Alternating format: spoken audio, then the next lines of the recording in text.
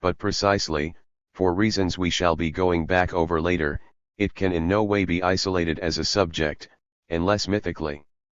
Last time, I wrote up the three levels that correspond to the three phases of this operation. They are, respectively, jouissance, anxiety and desire.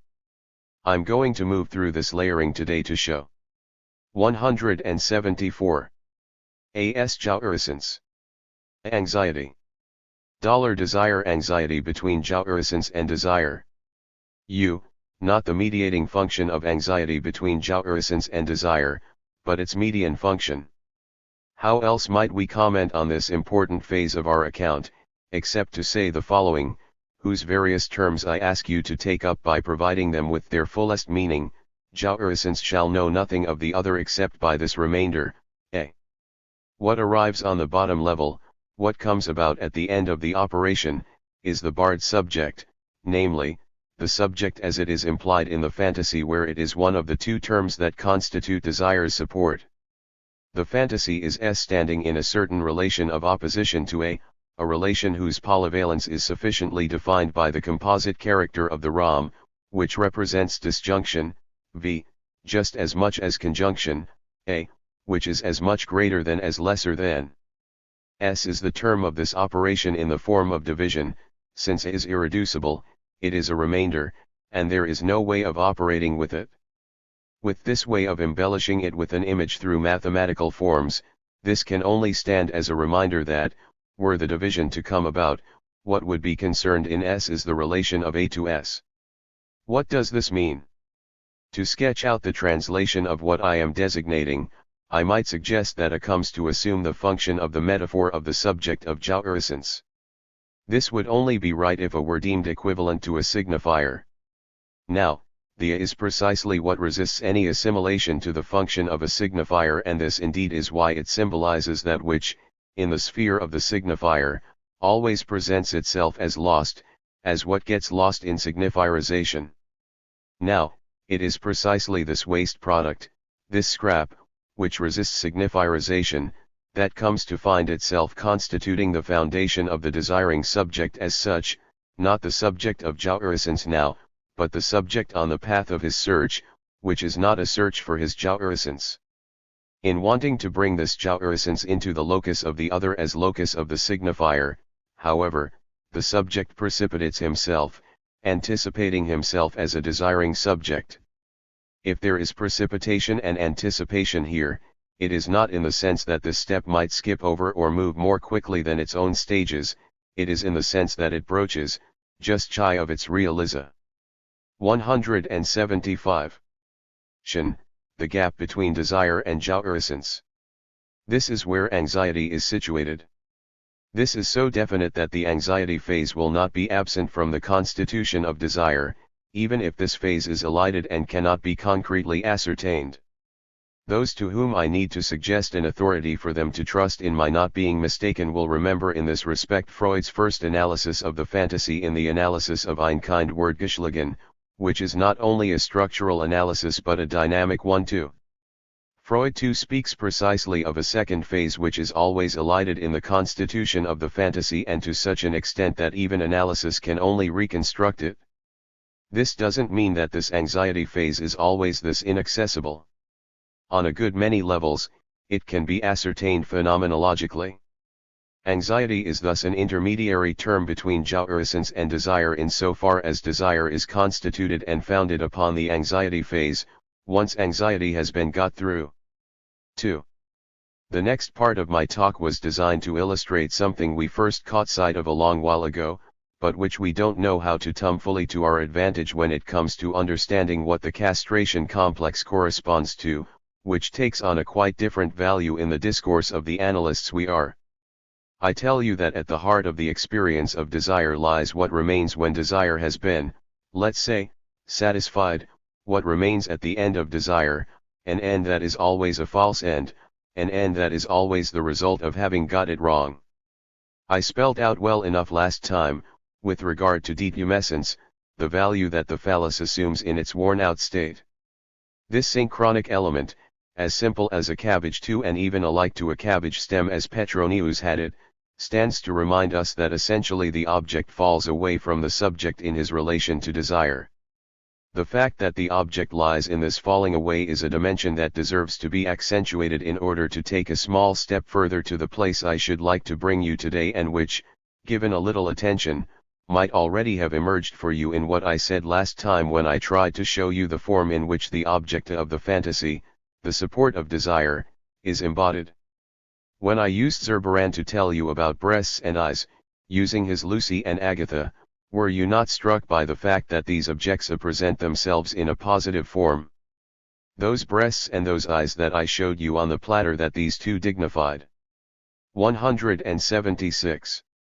Saints used to bear them, even on the bitter earth that carries the footsteps of Oedipus, appear with a sign that is different from what I next showed you with respect to the phallus, which is specified by the fact that at a certain level of an animal realm jouissance coincides with detumescence, without there being any necessity to ignore anything that would be linked to the organism's Wesenheit in Goldstein's sense. Since the phallus functions in human copulation not only as an instrument of desire but also as its negative, it presents itself in the function with a minus sign. It is essential to distinguish between castration anxiety and what is maintained in the subject at the end of an analysis, and which Freud designates as the threat of castration. This point is surmountable. It is not altogether necessary for the subject to remain suspended, when he is male, from the threat of castration, nor, when she is of the other sex, from penisnade. To know how we might cross this limit point we need to know why analysis, when it is led in a certain direction, winds up in this dead end whereby the negative that stamps the physiological function of copulation in the human being finds itself promoted to the level of the subject in the form of an irreducible lack. This will be met up with further down the line as a question, and I think it is important to have marked it out already. Next I showed the articulation between 2 points pertaining to sadism and masochism, and I shall summarize for you now its essential part, the part that it is crucial to uphold inasmuch as it allows you to give full meaning to the most developed elements of what has been said on this score from where we currently stand. To my surprise and also to my delight, on reading one author recently I saw that he has taken things very far concerning masochism, as close as can be to the point to which I am going to try to lead you this year from our angle of approach.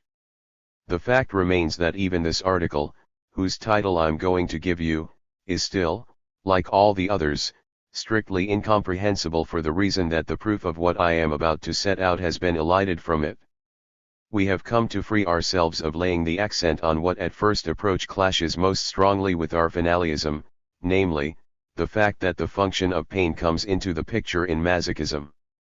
We have come to understand that this is not the essential point. In the analytic experience, we have come to perceive, thank goodness, that the other is being targeted, that the masochistic maneuvers in the transference are situated at a level that bears a relation to the other. Many authors stop there, sinking into an insight whose superficiality is blindingly obvious, even though certain cases have turned out to be manageable by getting to this level and no further. One cannot say that the function of narcissism, for example, which 177 has been accentuated by one author who betrays some talent for exposition, Ludwig Eidelberg, will suffice us. Without leading you into the structure of masochistic functioning, I wanted last time to accentuate for you, because this will shed an entirely different light on the details in the table, what is not seen in the masochist's aim.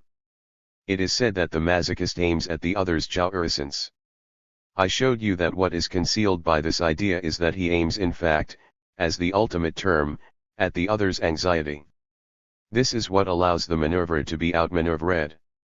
And now an analogous remark on the side of sadism, analogous in the sense that the first term is likewise elided. It is patent that the sadist seeks the other's anxiety. What is thereby masked is the other's jouissance. Therefore we find ourselves, betwixt sadism and masochism, in the presence of what presents itself as an alternation.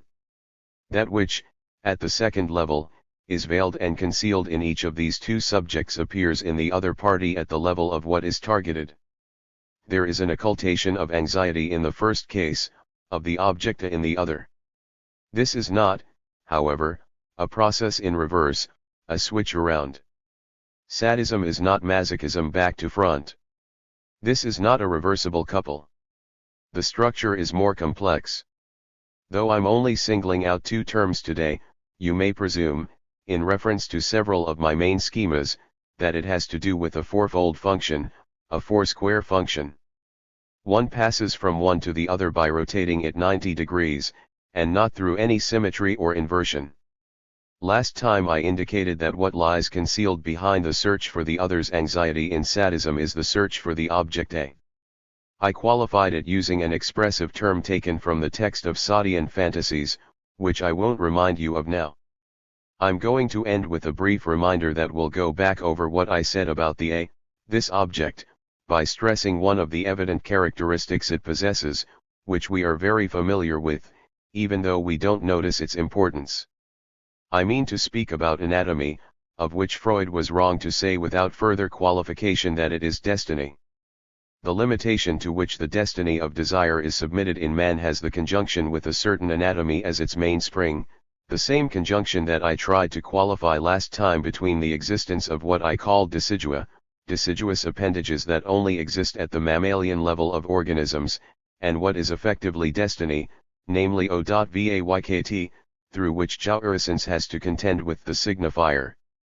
Desire is destined to meet the object in a certain function that is localized and precipitated at the level of deciduous adnexa or anything that may serve as a deciduous appendage. This term will 178. Enable us better to explore the cut-off points where anxiety may be expected, to confirm that this is precisely where it emerges, and to draw up an exhaustive catalogue of these frontiers. I ended with one of the better-known clinical examples illustrating the tight connection, which is much less fortuitous than is thought, between orgasm and anxiety insofar as both may be defined through an exemplary situation, that of the other's expectation. The exam paper, blank or otherwise, that the examinee has to hand in is a gripping example of what, for a short instant, the A can be for a subject. 3. After all these reminders, we're going to try to move on a bit. I shall do so on a path that might not, as I said, be quite the one I'd have settled on myself. You'll see what I mean by that. With regard to countertransference, I mentioned how women seem to navigate it with greater ease. If they navigate it with greater ease in their theoretical writings, it is, I presume, because they navigate it fairly well in their practice too, even if they don't see or rather don't articulate, because why shouldn't they be credited with a little mental restriction? It's mainspring in a way that's entirely clear. Here it's a matter of tackling something of desire's relation to jouissance. When we refer to pieces of work like this, it seems that women have a very fine understanding of what the analyst's desire is. How is that so? To grasp this, we have to take things up where I left them in this table, by telling you that anxiety forms the middle register between desire and jouissance.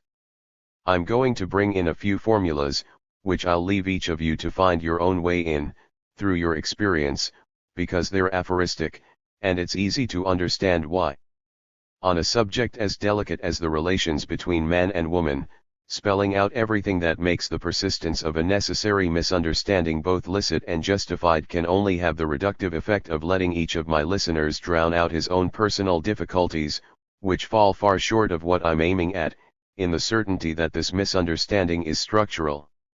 If you know how to hear me, however, speaking about misunderstanding is in no way equivalent to speaking about necessary failure. If the real is always implied, then I don't see why the most efficient jouissance shouldn't be reached along the paths of misunderstanding themselves. The only thing that sets aphorism apart from doctrinal develop. 179. Meant is that it forgoes any preconceived order. I'm going to put forward a few different forms of these aphorisms. To begin with, I'll choose the following, which might touch you in a way that's less likely to have you falling about laughing. Only love allows jouissance to condescend to desire. We shall be putting forward a few more of them, which can be deduced from our little table on which it is shown that the A, as such, and nothing else, is the port of access, not to jouissance, but to the other. It is all that's left of it when the subject wants to make his entrance into this other. At the end of the day, this is suitable for clearing away the ghost of ablativity which has been exerting its poisonous influence since 1927, invented by the grammarian Pichon. Goodness knows I acknowledge his worth in grammar, but it can only be regretted that an analysis that was, as it were, absent, should have delivered him up entirely, in his expose of psychoanalytic theory, to the mercy of ideas he held prior to that time and which were none other than Morrisian ideas. When S re-emerges from this access to the other, it is the unconscious, that is, the barred other. As I told you earlier, all he has left to do is to turn A into something for which it is less the metaphorical function that matters than the relation of falling away he will find himself in with regard to this A. Therefore, to desire the other, big A, is only ever to desire A. To deal with love, just as one deals with sublimation, one has to recall what the pre-Freudian moralists, I mean those from the fine tradition, notably those from the French tradition, which passes over into the man of pleasure whose scansion I have already called to your minds, spelt out in full, and whose acquired knowledge we ought not to take for old hat, namely, that love is the sublimation of desire. The result is that we really cannot use love as either the first or the last term, however primordial it looks to be in our theorization. Love is a cultural fact. It is not only how many are they who might never have loved but for hearing talk of love, as La Rochefoucauld put it so well, it is that love would be out of the question were it not for culture. This should prompt us to set down elsewhere the arcs of what we have to say on the conjunction between man and woman, namely, at the very point that Freud himself indicates, underlining that the Steeder could have been otherwise produced. I'll continue down my aphoristic path. To put myself forward as the one who desires, TPIJV, is to put myself forward as the want of A, and it is by this path that I open the door to the jouissance of my being. The aporic character of this position cannot fail to emerge for 180.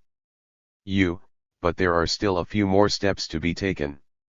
I think you have already grasped, because I've been telling you for a long while now, that if I am standing at the level of the EPNV, opening the door to the jouissance of my being, it is clear that the nearest slope that offers itself to this enterprise is for me to be appreciated as epmevo, lovable.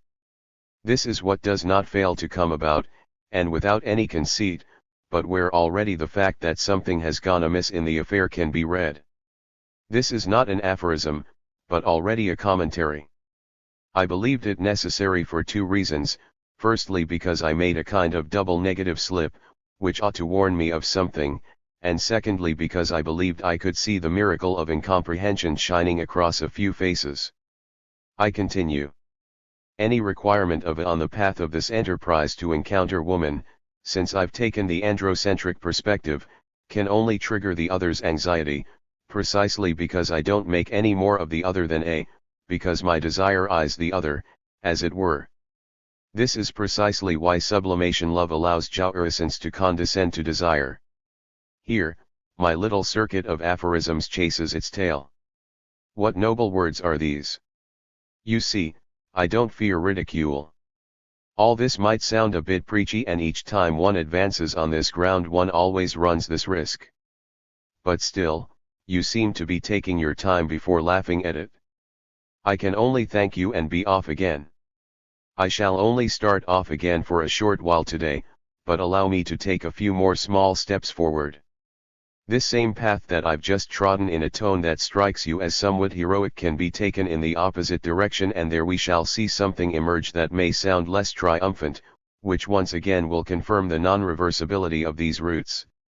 On the path that condescends to my desire, what the other wants, what he wants even if he doesn't know in the slightest what he wants, is nevertheless, necessarily, my anxiety. It is not enough to say that woman overcomes hers through love. That remains to be seen. Moving along the path I've chosen today, I'm leaving to one side, for another time, how the partners are defined at the outset. The way things stand, such as we are moving through them, always entails picking things up en route and even sometimes at the port of arrival, because we can't pick them up at the start. Be that as it may, it is in so far as she wants my jouissance, that is, to enjoy me, that woman generates anxiety in me.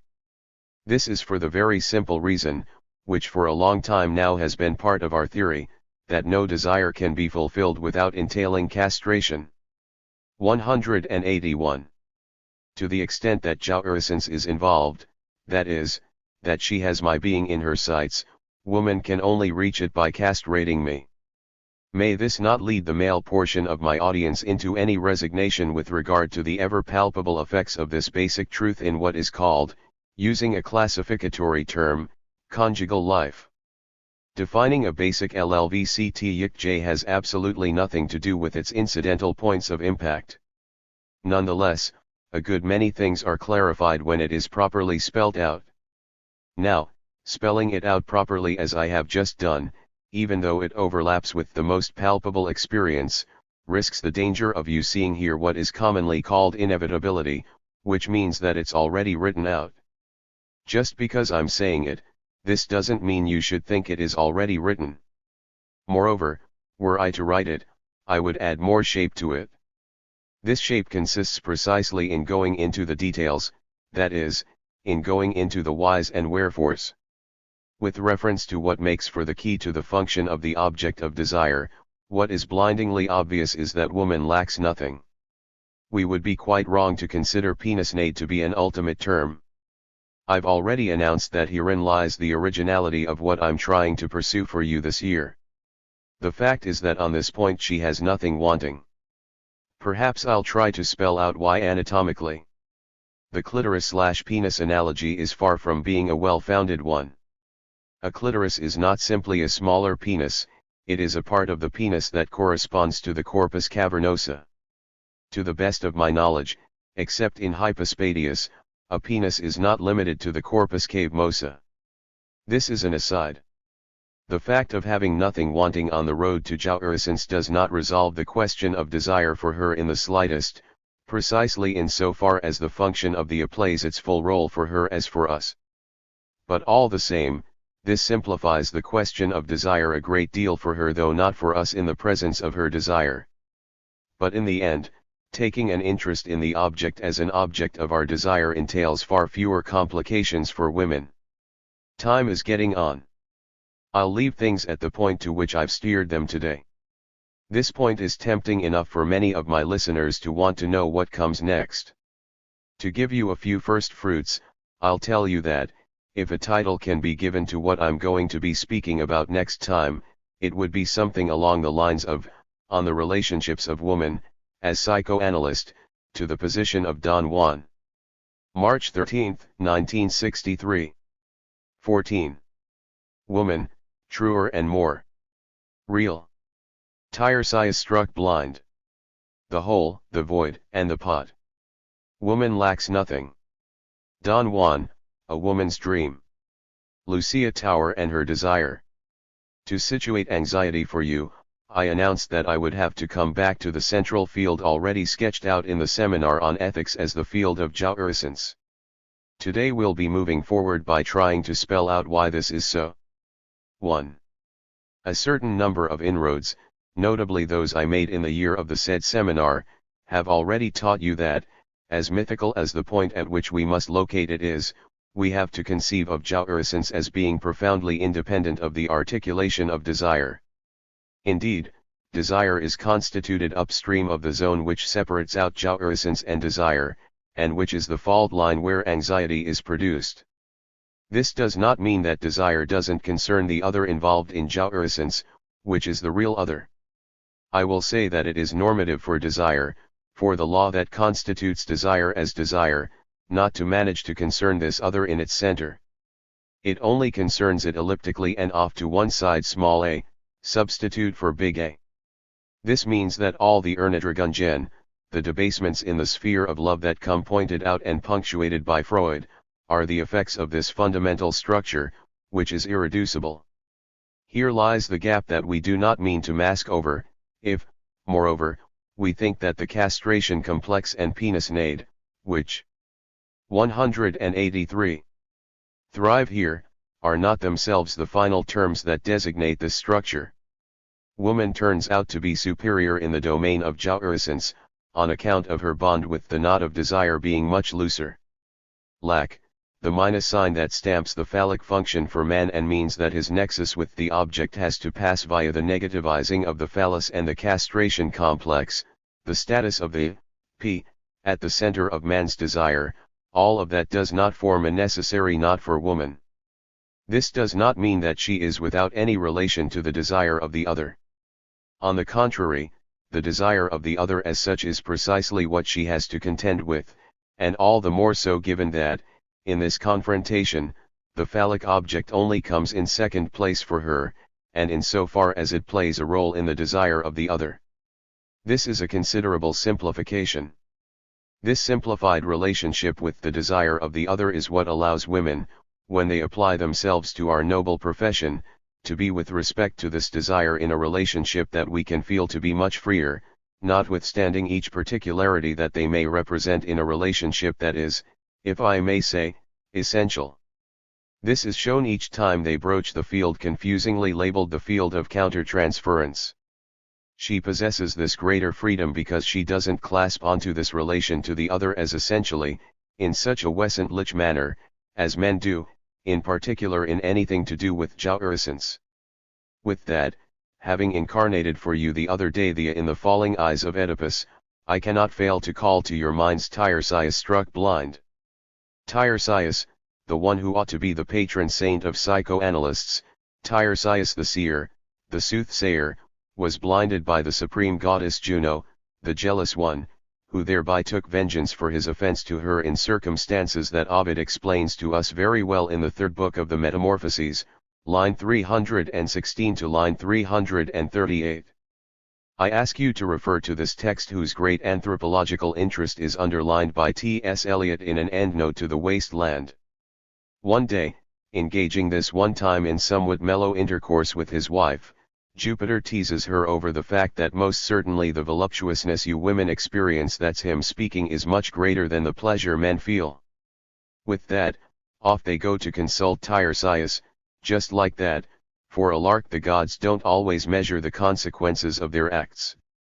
But, by the by, he says, how did it slip my mind? Tiresias was 7 years a woman. The baker's wife I every 7 years switched her skin, chanted Guillaume Apollinaire, and Tiresias changed sex, not from 184. Straightforward periodicity, but by mishap. Having been careless enough to disturb 2 coupling snakes, those of Archiduceus, he became a woman. Then, repeating the deed, he came back to his initial position. Whatever the meaning might be behind these snakes that one can only disentangle at great peril, he is called to bear witness before Jupiter and Juno on the question of jouissance for having spent the full 7-year interval as a woman. And so, what does he say? Out with the truth, regardless of the consequences. I corroborate, he says, what Jupiter has told women's jouissance is greater than men's. By a quarter or a tenth. There are also more precise versions, but the ratio matters little. It depends only, in sum, on the limitation that man's relation to desire imposes on him, which inscribes the object into the negative column. This is what I designate as P. Whereas the prophet of absolute knowledge teaches this man that he makes his whole in the real, which in Hegel is called negativity, I say something else, namely, that the whole begins at the base of his abdomen, at the very least if we want to go right back to the source of what forms the status of desire in him. On this score, Sartre, being post-Hegelian, doesn't fail to slip in an image you know well, with his wonderful talent for sidetracking, the image of the infant, which naturally he makes a born bourgeois, just to spice things up a bit, who's sticking his finger into the sand mimes, in his eyes, and to our attention, the act that is supposed to be the fundamental act. Some thoroughly warranted scorn could be poured on what here amounts to a new form of the little man within the man that we are incarnating in the character of this child, without realizing that it warrants all the philosophical objections that have been levelled at the said little man. But in the end, scorn is not enough. The figure Sartre presents us with hits home, it makes something resonate in the unconscious. What exactly? Well, my goodness, none other than the desired engulfing of one's entire body into the bosom of Mother Earth, whose meaning Freud exposes, as it deserves to be, when he says, in so many words, at the end of one of the chapters of Hemmung, Symptom und Angst, that the return to the mother's womb is a fantasy of impotent men. This is precisely why the word that Sartre applies himself to incubating in this man, and whom he invites throughout his oeuvre to share the only glue of existence, will let himself be the phallus. The accent here is on being. You may see the phallus that is involved by portraying it with an image that is within easy reach of your research, the one to be found harbored in the valves of those little animals called razor shells. They will on occasion stick their tongues out at you, from the 185 tureen in which you have gathered your pickings. You pry them up in much the same way as you crop asparagus, with a long blade pocket knife and a simple piece of wire that you hook down into the sand. I don't know if you've ever seen these tongues poking out of the razor shell in a state of episthetonus, but if you haven't, it's a unique experience you really have to treat yourselves to, and one which strikes me as bearing a clear relation to the fantasy Sartre insists on in Nausea, that of seeing tongues suddenly darting out from a wall or some other surface, which fits into the thematic of the image of the world being rejected into an unfathomable artificiality. So what? You may wonder. Since, when all is said and done, he's exorcising the cosmos, after having undermined the fundamental terms of theology, cosmology here being deemed to partake of the same nature, I will say that this curious use of tongues doesn't seem to be on the right track. But much rather than believing it, just as earlier I doubled up essentially and wesentlich, and I would have liked to have been able to voice the word in many other languages besides, I find myself here faced with a certain Babelism, which you will wind up making, if you nettle me, one of the key points of what I have to forbid. Be that as it may, this reference indicates why my own experience is not the same, my experience of what one can see, when one is young, on the beach, that is, where one cannot make a hole without water welling up in it. Well, to come out with it, this is an annoyance which also wells up in me faced with the crab's sideways walk, ever ready to hide its intention to pinch your fingers. They're very dexterous things, crabs. You can give one a pack to shuffle, which is nowhere near as hard as opening a muscle, something it does every day. Well, even were there no more than 2 cards, it would still try to scramble them. So it goes that one says, for example, that the reel is always full. That produces an effect, it's got a ring to it that lends credence to the thing, a little ring of tasteful Lacanianism. Who else but me can speak of the reel like that? The rub is, I never said that. The reel is teeming with hollows, and you can even create a vacuum in it. What I say is altogether different. It is that the reel doesn't lack anything. I added that, if you make a few pots, even if they are all alike, it's a sure thing that these pots are different. All the same, it's incredible that, in the name of the principle of individuation, this should give classical thought so much cotton to spin with. Look where we're at, even now. We're at the Bertrand Russell level, mobilizing all time and space just to uphold the distinction between individuals. You have to admit it's a laugh. My pot story continues. The next phase is that their identity, that 186 is, what can be substituted between the pots, is the void around which the pot is formed. And the third phase is that human action has begun when this void is barred, in order to be filled with what will constitute the void of the pot beside it, when, for a pot, being half full is the same thing as being half empty. This presupposes that a pot is something that doesn't leak all over the place. In all cultures you can be sure that a civilization is already complete and in place when you can find its first ceramics. Sometimes I contemplate a really very fine collection of vases I have in my country house. Evidently, for those people, in their time, as many other cultures show, it was their main asset. Even if we are unable to read what is wonderfully and lavishly painted on their sides, even if we are unable to translate them into an articulated language of rites and myths, one thing we do know in this vase, there is everything. The vase is enough, man's relation to the object and to desire is there in its entirety, tangible and enduring.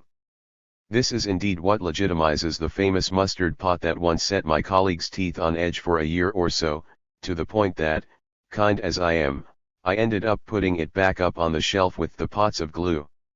I did still make use of it, though. It served as an example of how striking it is that on the dinner table the mustard pot is always empty, as you know from experience. The only time there is any mustard is when it gets up your nose, as we say in French. You start to see red. Contrary to what people think, I am not in the least bit fussy about how pots are used. I'm saying this because a problem of this order was recently set out for us. Pura Alanier, who is a steadfast spirit as women can be, and this is even what will do her a disservice, knows very well that it is permissible to put the red currant jam label on the pot that contains the rhubarb. You just have to know whom you want to purge by this means and then wait, so as to gather up what you wanted from the subject. All the same, when I bring along a full array of carefully finished pots, don't imagine that there wasn't a whole load of them that got chucked on the scrap heap. I too, in my time, gave entire talks in which the action, the thought, and the words spun on their wheel in such a way that things went all wonky. Well, that went in the bin. When I put impediment at the top of the column that includes acting out and embarrassment at the top of the one next to it, which includes passage à l'acte, if, Pura, you want to single out the case of acting out that you observed, and very finely so, if you want to distinguish it as what you call acted out transference, which, of course, is a distinct idea, which is your idea and which is worthwhile. 187. Discussing it is still the case that you are referring to my chart because in your text you invoke the embarrassment your subject found himself in. Not really being used anywhere else but here, this is where you took note of the term. It was evident in your observation that the patient had been impeded by the obstetrician from seeing his offspring come out of the maternal gates and that his turmoil at being powerless to overcome a fresh impediment of this sort drove him to throw the peacekeepers into a state of anxiety with the written assertion of his father's right to what I will call hypophagia, to specify the notion represented by the image of the devouring Saturn. Indeed, this fellow presents himself at the police station to say that nothing in the law prevents him from eating his baby, who has just died. On the contrary, it's evidently the embarrassment into which he is plunged by the calmness of the superintendent on this occasion, who didn't come down in the last shower, and the shock of the turmoil he wanted to provoke that leads to his passage A/act, that makes him carry out the kind of acts that get him put inside. So, not to acknowledge, when clearly you're right on it, that I couldn't find a finer observation to explain what you know, that you're really right on it, that you've put your finger on it, is to betray yourself a bit. This, which of course couldn't be reproached of anyone when it's a matter of handling things like this, fresh out the mold, authorizes me all the same to recall that my work, mine, is only of any interest if one uses it in the right way, that is to say, not as people have generally got into the habit of doing, the bad habit of doing. In the teaching this is not directed at you, Pura, of notions that are grouped together in a sort of rounding up, just for the sake of padding things out. Having given this reminder to indicate to you what gives you some right to be watchful of what I bring you and have chosen for you with such care, I'll resume my topic. 2. What I intend to say now on woman's relation to jouissance and to desire, I shall try, to give you some inkling of through one of my observations. One day a woman tells me that her husband, whose insistences are, if I may, part and parcel of the foundation of the marriage, leaves her alone a little too long for her not to notice. Given the way that she always feels what she gets from him to be more or less. 188. Clumsy, she finds this something of a relief. This is when she comes out with a sentence that I'm nevertheless going to extract from her monologue, counting on you not to jump straight away at the chance of savoring an irony that it would be quite unwarranted to attribute to me. She expresses herself as follows: small matter whether he desires me, provided he doesn't desire others. I won't go so far as to say that this is a commonplace or regular position. It can only assume its value from the ensuing part of the constellation such as it was to unfold in the associations that make up her monologue. So here she is now, speaking about her state. She speaks about it, for a change, with peculiar precision, which brings out the fact that tumescence is not a man's privilege. This woman, whose sexuality is quite normal, bears witness to what occurs for her if, when she is driving, for example, an alert flashes up for a moving entity that makes her say to herself something along the lines of God, a car. Well, inexplicably, she notices the existence of a vaginal swelling. This is what strikes her that day, and she notes that, during some periods, the phenomenon will occur when just any old object comes into her visual field, to all appearances utterly foreign to anything of a sexual nature. This state, which she says is not disagreeable, which is rather of an awkward nature, stops of its own accord. With that, and it bothers me to follow on with what I'm about to tell you, she says, this bears no relation, of course, she tells me that each of her initiatives are dedicated to me, her analyst. I can't say devoted, she adds, that would mean it was done with a certain aim, but no, any old object forces me to evoke you as a witness, not even to have your approval of what I see, no, simply your gaze, and in saying that, I'm going slightly too far, let's say that this gaze helps me to make each thing assume meaning. With that, she wryly mentions coming across, at an early date in her life, the well-known title of Steve Passer's play, Je vivrai un grand amour. Has she come across this reference at other moments in her life? This question takes her back to the start of her married life, then further back, to speak about what was indeed her first love, the love one never forgets. He was a student from whom she soon parted, but with whom she remained in correspondence, in the full sense of the term. And everything she wrote to him, she says, was truly, I quote her, a web of lies. Stitch by stitch, I created a character, what I wanted to be in his eyes, which I in no way was. I'm afraid it was a purely fictional enterprise, which I pursued most doggedly, enveloping myself, she says, in a kind of cocoon. She adds, very gently, you know, he had a tough time getting over it. With that, she comes back to what she does with me. What I 189. Strive to be here with you is quite the opposite. I strive always to be truthful with you. I'm not writing a novel when I'm with you. I write it when I'm not with you. She comes back to the threading, still stitch by stitch, of this dedicating of each gesture, which is not necessarily a gesture supposed to please me, nor one that would necessarily be in conformity with my thinking. You can't say she was forcing her talent. After all, what she wanted was not so much for me to look at her as for my gaze to replace hers. I appeal to the assistance of your person. The gaze, my gaze, is insufficient when it comes to capturing everything that stands to be absorbed from the outside.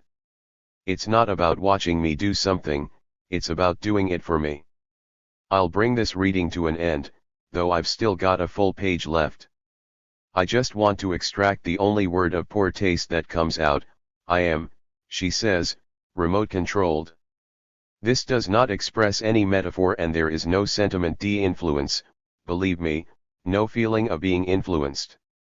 I'm only isolating this formula because you may have read it in the papers in connection with that left-wing politician who, after getting embroiled in a staged shooting, thought he ought to give us the immortal example of how, in politics, the left is always effectively remote controlled by the right. Moreover, that's precisely how a tight relation of equal representation can be set up between the two sides. So, where's all this leading us? To the vessel. Is the female vessel empty or full? It matters not, because it is sufficient unto itself, even if it is to be consummated stupidly, as my patient puts it. Nothing is lacking. The presence of the object is, so to say, an extra. Why? Because this presence is not linked to the lack of the object cause of desire, to the p, to which it is bound in men. Men's anxiety is linked to the possibility of not being able. Hence the myth, a very male one, that makes the woman the equivalent of one of his ribs. One of his ribs was removed, we don't know which, and besides, he's not missing any, but it's clear that in this myth of the rib the lost object is what's involved. For man, woman is an object fashioned therefrom.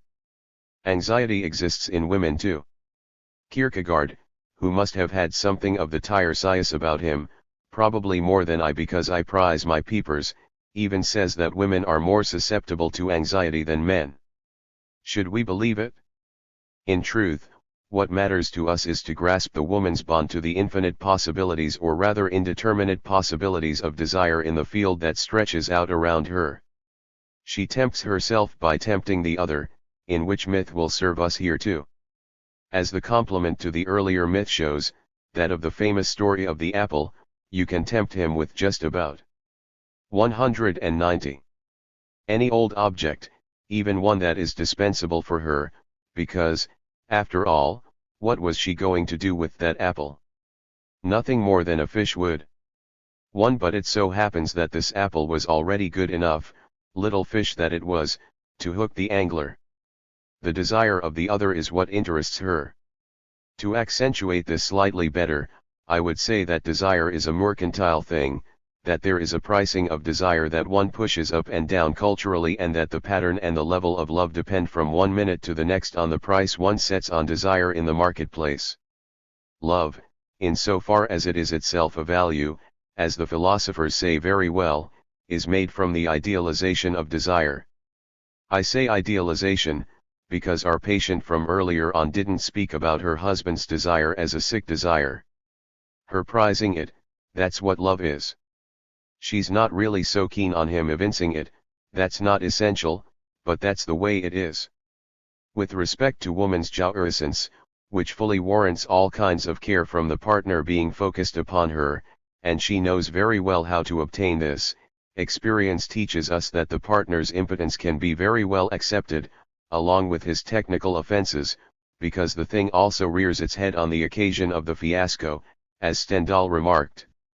In cases where this impotence is lasting, although one occasionally sees her enlisting after a certain whilesome aid that is reputed to be more efficient, it seems that this is more out of a kind of delicacy, so that it won't be said that anyone is being refused, for any reason that may be evoked.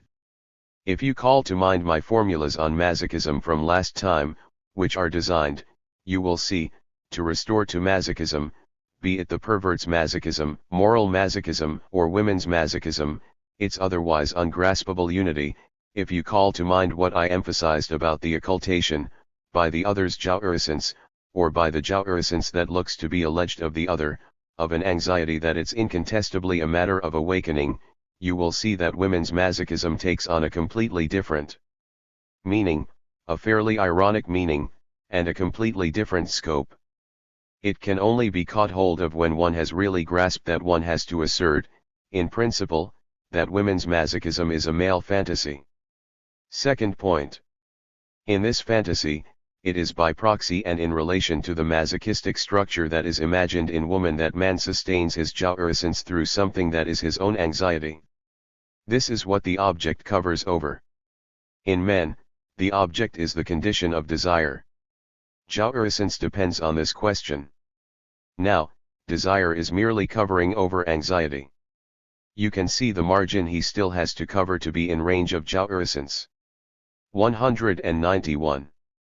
For women, the desire of the other is the means by which her jouissance will have an object that is, as it were, suitable.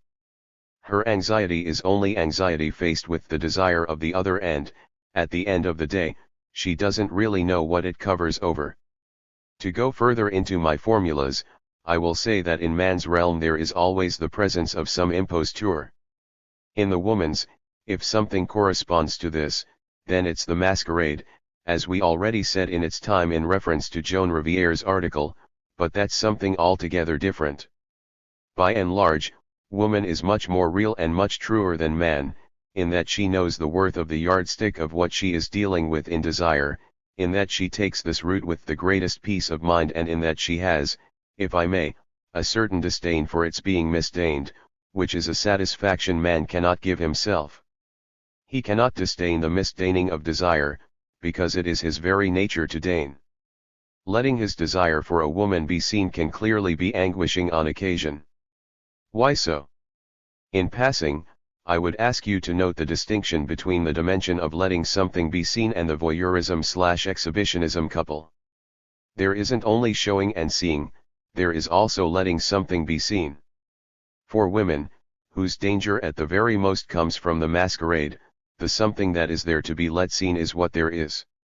Of course, if there's not very much, it's anxiety-provoking, but it's still what there is, whereas for men, letting their desire be seen essentially amounts to letting what there is not be seen.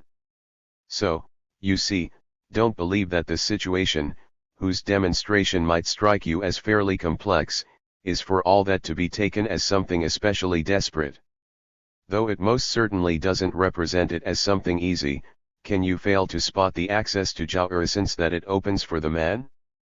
The fact no less remains that all of this is very easy to handle if all you expect from it is happiness.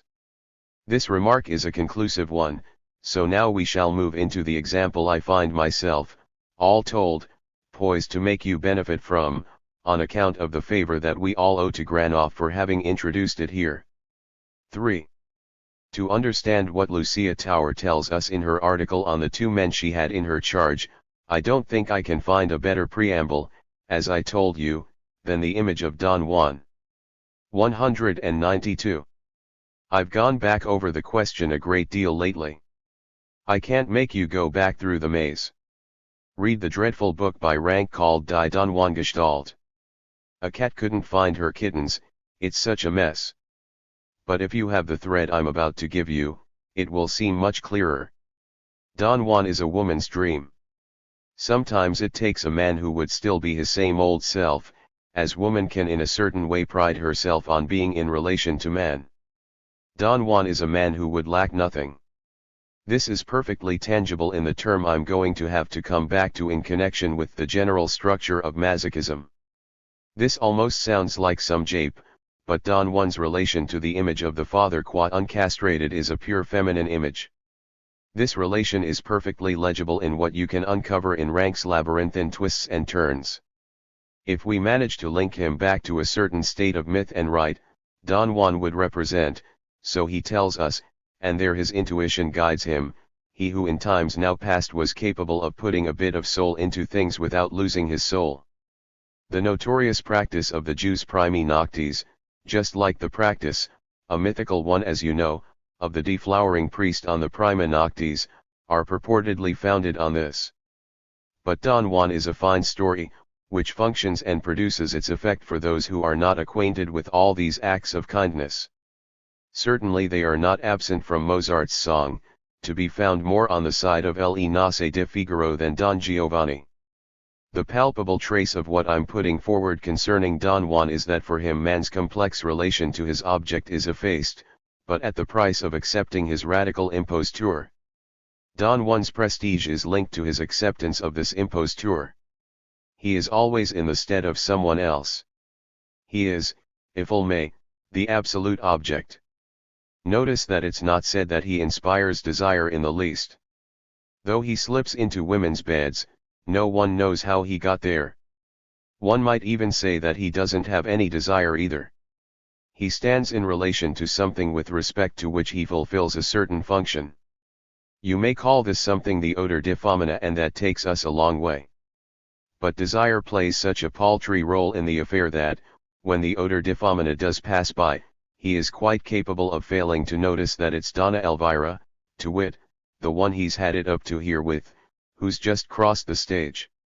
It really needs to be said that he is not an anxiety-provoking character for women.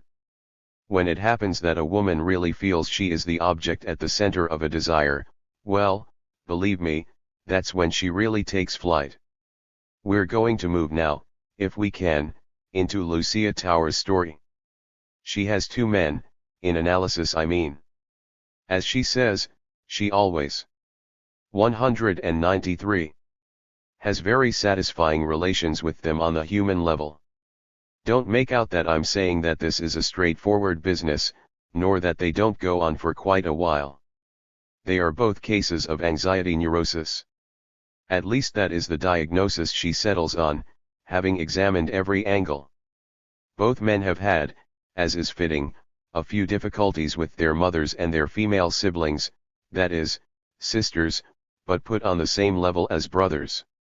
They are both hitched up with women that they've chosen, so we are told, so as to be able to give vent to a certain number of aggressive tendencies, and others besides, and thereby protect themselves by means of an inclination, which, my goodness, is analytically incontestable, towards the other sex.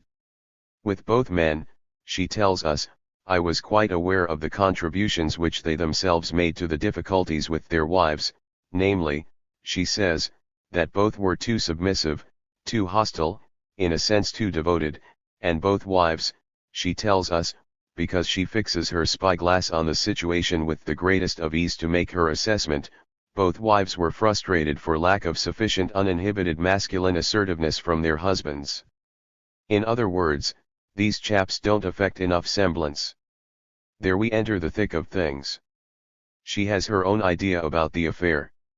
As for her, of course, without knowing what might ensnare her in all that, she goes through phases of protectiveness. She is a bit too protective, albeit differently in each case. In the case of the first man, she protects his wife a bit too much. In the case of the second, the man himself, a bit too much. What reassures her is that she is much more favorably inclined towards the second man, because the first presented some not too attractive psychosexual problems. We really need to read things in their innocence and freshness. But the first man presents himself in a way that is not really so distinct from the other. Both of them irritate her with their mumbling, halting speech, circumstantiality, which means they say it all and then some, repetitiveness, minutiae. Well, all the same, she's an analyst, and what she notices in the first man is his tendency to destroy her power as an analyst. For the second, rather than destroy her as a frustrating object, it's a matter of acquiring an object from her. In this regard, she remarks that it might be because the second is more narcissistic. In truth, as those of you who are a little cultivated may notice, this doesn't really sit well with the other references we might have on narcissism.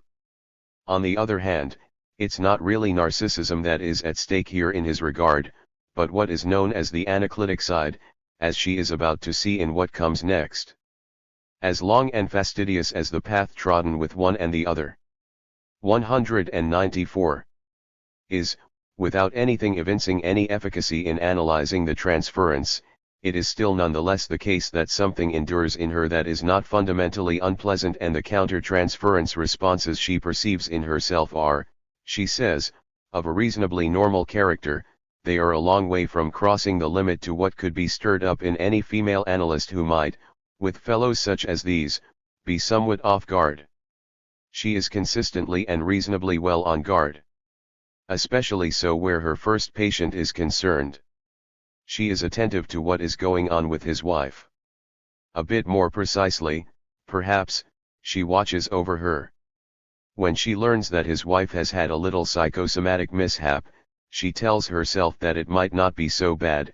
She had feared that the woman was drifting off a bit towards psychosis, but now her anxiety is well bound. And then, she thinks no more of it, and the same situation goes on. Analyze as she might everything that occurs in the transference, right up to the use that the patient, this first one, makes in the analysis of his conflicts with his wife, so as to obtain from his analyst even more attention and compensations that he never got from his mother, things still won't move on. What is it that was to trigger the movement and make things advance? A dream, she tells us, that she, the analyst, has. Through this dream she realizes that it's perhaps not so sure that things are really going so badly with his wife. In the dream, this woman welcomes her into her home most hospitably and shows her in every which way that she has no intention of sabotaging her husband's analysis, which until then had been one of the presuppositions of the affair, and that she is therefore quite ready to stand alongside the analyst in a position that we shall call, to translate the atmosphere of the dream, cooperative. This sets the wheels in motion for our analyst. She understands that something needs to be completely revised in her conception of her patient, that this fellow really is seeking in his couple to do what has to be done to put his wife at ease, in other words, that this bloke's desire is not nearly as adrift as all that the chap nevertheless takes himself seriously, that there is a way of attending to him. In other terms, he's capable of going along with it, of being a man, the dignity of which had until then been denied him. Once she's made this discovery, once she's realigned the axis of her relation to her patient's desire, once she's realized that she had misrecognized how things stood, she can really undertake with him a review of everything that up until then had been played out elusively. The transference claims turn out to have been an imposture, and from that moment on, she tells us, everything changes. 195. But how does it change, and in what direction? You have to read her to understand that from that moment on the analysis becomes particularly hard for her to bear. Everything happens, she says, in the midst of a storm of profound depressive feelings and naked rage, as if he were putting her to the test cell by cell.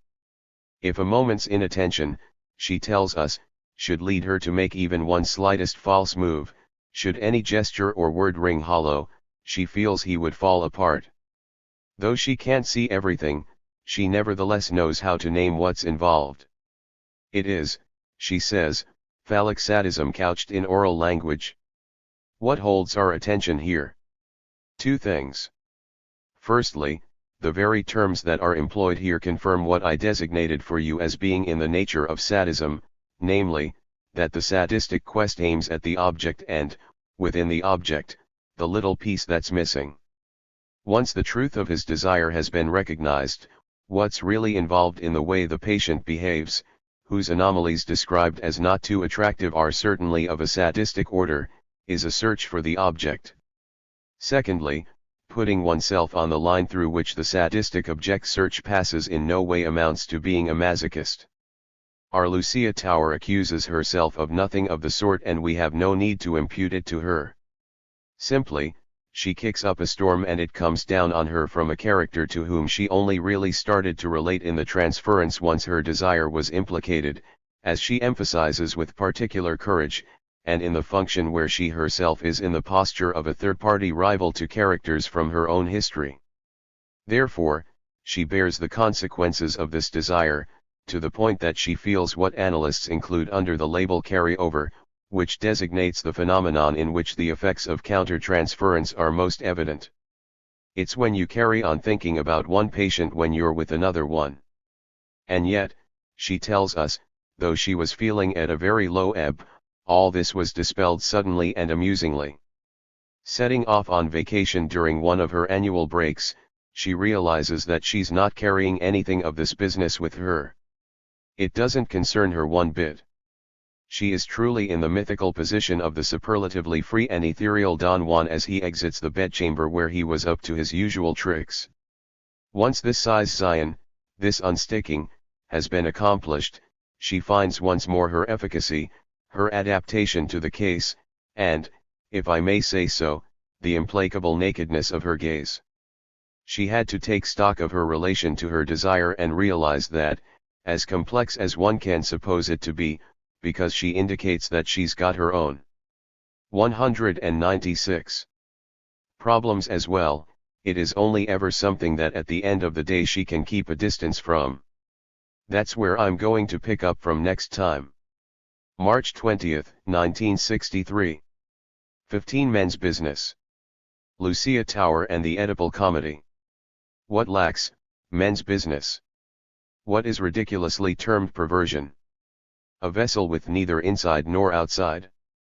Circumcision, an institution. So, we're getting straight back to the point. I'm going to ask you a collective question. Would those who think they won't be able to make our appointment next Wednesday due to the school holidays please raise their hands? Okay. Well, there won't be any seminar next Wednesday, nor the following one, in the week known as Palm Week, nor the one after that, in the week known as Easter Week. So we'll resume on the Wednesday of the week known as Quasimodo Week, that is, April 24th. 1. I'm taking up the item set down by Lucia Tower, whom I find myself having taken as an example, from a certain angle of what I shall call the easiness of women's position with respect to the relation to desire. The term easiness has an ambiguous scope here. Let's say that a lesser implication in the difficulties of desire allowed her to reason within the psychoanalytic position, if not more soundly then at least more freely, in her article, the said article on countertransference. Through the effect of what there she calls, quite soundly, her countertransference, and which I will call her inner autocritic, she realized she'd neglected something of what might be called the fitting appreciation or axiation of her patient's desire. She doesn't. 198. Give us specifically what she said at that moment. She only tells us that she reviewed the patient's transferential requirements, this time setting things straight for him. Now, while doing this, she was only able to give him the impression that she was sensitive to what she herself had just discovered, namely, that he takes much greater care with his wife, he arranges much more of what goes on in the marital situation, than she'd suspected.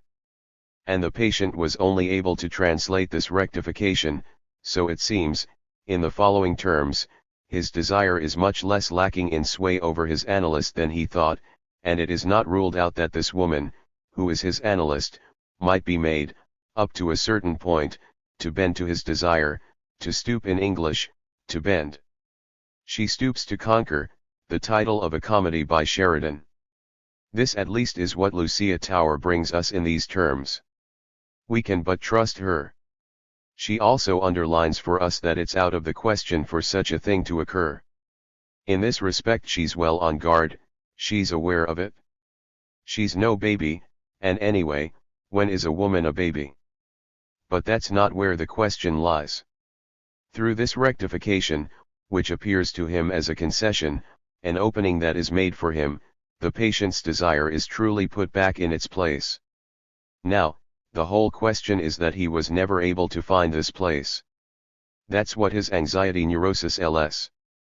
What she encounters at that moment, as we said last time, is an outburst from her patient. It might not be a bad idea for me to go back over this a bit. This outburst puts pressure on her. She is subjected to scrutiny, scrutinized as one says in English, which makes her feel like she can't make the slightest false move. She says that she's being put to the test, cell by cell, and, if I were to fail to meet this test, he would fall apart. What does that mean? Precisely that, having sought out the man's desire, what she encounters from him by way of response is not a search for her desire but the search for the object, the true object, for what's at stake in desire, which isn't the other, but this leftover, the A. She sustains this search. This is what she refers to as developing a greater amount of masochism than she thought she had. I'm telling you this because that's what she wrote. But hear this, she's mistaken. She's not at all cut out for going into the masochistic dialogue. Her relationship with the other, the patient other, the male other, whom she misses so entirely, as you'll see, demonstrates this quite well enough. She copes extremely well, in spite of how exhausting it is. As the holidays approach, she's feeling at a very low ebb. Fortunately, vodka. Men's Business 199. Time arrives and suddenly and amusingly she realizes that, after all, none of that is going on any longer now that the sessions have come to a stop. She shakes herself off and thinks about other things. Why? Because she knows quite well that search as he might, he will never find anything. That's precisely the point, for him to realize that there's nothing to be found, because that which for the man, for male desire, forms the object of his search concerns no one, as it were, but him. This is the object of today's lesson. What he's looking for is, what she lacks, but that's men's business. Let me tell you this, and don't get all worked up, she knows very well that she doesn't lack anything. Or rather, that the mode by which lack plays a role in feminine development is not to be situated at the level at which the man's desire is seeking it out, when what's really involved is the sadistic search I stressed at the start of the year, which consists in making emerge what must be in the partner at the supposed place of lack. That is what he has to grieve for. In the text she states very clearly that what they're doing together is a work of mourning.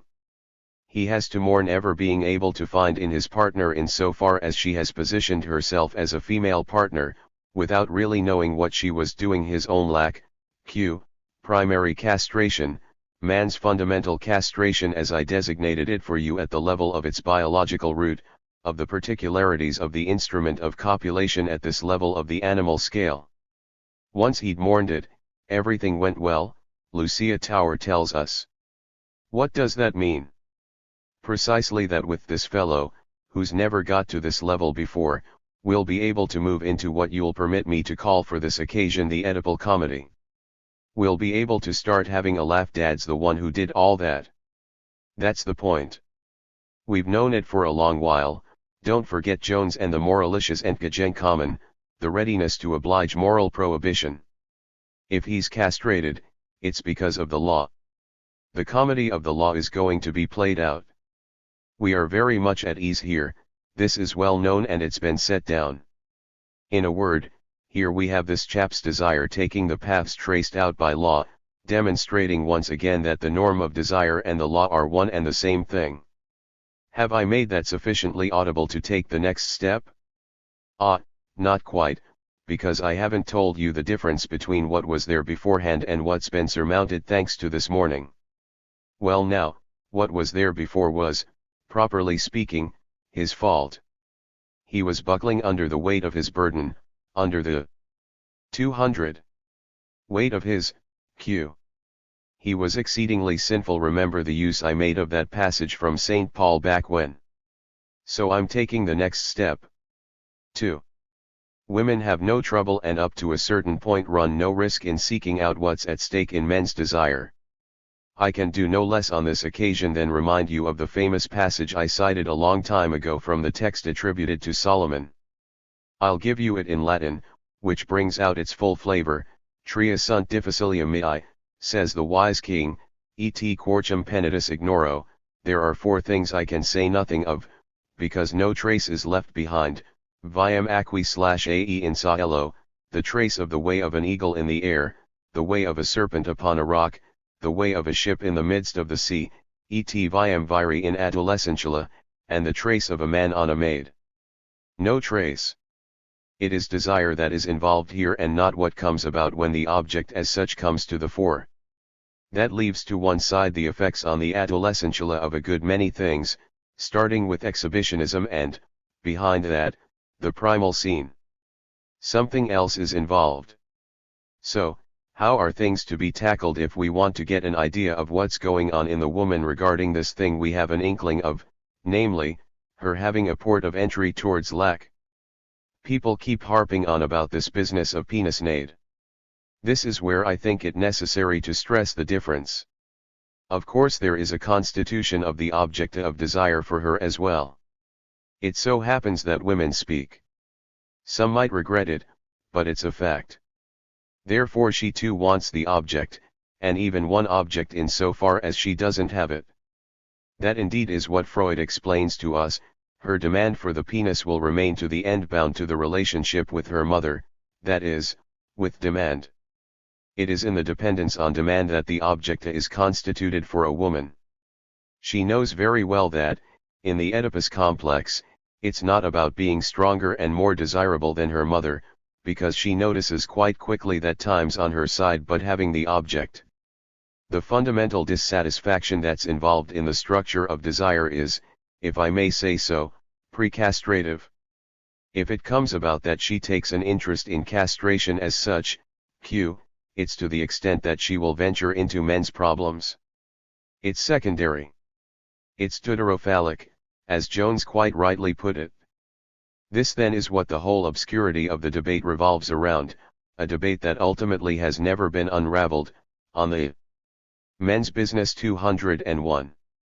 Famous phallicism of women, a debate in which every author is just as right as the next, for want of ever having found out where the genuine articulation lies.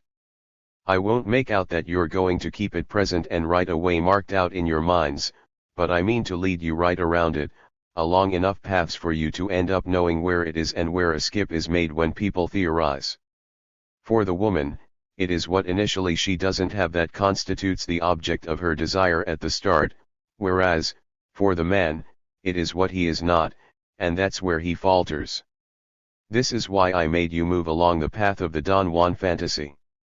The Don Juan fantasy is a woman's fantasy because it corresponds to a woman's wish for an image that would fulfill its function, a phantasmatic function, that there be one of them, one of these men, who has it, which, from experience, is clearly a misrecognition of reality. Better still, that he always has it, that he can't lose it. Precisely what is implied by the position of Don Juan in the fantasy is that no woman may take it from him, and that's the crux of it. That's what he has in common with women, whom one cannot take it from, of course, because they don't have it. What women see in the homage of men's desire is that this object, let's be careful with our terminology, becomes her belonging. This means nothing more than what I just put forward, that it can't be lost. The lost member of Osiris, that is the object of a woman's search and attention. The fundamental myth of the sexual dialectic between man and woman has been sufficiently accentuated by a whole tradition. And likewise women's psychological experience, in the sense this word carries in Paul Bourget's writings, tells us that a woman doesn't always think that a man goes astray with another woman. Don Juan assures her that there is one man who never gets lost. Clearly, there are other privileged and typical ways of solving the difficult problem of woman's relationship with a. There is, if you will, another fantasy, but it's not the first that springs to mind. She's not the one who came up with it, she finds it ready-made. To take an interest in it, she's got to have the stomach for it. I have in mind, in a normal register, the kind of tough fucker of which Saint Teresa of Avila gives us the noblest example. A point of access is also given to us by the example of the lover of priests, though for her it is a more imaginary one. Move up a notch and you've got an erotomaniac. The difference depends on the level at which the man's desire collaborates with what he represents, more or less imaginarily, as wholly merging with the a. I've alluded to Saint Teresa of Avila. I could have spoken of the Blessed Marguerite Marie Alacoque, who has the advantage of 202. Letting us see the very shape of the in the Sacred Heart. For the lover of priests we aren't able to say starkly, and crudely, that institutionalized castration is enough to establish it, but at any rate this is the sense in which we're going to state that the as such, having been singled out perfectly, is brought to the fore and offered her as the object elect of her desire. For the erotomaniac, there's no need for the work to be prepared for her, she does it herself. So we find ourselves brought back to the previous problem, namely, the problem of what we can articulate of the relationship between the man and these various objects such as they are proposed or imposed, and which one has more or less at one's disposal, as furnishing the object of desire with its ultimate status in its relation to castration. I ask you to think back for a moment to my mirror stage. A while ago now, a film was shown that had been shot in a special school in England, in an effort to make what could be provided through the observation of children tie into psychoanalytic genetics. The worth of the document was all that much greater for having been filmed without the faintest preconceived idea. The whole field of what can be observed in the infant's confrontation with the mirror was covered, which moreover fully confirmed the initial and final dates I set down. I remember that this film was one of the last things presented in the Société Psychanalytique de Paris before we went our separate ways. The separation was quite close at hand and maybe the film was only watched somewhat distractedly. But for my part I had my wits about me and I still recall the gripping image of the little girl before the mirror. If there is something that concretizes this reference to the non-specularizable dimension that I pointed up last year, then it's this little girl's gesture, her hand quickly passing over the gamma of the junction where her belly meets her thighs, like a moment of giddiness faced with what she sees. As for the little boy, the poor mug, he looks down at the problematic little tap. He vaguely suspects that something's odd down there. Then, he has to learn, and to his cost, that what he's got there doesn't exist, I mean, up against what dad's got, what the big brothers have got, and so on. You're familiar with the whole initial dialectic of comparison. Next, he will learn that not only does it not exist, but that it doesn't want to know anything, or more precisely that it does as it pleases. To spell it out, he will have to learn step by step, through his individual experience, to strike it off the map of his narcissism, precisely so that it can start to be useful. I'm not saying that it's as easy as all that, and it would be nonsense to attribute me with such a thing because, naturally, there's also the men's business 203 fact that the more you push it down, the more it bobs back up to the surface. At the end of the day, this game is the principle of homosexual attachment, namely, I play loser takes all. I'm just giving you an indication here, but one that will meet up with what you've been indicated regarding the fundamental structure of what is ridiculously called perversion. At each moment of homosexual attachment, castration is what's at issue. This castration is what assures the homosexual that the P is the object of the game, and it is inasmuch as he loses that he wins. I'm coming round to illustrating what posed a problem last time, much to my surprise, in my reminder about the mustard pot. One of my listeners, a particularly attentive one, told me, that was going well, that mustard pot, at least there were a number of us who didn't find it too off-putting, but now you're reintroducing the question of its content, you're filling it halfway, and with what? Let's go then. The P is the emptiness of the vessel, the same vase that defines Homo Jaber. If women, so we are told, are primordially weavers, men are surely potters. This is even the sole angle that, in the human species, provides a footing for the tedious refrain that runs, the thread is to the needle as girl is to boy. A reference that makes itself out to be natural. It's not as natural as all that. Of course, women do present themselves with the appearance of the vase, the vessel, and that's clearly what tricks her partner, the Homo Jaber in question, the potter. He imagines that this vessel might contain the object of his desire. Only, look where this leads us.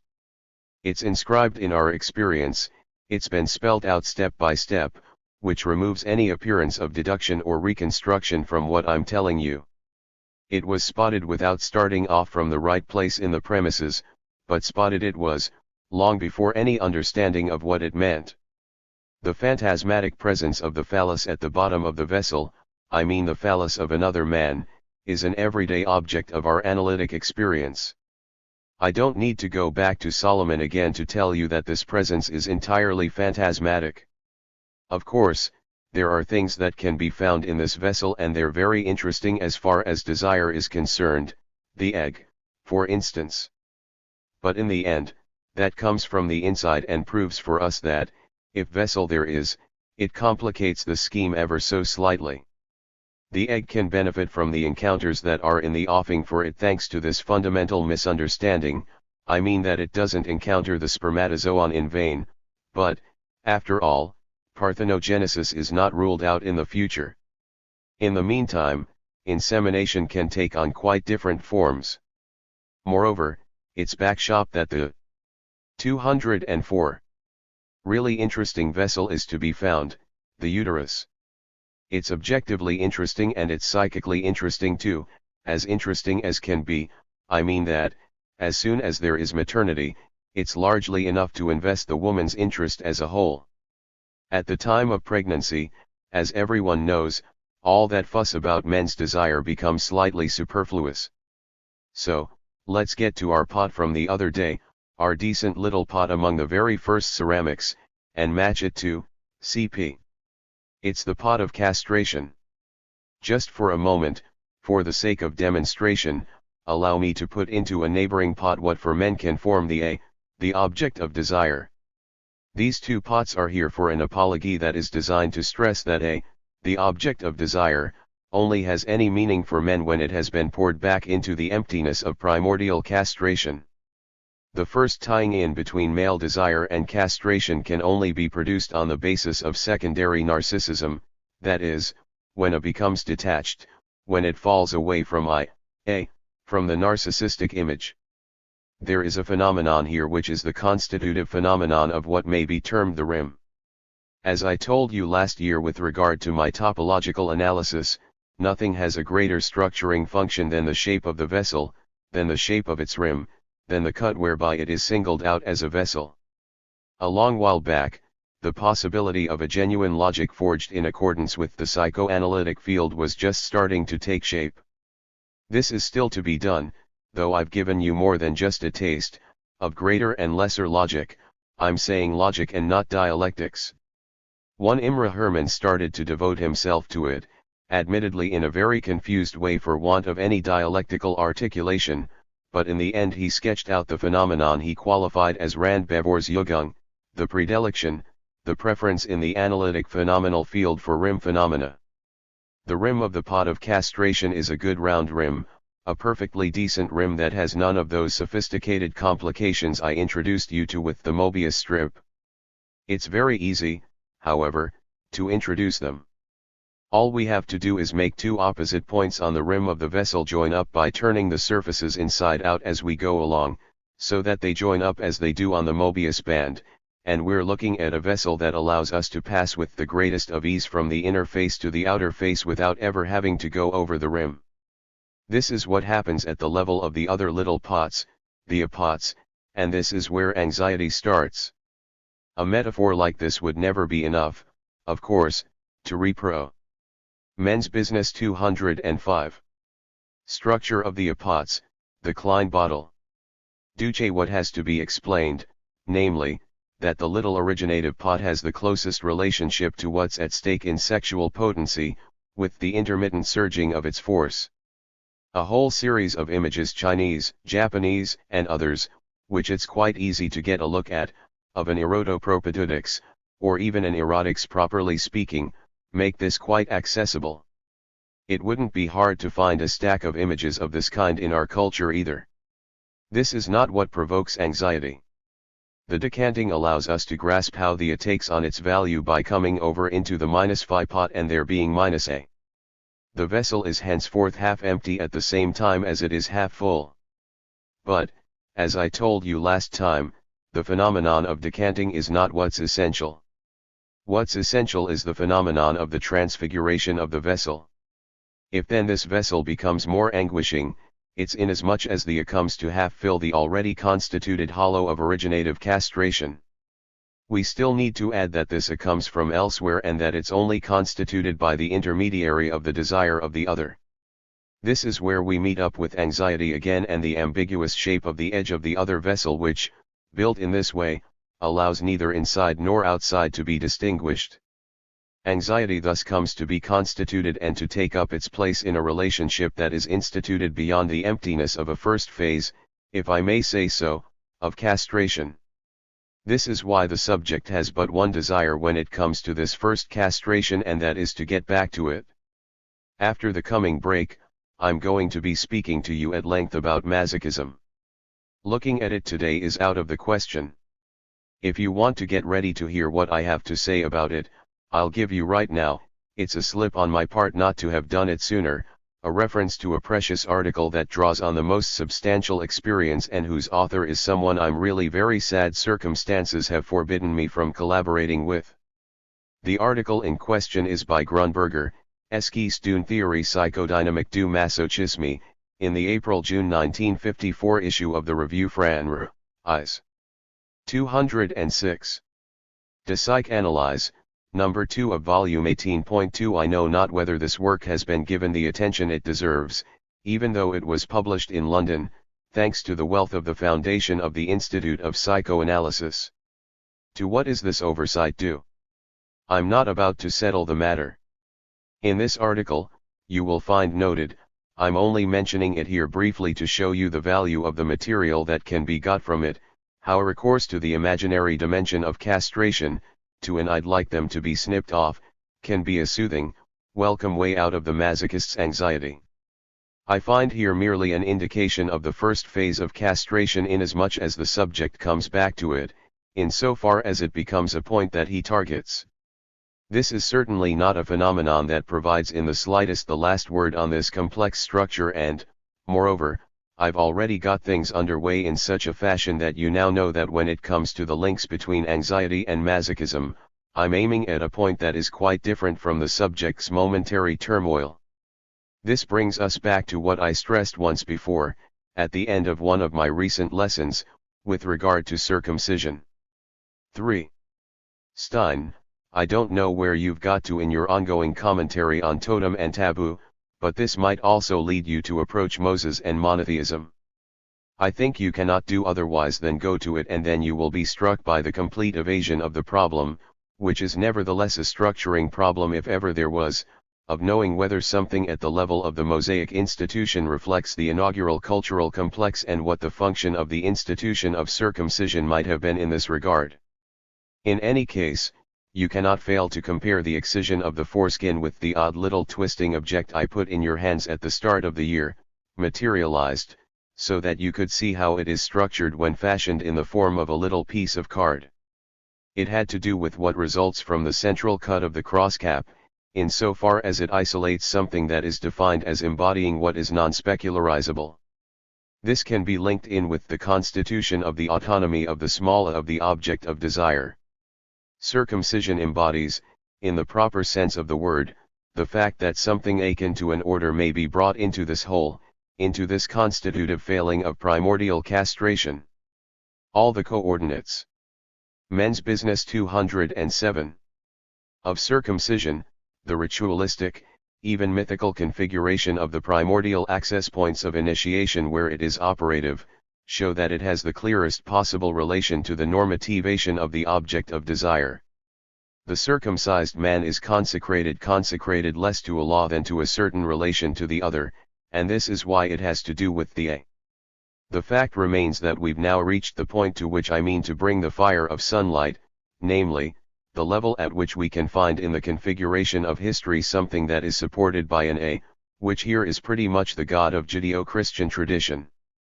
What circumcision signifies remains to be seen. It is absolutely astonishing that, in a setting as Judaic as psychoanalysis is, there has been no further examination of the texts that were gone over 100,000 times from the Church Fathers to the Fathers of the Reformation, as it were, and on up to the 18th century, I mean the fertile period of the Reformation. What we are told in chapter 17 of Genesis concerns the fundamental character of the law of circumcision inasmuch as it is part of the covenant imparted by Yahweh out of the midst of the bush. This chapter dates the institution of circumcision back to Abraham. Without doubt, in the eyes of exegetic criticism this passage seems to be a sacerdotal addition, very appreciably later than the Jehovist and Elahist traditions, that is, the two primordial texts that make up the books of the law. In chapter 30, however, we have the famous episode, which is not lacking in humor, concerning the abduction of Dinah, sister of Simeon and Levi, daughter of Jacob. For Shechem, the man who has taken her, it is a matter of obtaining her from her brothers. Simeon and Levi demand that he be circumcised. We cannot give our sister to one that is uncircumcised, we would be disinured. There has clearly been a superposition of the two texts here. Indeed, we don't know if it's just one man who is to be circumcised, or all the Shechemites as one. Of course, this alliance could not be struck in the name of two families alone, but in the name of the two races. All the Shechemites get circumcised, which leaves them sore for 3 days and which the others take advantage of to slay them. This is one of the beguiling episodes that was a bit beyond Monsieur Voltaire's compere noir, leading him to speak so unfavorably of this book, a book which is quite admirable when it comes to the revelation of what is called the signifier as such. All the same, this is designed to make us think that the law of circumcision doesn't date back only to Moses. I'm merely highlighting here the problems that have already been raised on this score. Since this has to do with Moses and since Moses has ostensibly 208 been acknowledged in our sphere as having been Egyptian, it would not be entirely misplaced to ask ourselves about the relationships between Judaic circumcision and the circumcision of the Egyptians. This will excuse me for drawing out what I have to say to you today for another 5 minutes or thereabouts, so that what I've written up on the blackboard doesn't get lost. A certain number of writers from antiquity speak of the Egyptians' circumcision. Notably, the aged Herodotus, who certainly withers on in some parts but who is often very precious, doesn't leave any room for doubt that in his time, when Egypt was well into the late period, all Egyptians practiced circumcision. So widespread is it in his report that he states that all the Semites of Syria and Palestine owe this custom to the Egyptians. Some have passed censure on this, and at length, and, after all, no one's forcing us to believe him. Oddly enough, he says the same for the Colchians, claiming them to be an Egyptian colony, but let's leave that be. Being Greek and being of his time, no doubt he can't understand this to be anything other than a cleanliness measure. He underlines for us how the Egyptians always prefer being clean, ka zero apoi, over looking good. By which Herodotus, in being Greek, doesn't hide the fact that in his eyes to be circumcised is always to be somewhat disfigured. Fortunately, we have more direct accounts of the circumcision of the Egyptians. We have two accounts that I shall call iconographic, and you will tell me that's not much. One is from the Old Kingdom. It is in Saqqara, in the tomb of the physician Ankh-Maher. They say that he was a physician because the tomb walls are covered with scenes of operations. One of these walls shows us two scenes of circumcision, the left-hand one I've reproduced here. I don't know if I've managed to make my drawing legible, it just accentuates the lines that are visible. Here is the boy who is being circumcised. Here is his organ. Another boy behind him is holding onto his hands, because that's what it takes. A character who is a priest, this being a qualification I won't dwell on today, is here. He is holding the organ in his left hand and in the other this oblong object which is a cutter made of stone. We meet this cutter again in another text that until now has remained completely enigmatic, a biblical text. It tells how, after the episode of the burning bush, Moses is informed that all those in Egypt who remembered his murder of an Egyptian have now passed away and so he may return. He does return, but when he stops on the road back, it is translated in the old way as an inn, but let's leave that. Yahweh attacks him, seeking to kill him. That is all we are told. Zipporah, his wife, then circumcises her son, who, Men's Business 209, is an infant, and, touching Moses with the foreskin, through this operation, this contact, mysteriously protects Moses, who is not circumcised, from Yahweh's attack. Yahweh then backs off. It is written that Zipporah circumcises her son with a sharp stone. We find this cutter 40-odd years later because there is also the episode of the ordeals imposed on the Egyptians, the 10 plagues, when, as he is about to enter the land of Canaan, Joshua receives the order, "Take the flint knives and circumcise all who are here, all who will enter the land of Canaan." This refers to all those who were born during the desert years, when they could not be circumcised. Yahweh adds, "This day I have rolled away from off you," which is translated as lifted, suspended the reproach of Egypt. I'm reminding you of these texts not because I intend to make use of all of them, but because at least they may stimulate your desire or need to go and look them up. For the time being, I shall stick with the flint cutter. At the very least, it indicates that the ceremony of circumcision has a very ancient origin. This is confirmed by the discovery, by Elliot Smith, near Luxor if memory serves, probably at Naga ed Dair, of 2 corpses bearing the trace of circumcision. They are from the prehistoric period, in other words they were not mummified in accordance with the forms that would allow them to be dated in history. The simple fact of the flint cutter assigns to the ceremony an origin that stretches back at least to the Neolithic age. As for the rest, to lay any doubt to rest, 3 Egyptian letters, these 3 here, which are respectively an S, a band AT, SEBTH, expressly indicate that circumcision is involved. The sign marked out here is an hapax. It has only been found here. It would seem that this is a formefrust of the determinative for the phallus that we can find much more sharply chiseled in other inscriptions. Another way of designating circumcision features on this line and reads Fahiti. Phys the horned viper. The aspirated H, which is also the sign here, is the placenta. The T, here, is the same sign you can see here. Here, a determinative which is the determinative for linen. I ask you to take note of this today because I'll be coming back to it, is unvoiced. Here, there is another F, which designates he. And here there is tam, which means foreskin. With the im, which is the preposition from, fahiti im tam means to be separated from one's foreskin. This also carries its full importance because circumcision is not to be taken solely as a totalitarian operation, as it were, as a sign. The to be separated from something is being articulated, properly speaking, right there in an Egyptian inscription. Given the value, the weight, that is given in these inscriptions. 210. So to speak, to the slightest word, maintaining the foreskin as the object of the operation just as much as he who is undergoing it, is something whose accentuation I ask you to heed.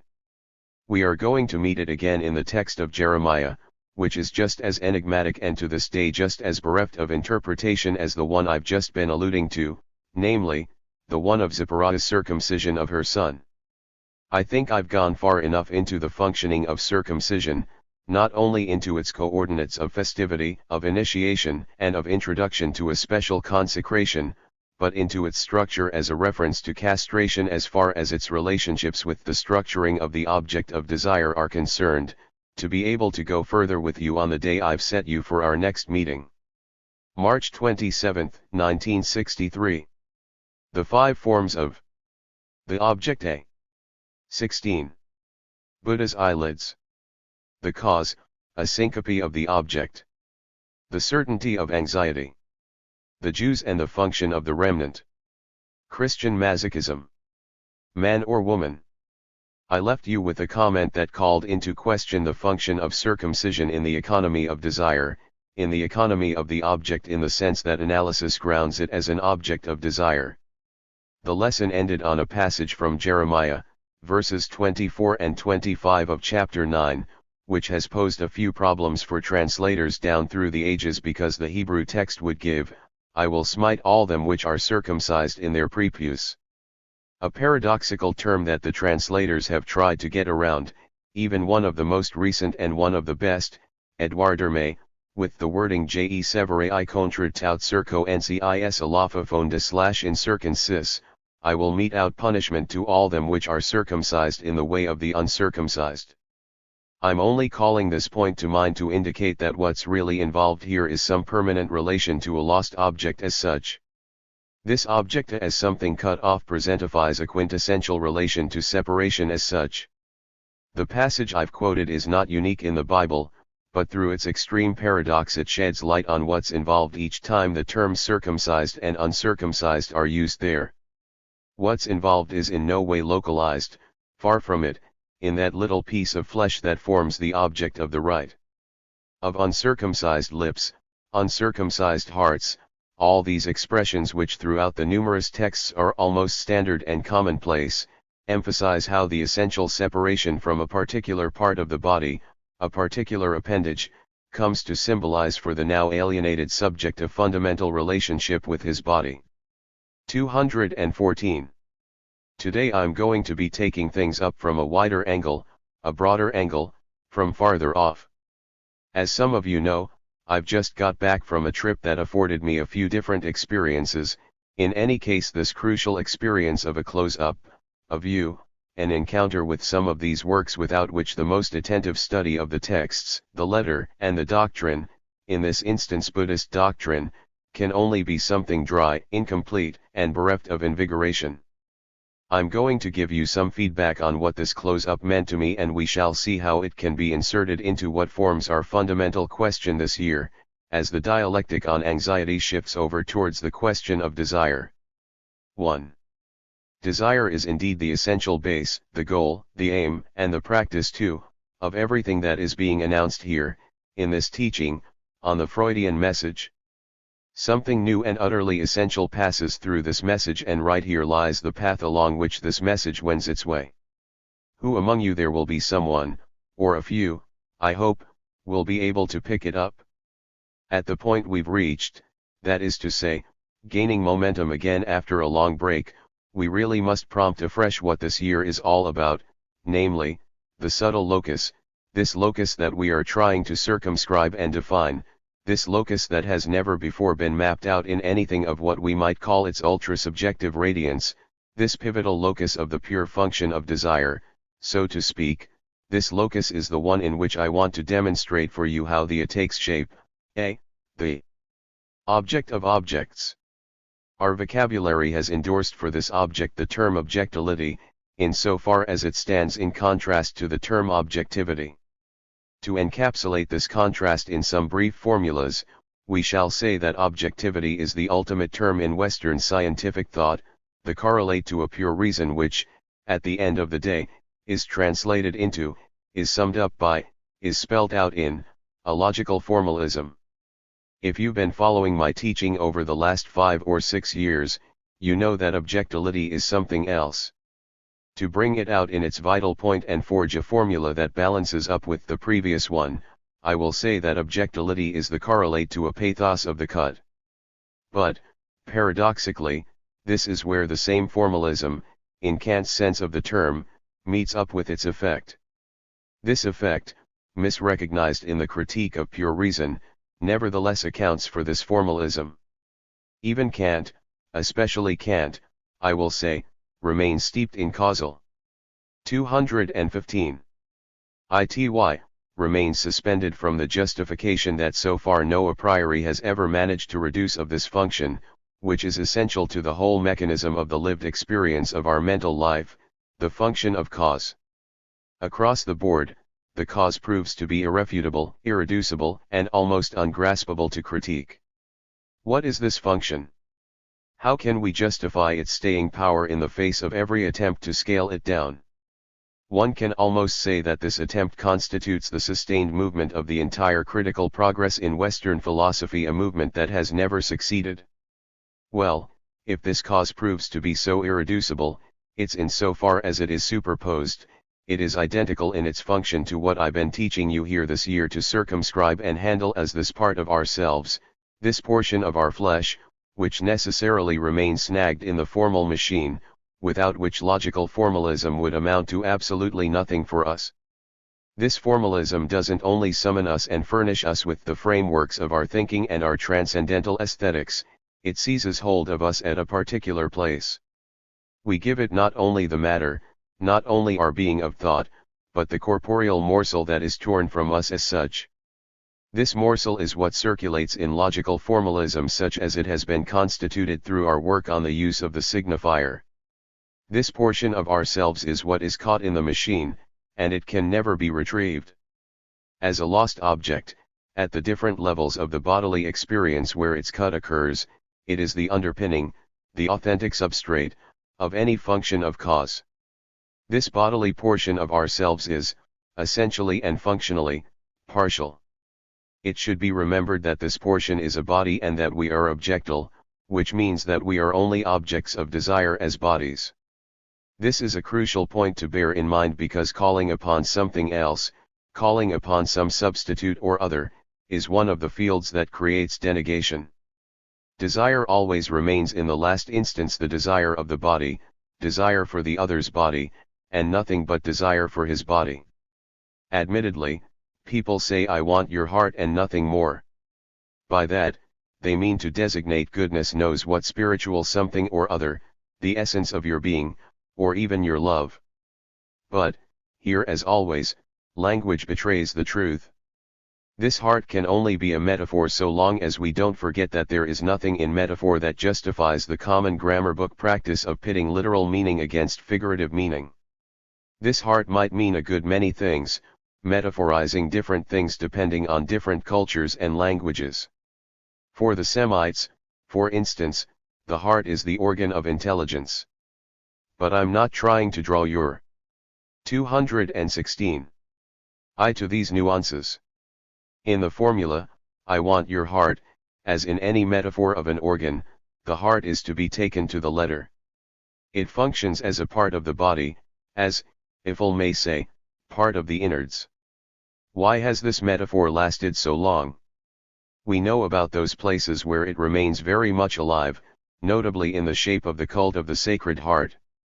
A little book by Edouard Dermet reminds us just how fundamental is the metaphorical use of the names of body parts for any understanding of the living Hebraic and Akkadian literatures, though not without, most curiously, one peculiar lack.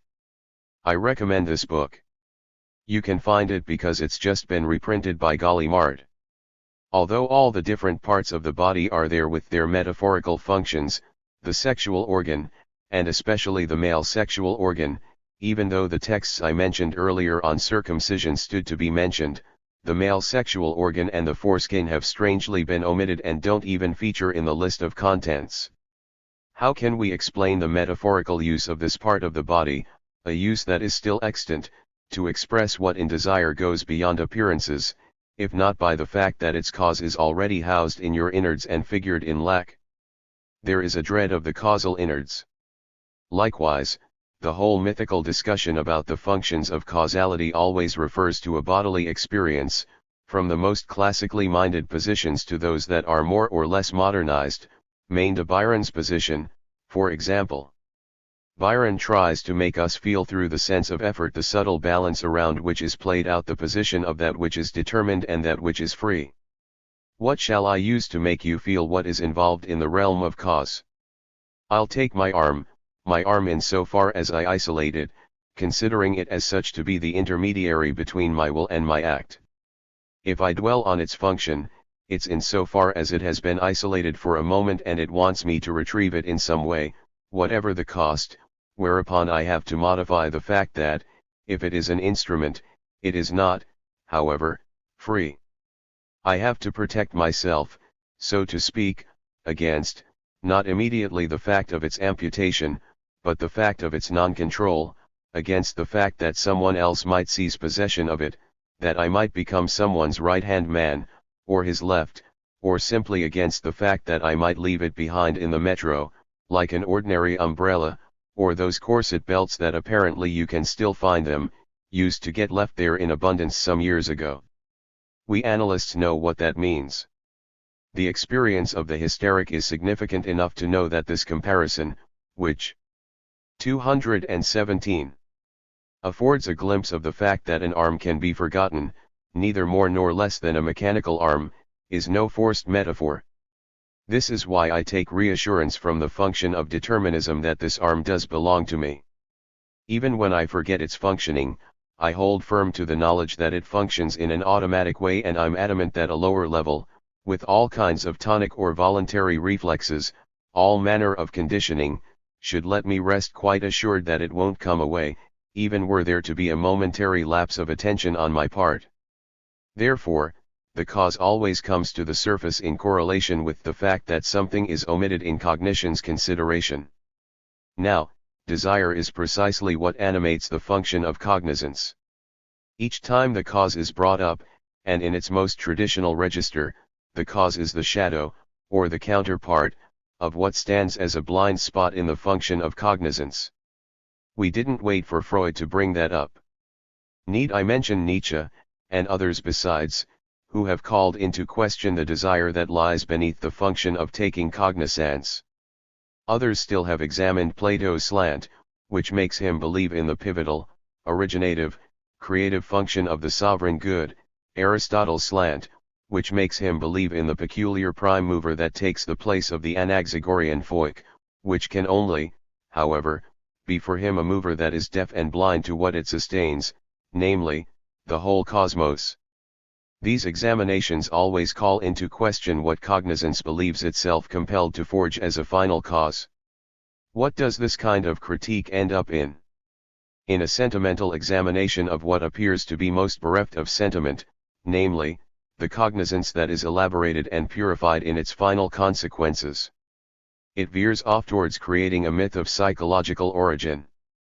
These are aspirations, instincts, needs. Add the adjective religious, you will only take one step further and we shall be responsible for all the distractions of reason, for Kantian Schwiermerei, with all its inherent outlets onto fanaticism.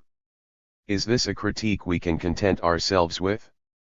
Can't we push what's involved here a bit further, spell it out in a bolder fashion, beyond the psychological aspect that is part and parcel of the structure?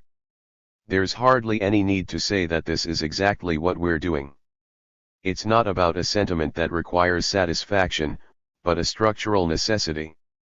The subject's relation to the signifier necessitates the structuring of desire in the fantasy, and the functioning of desire implies a syncope of the function of the which can be defined temporally and which necessarily fades and vanishes at such and such a phase of the phantasmatic functioning. This ukpavkru of the 218. Vanishing of the object inasmuch as it structures a certain level of the fantasy, is what we have a reflection of in the function of the cause. Whenever we find ourselves faced with this final functioning of the cause, irreducible to critique, we have to seek out its foundation and its root in this hidden object, this object in syncope. A hidden object lies behind the faith put in Aristotle's prime mover, which earlier I depicted for you as deaf and blind to what causes it. If the certainty that is attached to what I shall call essentialist proof, the one that is not only in Saint Anselm because you find it again in Descartes too, the one that is founded on the objective perfection of the idea in order to found there the existence of this certainty that is so contestable and always linked to scorn, both precarious and derisory, is maintained despite all the criticism. If we are always led back to it by some means or other, it's because it is but the shadow of another certainty, and this certainty I have already named here, by its name, it is the certainty of anxiety. I told you that anxiety has to be defined as that which deceives not, precisely in so far as every object eludes it. The certainty of anxiety is a grounded certainty. It is unambiguous. The certainty linked to the recourse to the first cause is merely the shadow of this fundamental certainty. Its shadowy character is what imparts it its essentially precarious aspect. This aspect is only ever genuinely overcome through the affirmative articulation that characterizes what I called the essentialist argument, but it's not a convincing argument, because this certainty, when sought out in its genuine grounding, shows itself for what it is, a displacement, a certainty that is secondary in relation to the certainty of anxiety. What does that imply? It most certainly implies a more radical challenging of the function of cognizance than has ever been articulated in our Western philosophy. This critique can only start to be undertaken in the most radical way if we notice that there is already cognizance in the fantasy. 2. What is the nature of this cognizance that is already there in the fantasy? It is none other than the following: the man who speaks, the subject, once he starts to speak, is already implicated by the speech in his body.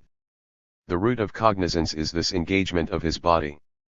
It is not, however, about that sort of engagement that contemporary phenomenology has tried to emphasize in a fertile and evocative way by reminding us that the totality of the corporeal function and 219. Presence, Goldstein's structure of the organism, Merleau-Ponty's structure of behavior, is engaged in any particular perception. This path, which is rich with a whole cornucopia of facts, affords us something that for a long time has struck us as very desirable, namely, the solution of mind/body dualism. It sees the body, taken at the functional level, as a kind of double, the lining, of all the functions of the mind. We should not be satisfied with this, however, because there is still some sleight of hand going on. The philosophical reactions, of a fideist nature, that contemporary phenomenology has produced in those who serve the materialist cause are surely not groundless in so far as the body, such as it is articulated, even excluded from experience in the exploration inaugurated by contemporary phenomenology, becomes something that is irreducible to material mechanisms. After long centuries gave us a spiritualized body in the soul, contemporary phenomenology has made the body a corporealized soul. What interests us in the question, and this is what the dialectic of the cause needs to be brought back to, is in no way the body participating in its totality.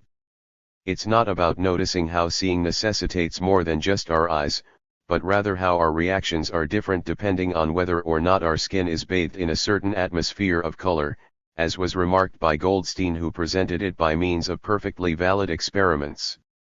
It is not this factual realm that is concerned in this reminder of the body's function, but rather the engagement of the man who speaks in the chain of the signifier, with all its consequences with the knock-on effect, thereafter fundamental, that elective site of an ultra-subjective radiance, the foundation of desire, to spell it right out.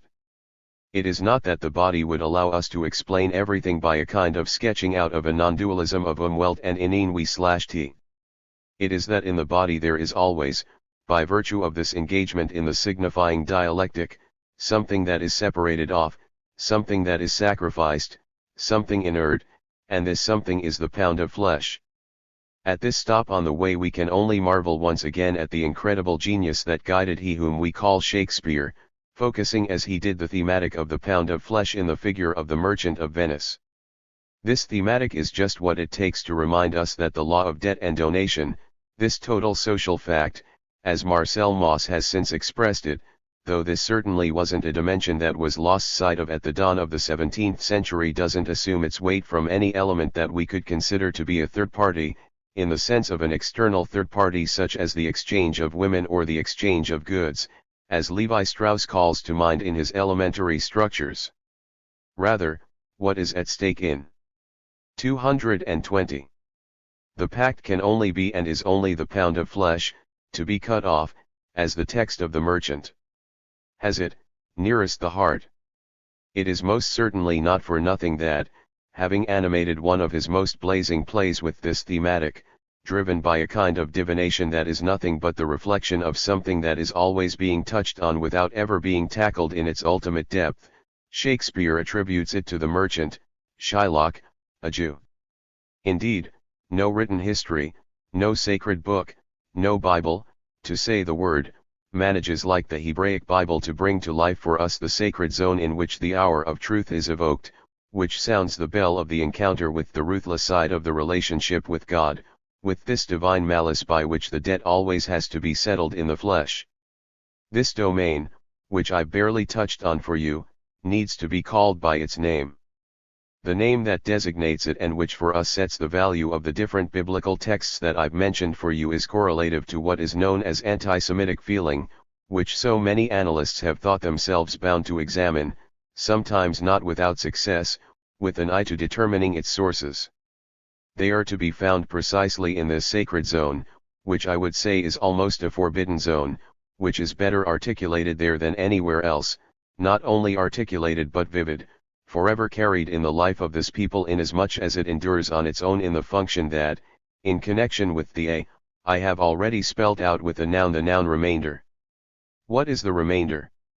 It is what survives the ordeal of the division of the field of the other through the presence of the subject. In one biblical passage, this remainder is categorically metaphorized in the image of the stem, of the cut rod, from which, in its living function, the new rod emerges, and in the name of Isaiah's second son, Shir Jashub, a remnant shall return in the Sh we also find in another passage in Isaiah.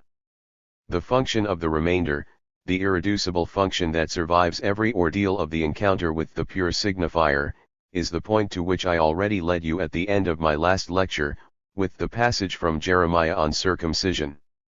I also indicated to you what the Christian solution was, I ought to say the Christian mitigation, given to this irreducible relationship to the object of the cut. It is none other than the mirage that is attached to the masochistic outcome, inasmuch as the Christian has learnt, through the dialectic of redemption, to identify ideally with he who made himself identical with this same object, the waste object left behind out of divine retribution. It is in so far as this solution has been lived out, orchestrated, embellished and poeticized, that I was able once again, no later than 221. A mere 48 hours ago, to make the acquaintance, and how comical it was, of the Westerner just back from the Orient, who finds that, over there, they're hard-hearted, they're crafty, hypocritical, bargaining, even swindling, my goodness, they're in on all kinds of little schemes. This Westerner who spoke to me was an altogether average exemplification of a man, though in his eyes he saw himself as a slightly brighter star than the rest. He thought that he had been hospitably welcomed in Japan because over there, in the host family, they derived some benefit from demonstrating that they have dealings with someone who almost won the Goncourt Prize. Now there's something, he told me, that of course would never happen in my, here, I'm censoring the name of his province, let's say, the Camargue of his birth, because everyone knows we wear our hearts on our sleeves, we are much straighter with people, there's none of this skewed maneuvering. This is the illusion of the Christian who always thinks he puts more heart into things than anyone else. And, good Lord, why ever does he think that? Without doubt, this business looks clearer when you notice that the crux of masochism, which is an attempt to provoke the other's anxiety, here become God's anxiety, has become second nature in the Christian. The everludic and ambiguous part of this hypocrisy is something that we can sense in the analytic experience with respect to the perverse position. Is this hypocrisy worth more or less than what this chap feels as Oriental hypocrisy? He's right to feel that they're not the same. The Oriental man has not been Christianized, and this is precisely what we're going to try to go into now. 3. I'm not going to do a Kaiserling number and explain Oriental psychology to you. First of all, there is no Oriental psychology. These days, thank goodness, one goes straight to Japan via the North Pole, which has the advantage of making us feel that it could easily be thought of as a European peninsula. And indeed it is, I assure you, and one day you'll see, I predict, some kind of Japanese Robert Musil who will be showing you where we've got to and to what extent this relationship between the Christian and the heart is still alive, or fossilized if that turns out to be the case. This is not the direction in which I mean to lead you today. I want to take an angle, to use an experience, to portray an encounter I. 222. Had, in order to broach something of the field of what still survives of Buddhist practices, notably the Zen practices. You can well imagine that such a brief in and out wouldn't allow me to bring you very much. Maybe I'll tell you, at the end of what we're about to go through now, a sentence I heard from the abbot of one of the Kamakura monasteries that I was allowed to visit. Without any solicitation on my part, I was delivered a sentence that doesn't strike me as off limits in connection with what we're trying to define here, with respect to the subject's relation to the signifier. But this is rather a field to be set aside for the future. The encounters I spoke about earlier were more modest, more accessible, easier to fit into these rapid trips to which the life we lead reduces us. I'm speaking about encounters with works of art. It might strike you as surprising that I should qualify in this way statues that have a religious function, statues that were not in principle made with an eye to representing works of art. This, however, is incontestably what they are in their intention and their origin. They have always been received and felt to be such, independently of this function. It is not therefore irrelevant for us to take this inroad in order to get something from them that leads us, I won't say to their message, but to what they can represent of a certain relationship between the human subject and desire. I've hastily put together a little set of 3 photos of the same statue, with the aim of preserving an integrity about which I'm quite adamant, a statue that is one of the most handsome that can be viewed in this zone that has no shortage of them, and which date from the 10th century. It can be found in the women's monastery, the Kyaijiji nunnery in Nara, which was the seat of imperial power for several centuries, until the 10th century. Please handle them carefully because I'd like to get these 3 photos back at the end. We are moving into Buddhism. You already know that its aim, the principles of dogmatic recourse as well as the ascetic practice that can refer to it, can be summed up with this formula that interests us most keenly: desire is illusion. What does that mean? Here, illusion can only be a reference to the register of truth. The truth in question can only be a final truth. Alongside illusion, the function of being still stands to be specified. To say that desire is illusion is to say that it doesn't have any support, it doesn't have any outlet, or even any aim, on anything. Now, you've heard enough about nirvana, even if only in Freud, to know that it cannot be identified with a sheer reduction to nothingness. The use of negation, which is common in Zen, for example, through recourse to the sign mu. 223. can only point us in the right direction. A very particular negation is involved, a not having, which, in and of itself, suffices to put us on guard. What is involved, at least in the median step of the relation to nirvana, is always articulated, in a way that is spread throughout each and every formulation of Buddhist truth, in the sense of a non-dualism. If there be an object of thy desire, it's nothing but thine own self. This, however, is not the original characteristic of Buddhism. Tat tvam aci, the that which thou dost recognize in the other is thyself, is already set down in the Vedanta.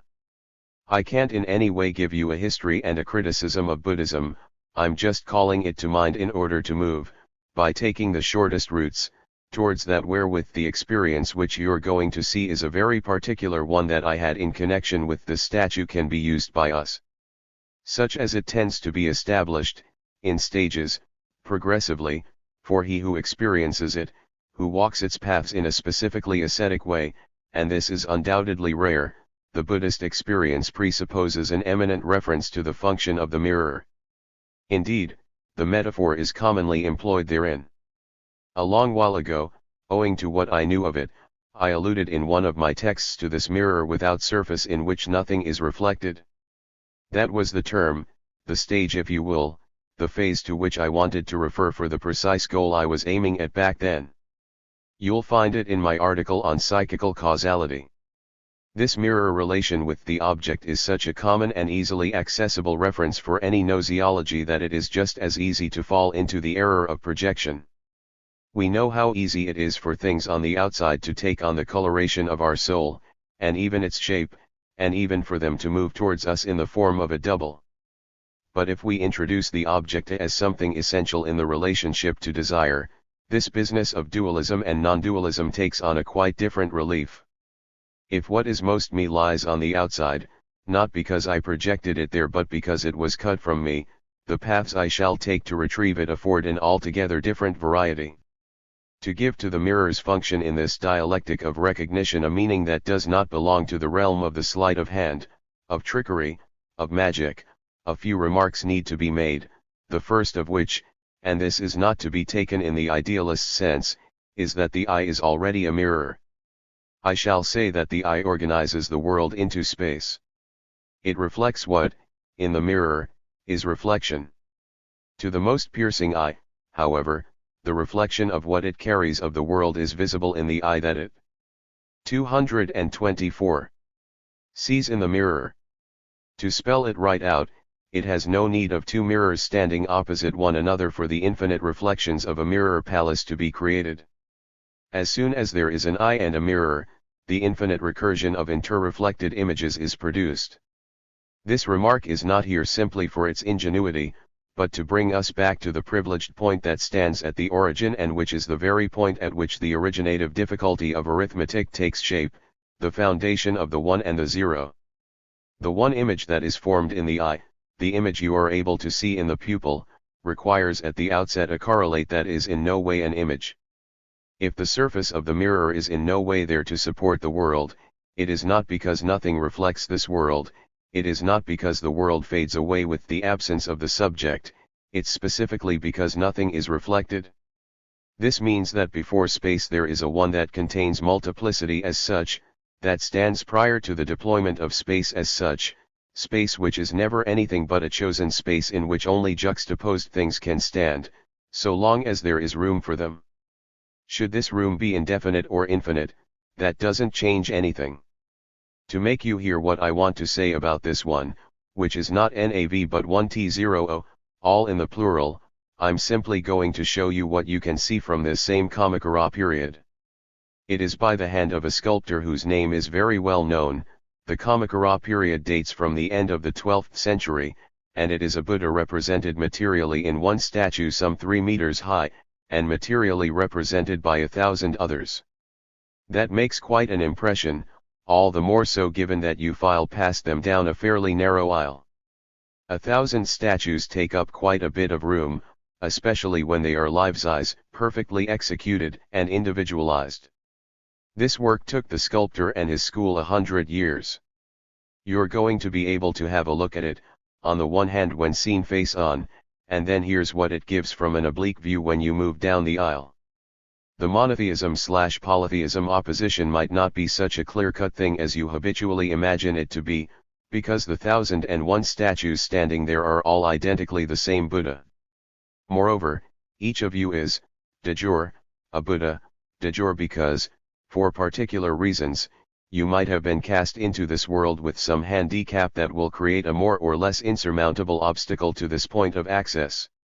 The fact no less remains that the subjective one in its infinite multiplicity and variability is here shown to be identical with the ultimate one, having successfully gained access to non-dualism, to the beyond of any variation in pathos and any shift in the cosmos.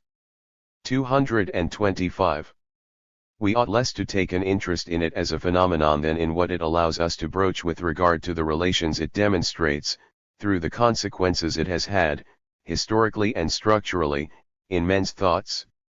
I have to bring you a few details. The first is that these 1,001 supports, thanks to the effects of multiplication inscribed into the multiplicity of arms, of insignia, and of a few heads that crown the central head, there are in reality 33,333 same essential beings. That's just one detail. The second is that this is not, in absolute terms, the God Buddha. It's a bodhisattva, that is, to put it rapidly, a near Buddha. He would be completely and utterly a Buddha were he not there, but he is there, in this manifold form that took a great deal of trouble. These statues are merely the image of the trouble he takes to be there for you. He is a Buddha that has not yet managed to lose interest in humanity's salvation, no doubt owing to one of those obstacles to which I was just alluding. This is why, if you are Buddhist, you prostrate yourself before this opulent array. You are duty-bound to acknowledge the unity that has taken the trouble in such great number to remain in arm's reach with a view to bringing you aid. The iconography lists the different cases in which they are able to aid you. The bodhisattva at issue is in Sanskrit called Avalokitesvara. Its name is inordinately widespread, especially these days, in the social sphere that practices yoga. The first image of the statue that I passed round is an historical avatar of this figure.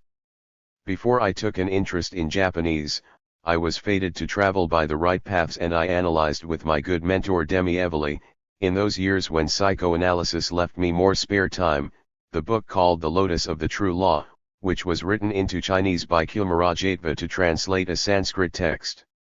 This text is more or less the historical turning point at which occurred the peculiar metamorphosis I'm going to ask you to keep in mind, namely, when Avalokitesvara, he who hears the world's laments, transforms, from the time of Kilmarava, who seems to have been somewhat responsible for it, into a female divinity. She is called, I think you are at least slightly on the same wavelength, Guanyin, or Guanxian. This name is linked to the same meaning as the name Avalokitesvara carries. It is she who is considerate, who goes, who accords. Here, is Guan. 226. Here is the world I mentioned just now. And this is its tears or its laments. The she can sometimes be effaced. The Guanyin is a female divinity. In China, it's unambiguous. It always appears in a feminine form, and this transformation is what I'm asking you to pause on for a moment. In Japan, these same words are read Ganon or Kanzen, depending on whether or not the world character is inserted. Not all forms of canon are female.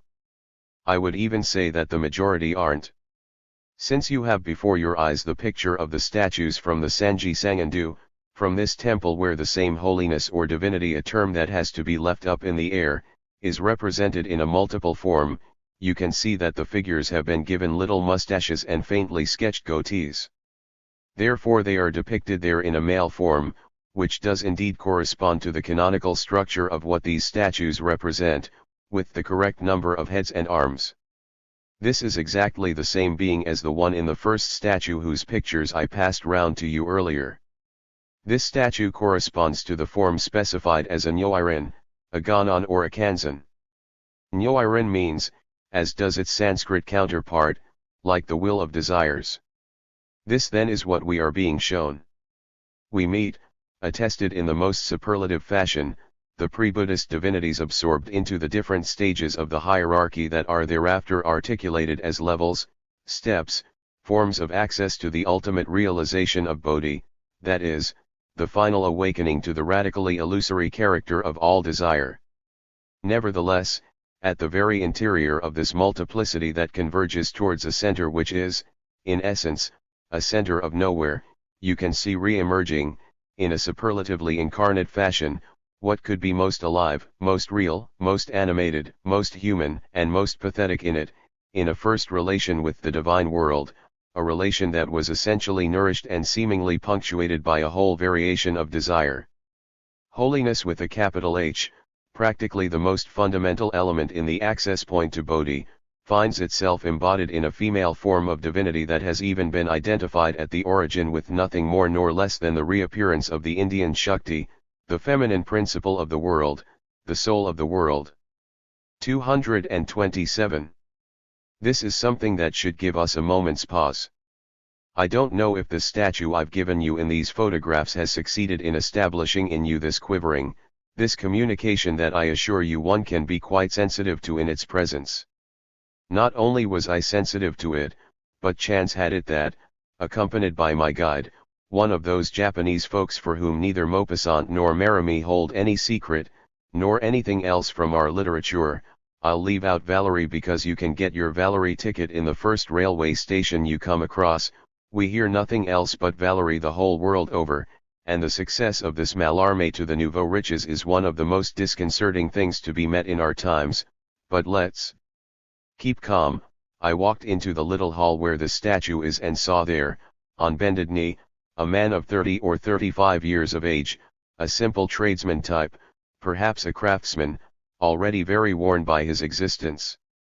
He was kneeling before the statue and clearly he was praying, which is not something we are tempted to join in.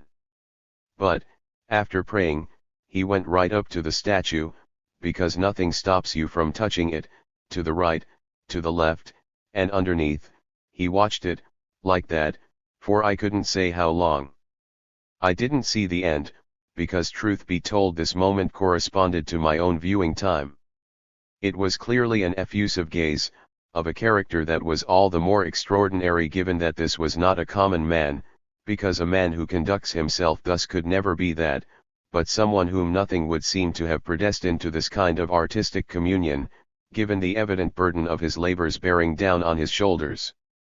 I'm going to give the other part of what I perceived in a different form. You've looked at the statue, its face, you've seen the absolutely stunning expression of which it is impossible to know whether it's entirely for you or entirely inward. I didn't know then that it was a Nyoirin, a Kanzen, but I first heard about the Guanyin a long time ago. I asked, in connection with these statues and others besides, so, is it a man or a woman? I'll spare you the debates, the twists and turns that opened out around this question, which carries great meaning in Japan, I repeat, given that the Kanzen are not all univocally feminine. And that was where what I took in possesses a slight character of research. Well, at the Kinsey report level, I became certain that for this cultivated young man, steeped in Maupassant and Maramy, as well as for a large number of his workmates that I asked, the question of whether a statue of this ilk is male or female has never arisen for them. I believe that here lies a fact that is decisive in a different way. 228. When it comes to broaching what we might call the variety of solutions to the problem of the object. With everything I've just told you, about my first approach to this object, I think I've shown you sufficiently to what extent it is an object for desire. If you need still more details, you may notice that there is no opening for the eyes on this statue. Now, the Buddhist statues always have eyes that one cannot call shut, but half shut, because it's a way of poising the eyes that is only arrived at through learning, namely, a lowered eyelid that only lets show a line of the white and an edge of the pupil. All of the statues of Buddha are made like that. This statue, however, has nothing of the like. It simply has, at the level of the eyes, a kind of pronounced ridge, which means that with the reflection off the wood one always seems to be able to make out an eye. But there's nothing there in the wood. I examined the wood at length, and I made inquiries, and the solution I was offered without being able to settle the matter of what share has to be accorded to faith, it was provided by someone who is very serious and a great specialist, Professor Kando to give him his name, is that the slit of the eye on this statue has disappeared over the centuries due to the more or less daily kneading it endures from the hands of the nuns of the convent, where it is the most precious treasure, when they think to dry the tears of this figure of archetypal divine recourse. Moreover, the monastics handle the whole statue in the same way as they do the rim of the eyes. Its polish is something quite incredible. The photo only gives you a vague reflection of it, a reflection of what, upon this statue, is the inverse radiance to what one cannot fail to recognize as a long desire, born throughout the centuries by these recluses unto this divinity of psychologically indeterminate sex. It's already quite late, too late to carry my talk any further. What I've said today will allow us to shed light on the point of passage at which we've now arrived. At the oral stage there is a certain relationship between demand and the mother's veiled desire. At the anal stage, the mother's demand comes into the picture for desire. At the stage of phallic castration, there is the minus phallus, the entry of negativity with regard to the instrument of desire when sexual desire as such emerges in the field of the other.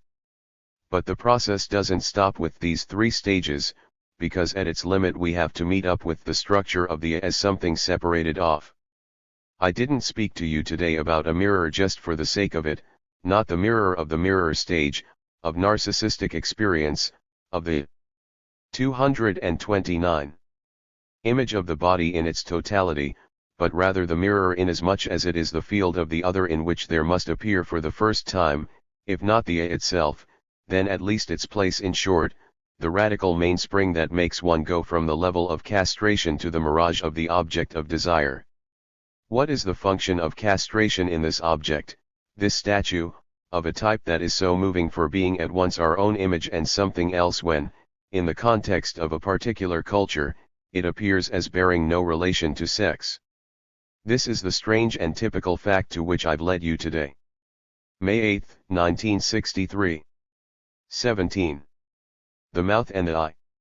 The lips, the teeth, and the tongue. The nursling, parasite. The anxiety point and the point of desire. Anxiety and orgasm. The scopic cancelling out of castration.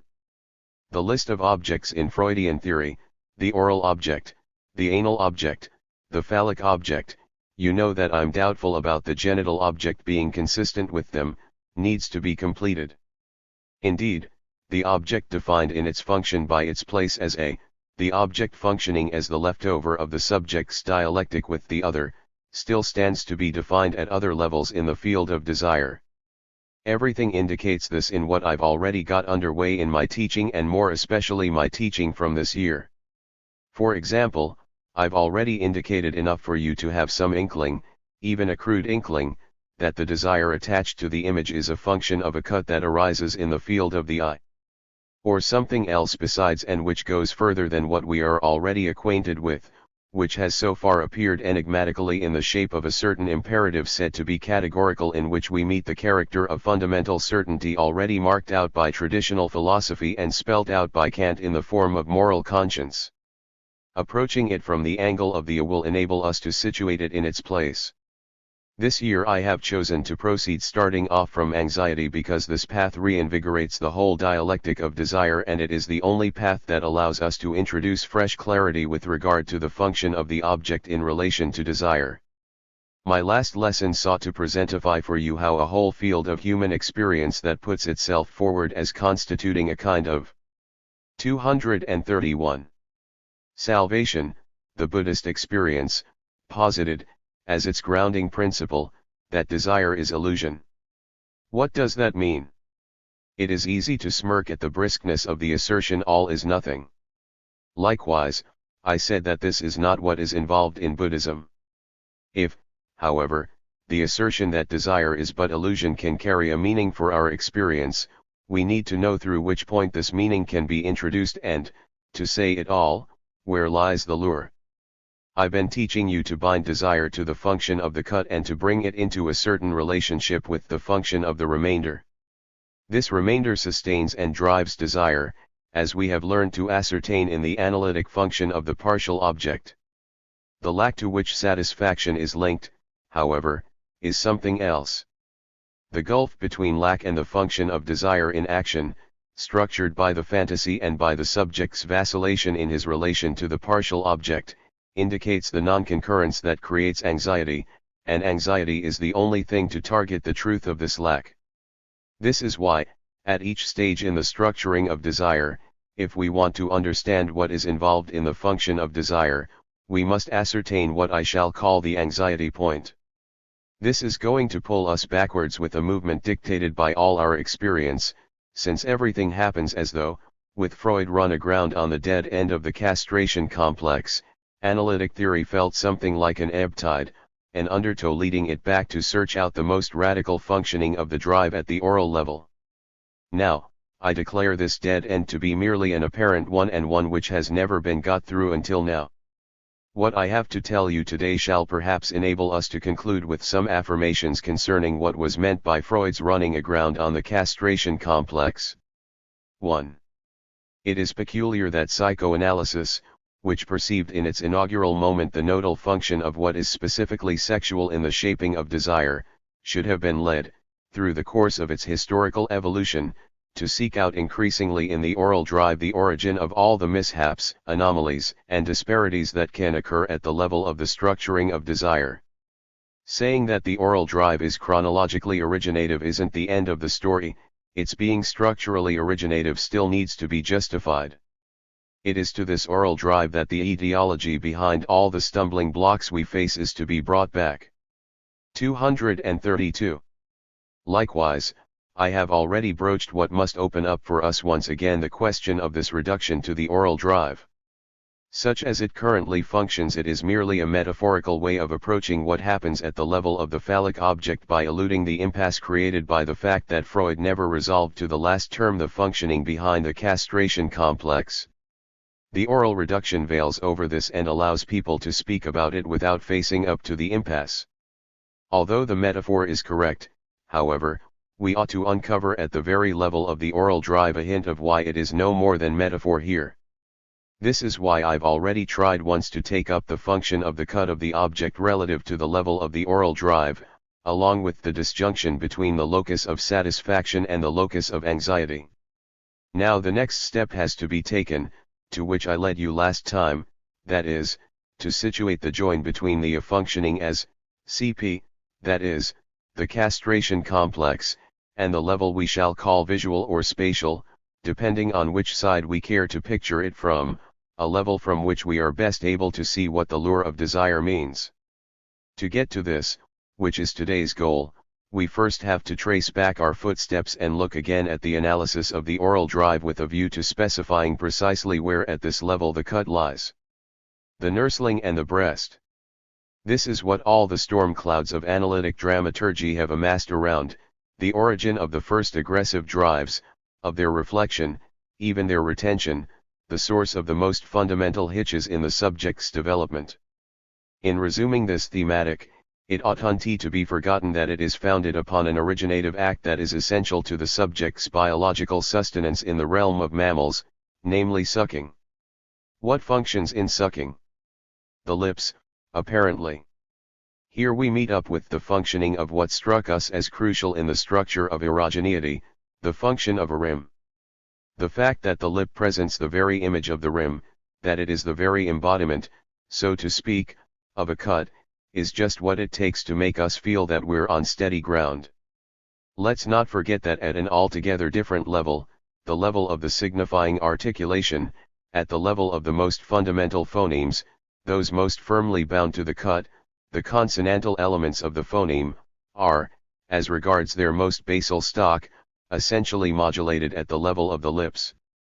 I might come back, if we have time, to what I have already indicated several times regarding the fundamental words and their apparent specificity.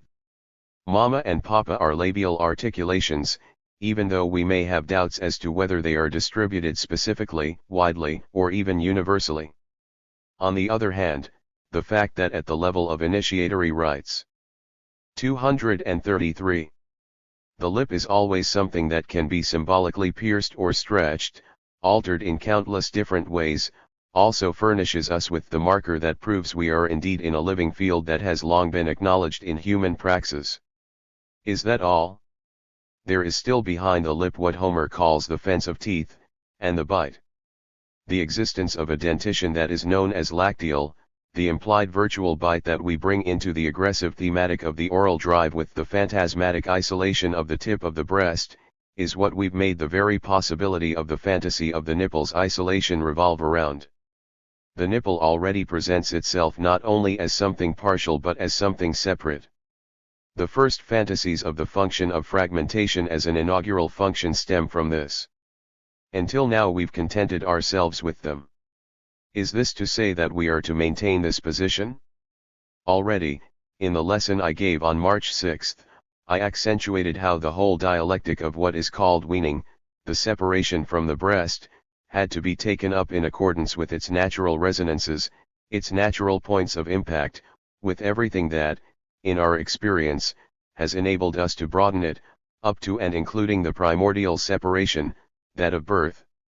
We have acknowledged, with good reason, that there is an analogy in our experience between oral weaning and the severance at birth. If we embrace a little more physiology, this experience is just what we need for clarity's sake. I told you that at birth the cut lies somewhere other than where we've been putting it. It is not conditioned by the aggression brought to bear on the mother's body.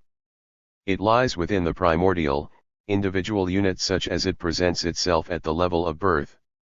The cut is made between what is going to become the individual who will be cast into the outside world and his envelopes, which are parts of himself, inasmuch as they are elements of the egg, consistent with what has been produced in the ovular development, direct extensions of his ectoderm and his endoderm alike.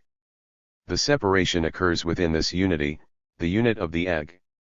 The emphasis I mean to give here abides by the specificity, within the organismal structure, of the organization called mammalian.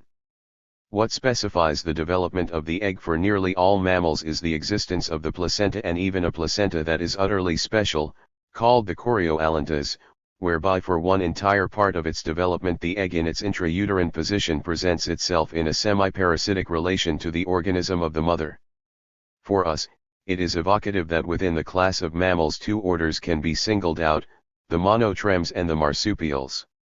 They are the most primitive orders in the mammalian set. In the marsupials, there 234 is another kind of placenta, not chorioallantoic but choriovitelline, though we shan't be dwelling on this nuance. I think that, from your childhoods, you've retained at least the image of these monotremes in the shape of those animals that in Le Petit Larousse swarm in a puddle as if they were pushing at the gate of a new Noah's Ark, which means they go two and two, though sometimes even just one by one per species. You've got the image of the platypus and also the one that's called the echidna breed. These monotremes are mammals, but in them the egg, even though it is housed in a uterus, has no placental relation with the maternal organism. Nevertheless, the mama is already there. At this level we can better see what the originative function of the mama is. It presents itself as something in between the offspring and its mother. So, we need to conceive of the cut as lying between the mama and the maternal organism itself. Here, before the placenta shows us that the feeding relation, at a certain level of the living organism, is extended beyond the egg's function, which, laden with all the baggage that allows for its development, will only make the child join up with his progenitors in a common experience of the search for nourishment. We clearly have a relation that I called parasitic, an ambiguous function in which the amboceptive organ of the mama steps in. In other words, the child's relation to the mama is more primal than the appearance of the placenta, which allows us to say that it is homologous with his relation to the placenta. In the same way that the placenta forms a unit with the child, there stand, together, child and mama. The mama is in some way stuck on, implanted on the mother. This is what allows it to function structurally at the level of the A, which is defined as something from which the child is separated in a way that is internal to the sphere of his existence. You're going to see the consequence that results from the binding of the oral drive to this amboceptive object. What is the object of the oral drive? It is what we habitually call the mother's breast. At this level, where does what earlier I called the anxiety point lie? It lies precisely beyond the sphere that unites the child and the mama. The anxiety point lies at the level of the mother. In the child, the anxiety of the mother's lack is the anxiety of the breast drying up. The locus of the anxiety point does not merge with the locus at which the relation to the object of desire is established. This is peculiarly pictured by those animals I conjured up in the shape of representatives from the monotreme order. Everything occurs as though this biological organization had been put together by some foresighted creator with a view to showing us. 235. The true oral relation with this privileged object that the mama is. Indeed, whether you know this or not, the echidna's puggle dwells outside the cloaca for a while after its birth, in a pouch located on the mother's belly known as the incubatorium. The puggle is still, at that point, in the envelopes of a kind of hard egg, from which it emerges by using an egg tooth, a rupture ovi, along with something at the level of its upper lip that is called an os-carunc/e. These organs, which allow the foetus to get out of the egg, are not unique to the echidna. They exist, prior to the appearance of mammals, in reptiles. Snakes just have the egg tooth whilst other varieties, turtles and crocodiles, just have the caruncle. The important thing is this. It seems that, for its function to be activated, the mama on the mother echidna needs to be nuzzled by the reinforced pike that the puggle snout presents. For about 8 days, the puggle gives itself over to this activation, which apparently owes much more to its presence and activity than to any autonomous functioning of the mother's organism. Furthermore, it curiously gives us the image of a relation that is in some sense inverted in relation to mammiferous protuberance. The echidna's mammae are concave. The puggle's beak is inserted into these hollows. I'll draw for you the glandular elements, the milk-producing lobules, and this reinforced snout that lodges there. It is not yet hardened in the form of a beak as it will be later. Therefore, in the mammalian organization, there are two originative points that need to be distinguished. On one hand, there is the mama as such. The relation to the mama will remain a structuring factor in the sustenance and subsistence of the relation to desire. Later on, the mama will become the phantasmatic object. On the other hand, elsewhere, there is the anxiety point, where the subject stands in relation to his lack. This point does not overlap with the mama. He is in some sense carried off into the other, because, at the level of the mother, he is suspended from the existence of her organism. This, then, is what we are permitted to structure in a more articulated fashion simply by taking physiology into account. It shows us that the is an object separated not from the mother's organism. 236. But from the child's organism. The relation to the mother is distinct from the organismal totality from which the a, misrecognized as such, is separated and isolated. The relation to the mother, the relation of lack to the mother, is located beyond the locus in which the distinction of the partial object has been played out as functioning in the relation of desire. Of course, the relation is more complex still, and we need to take into account the existence, in the function of sucking, alongside the lips, of the enigmatic organ of the tongue. It has long been marked out as such, remember if you will Aesop's fable. The tongue allows us to bring in, from the oral level onwards, that which in the subtext of our analysis stands to feed a double homology with the phallic function and its peculiar dissymmetry. On one hand, in sucking, the tongue plays the essential role of functioning by suction, as the support of a void whose drawing power enables the function to be effective. On the other hand, it can provide us with the image, in a first form, of the secret of sucking as it emerges from its most intimate secrecy, which will remain in the state of a fantasy at the base of everything we can articulate around the phallic function, namely, the glove turning inside out, the possibility of an ever-Zion of what lies deepest in inner secrecy. The fact that the anxiety point lies beyond the locus in which the fantasy is secured in its relation to the partial object is what appears in the extension of this fantasy that forms an image and remains forever more or less inherent to the credence we give to a certain pattern of oral relation, the fantasy that is expressed in the image of vampirism. Whilst it is true that within this pattern of his relation to the mother the child is a little vampire and his organism is for a while suspended in the parasitic position, the fact remains no less that he is not this vampire either, to wit, at no moment whatsoever will he go at his mother with his teeth to search out the warm and vital source of his nourishment. As mythical as it is, however, the vampire image reveals to us through the aura of anxiety that surrounds it the truth of the oral relation to the mother. Beyond the reality of the organismal functioning, a dimension takes shape and stands out that gives to the message its most profound accentuation, that of a possibility of lack, a possibility that is realized beyond what anxiety harbors by way of virtual fears over the drying up of the breast. It calls the mother's function into question. The relation to the mother, inasmuch as it stands out in the image of vampirism, is what allows us to distinguish between the anxiety point and the point of desire. At the level of the oral drive, the anxiety point lies at the level of the other. That's where we feel it. Freud tells us anatomy is destiny. You know that at certain moments I've taken a stand against this formula over its incomplete 237-ness. It becomes true if we give the term anatomy its strict and, if I may, etymological meaning that emphasizes anatomy, the function of the cut. Indeed, everything we know about anatomy is linked to dissection. Destiny, that is to say, man's relation to the function called desire, only assumes its full vitality inasmuch as the fragmentation of one's own body, the cut that lies at the locus of select moments of its functioning, is conceivable. The fundamental separtition, not separation but partition on the inside, is what finds itself inscribed right back at the origin, and right back at the level of the oral drive, in what will go on to be the structuring of desire. Can we really be surprised, then, that we've gone to the oral level to find some more accessible image for what has always remained a paradox for us, and why? In the functioning link to copulation, namely that, there too, the image of a cut, of a separation, is prevalent. 2. We call this cut castration quite incorrectly, because what functions here is an image of emasculation.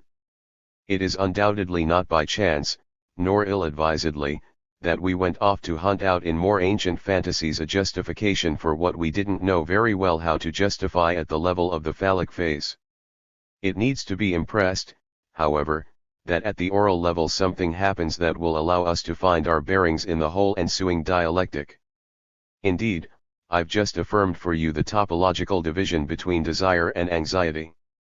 The anxiety point lies at the level of the other, at the level of the mother's body. The functioning of desire, that is, the fantasy, the vacillation that binds the subject tightly to the A, whereby the subject finds himself suspended, identified with this A, remains forever elided and hidden, underlying any relation the subject may have with any object whatsoever, and we have to detect it there.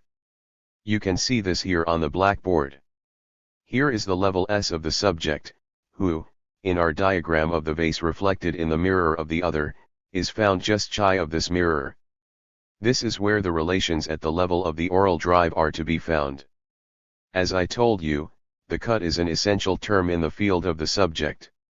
Desire functions within a world that, albeit fragmented, bears the trace of its first closing off within what remains, at an imaginary or virtual level, of the envelope of the egg.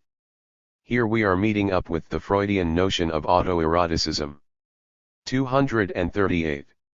What will become of it at the level where the castration complex arises? There, we can see a veritable reversal of the point of desire and the locus of anxiety. If something has been promoted by the mode, no doubt still imperfect, but laden with the full depth of a painful conquest that has been made step by step since the origin of the Freudian discovery, then it is the narrow relationship of castration, namely the fact that the relation to the object in the phallic relation implicitly contains the privation of the organ. The other is evidently implicated at this level. Were it not for the other, and it matters little here whether we call it the castrating mother or the father of the original prohibition, there wouldn't be any castration. The essential relation between castration and the copulatory function has already prompted us to try, after all, following the indication of Freud, who tells us that at this level, without him justifying it anyway, however, we are touching on some biological bedrock, to articulate it as lying within a particularity of the function of the copulatory organ at the human biological level. As I remarked for you, at other levels, in other animal branches, the copulatory organ, which can be called in the most summarily analogical way the male organ, is a hook, an organ that fastens. It is crucial not to believe that an accident in the particular functioning of this copulatory organ at the level of those animal organizations that are called superior, namely, the mechanism of tumescence and detumescence, is in itself essential to orgasm. We are certainly not going to attempt to form any idea of what the orgasm might be in copulatory relations that are structured in a different way. There are, however, plenty of impressive natural spectacles to be witnessed. You just have to take an evening stroll along a lakeside to see the flight of tightly entwined dragonflies, and this spectacle can tell you quite enough about what we might conceive of as a long orgasm, if you will allow me to forge a word by adding a hyphen. Likewise, I haven't brought up the phantasmatic image of the vampire just for the sake of it. The vampire is not dreamt of in human imagination in any other way than as a mode of fusing or initial subtraction at the very life source where the assailing subject can find the wellhead of his jouissance. The very existence of the mechanism of detumescence in the copulation of those organisms that are most analogous to the human organism most certainly suffices to mark out all by itself the link between orgasm and what presents itself truly and verily as the first image, the first hint, of the cut, the separation, the bowing out, the APAV1, T1, the vanishing of the function of the organ. If we take things up from this angle, we will acknowledge that in 239. This punctuation, the anxiety point, is found in a position that is the strict inverse of the position at which it was found at the level of the oral drive. The homologue of the oral anxiety point is orgasm itself as a subjective experience. This is what allows us to justify what the clinic shows us very frequently, namely the fundamental equivalence between orgasm and at least certain forms of anxiety, the possibility of an orgasm occurring at the height of an anguishing situation, the possible eroticization, so we are told all over the place, of an anguishing situation that is sought out as such. This is also what justifies something to which we have universal human testimony, brought up to date by Freud's testament. It is after all worth taking the trouble to note that someone of Freud's stature dares to attest that, when all is said and done, there is no greater satisfaction for human beings than orgasm. If this satisfaction outstrips everything that mankind may be given to experience on account of its functioning with primacy and precedence, if the function of orgasm can obtain this eminence, is it not because at the base of the achieved orgasm there lies what I called the certainty that is bound to anxiety, inasmuch as orgasm is the very realization of what anxiety indicates as the direction in which lies the locus of certainty? Of all the kinds of anxiety, orgasm is the only one that is actually concluded. Likewise, this is why orgasm is not all that commonly reached. Although we are permitted to indicate its possible function in the sex one where there is only any phallic reality in the form of a shadow, it is also in this same sex that orgasm remains most enigmatic for us, most closed off, never authentically situated perhaps until now in its ultimate essence. What does this parallel, this symmetry, this reversion established between the anxiety point and the point of desire, indicate for us, if not that in neither of the two cases does it match?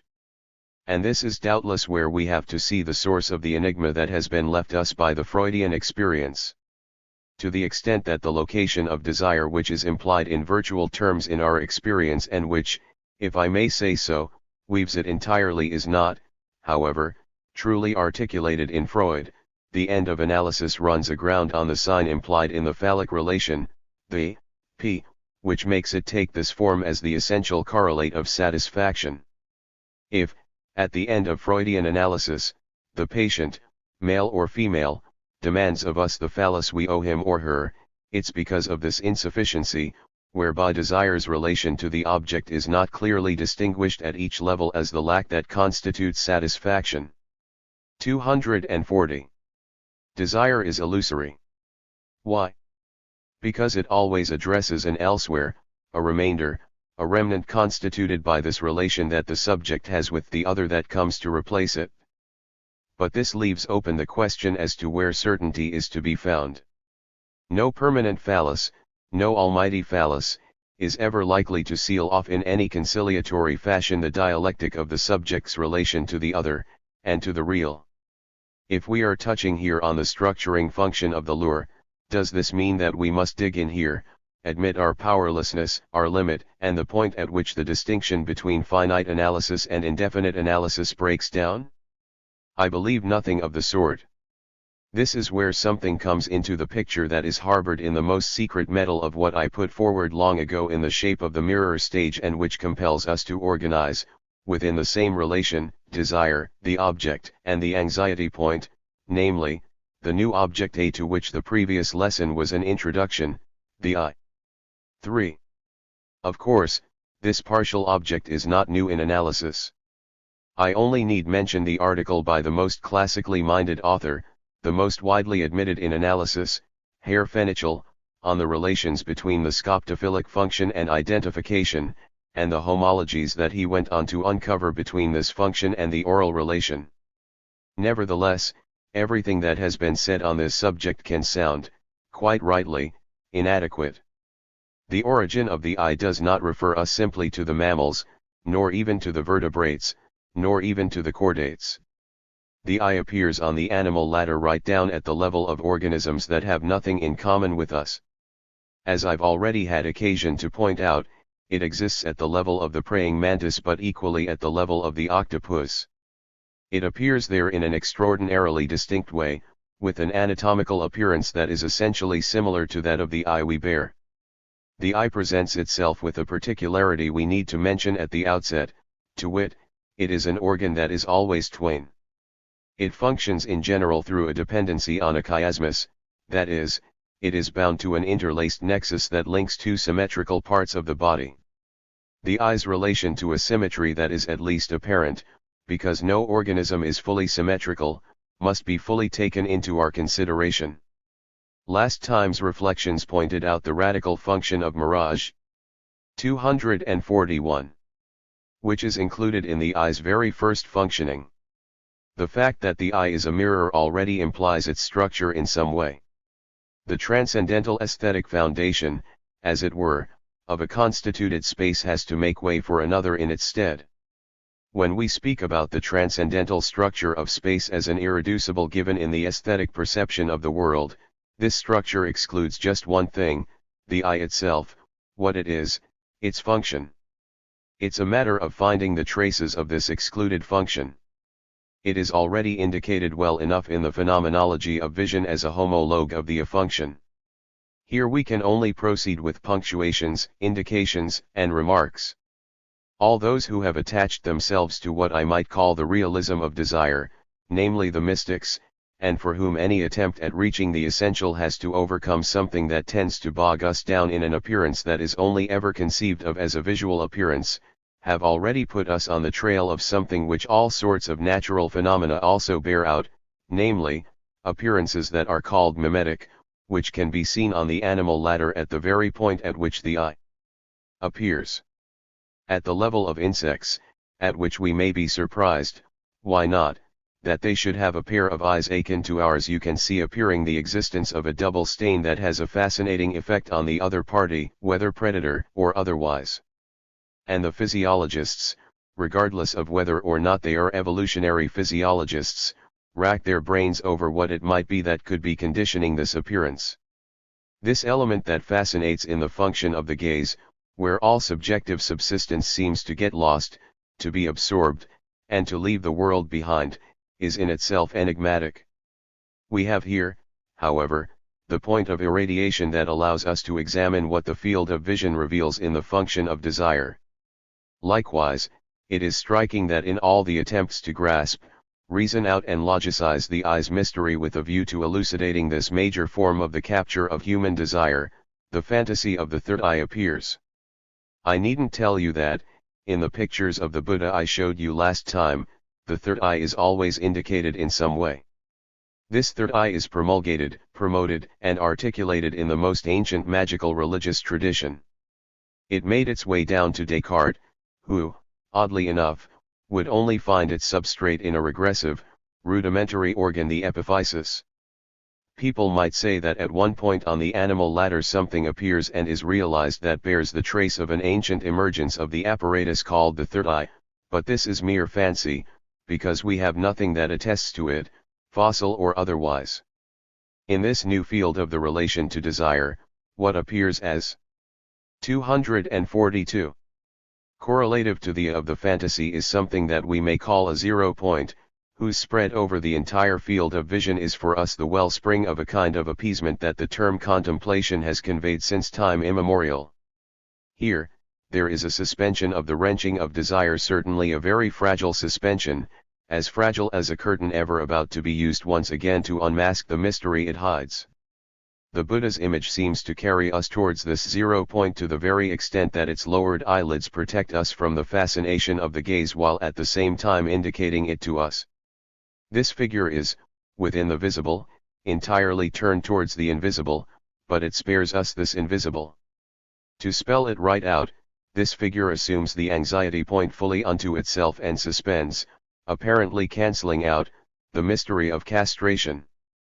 This is what I wanted to indicate to you last time with my remarks and the brief inquiry I made on the apparent psychological ambiguity of those figures.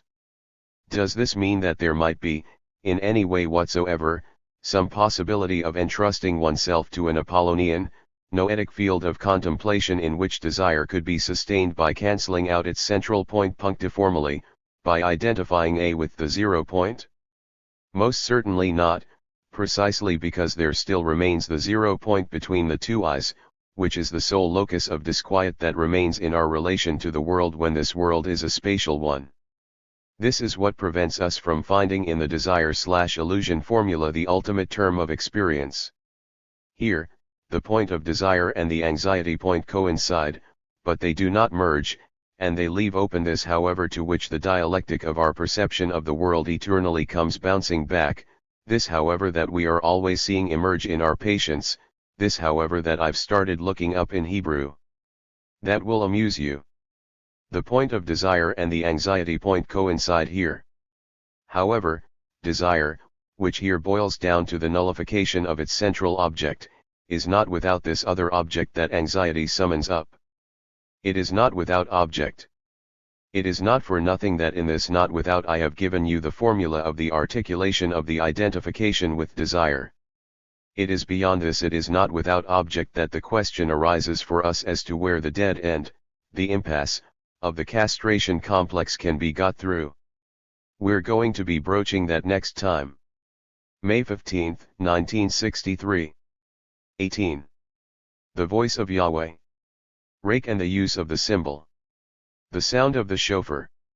May God remember. The function of the beauty spot. What regards us?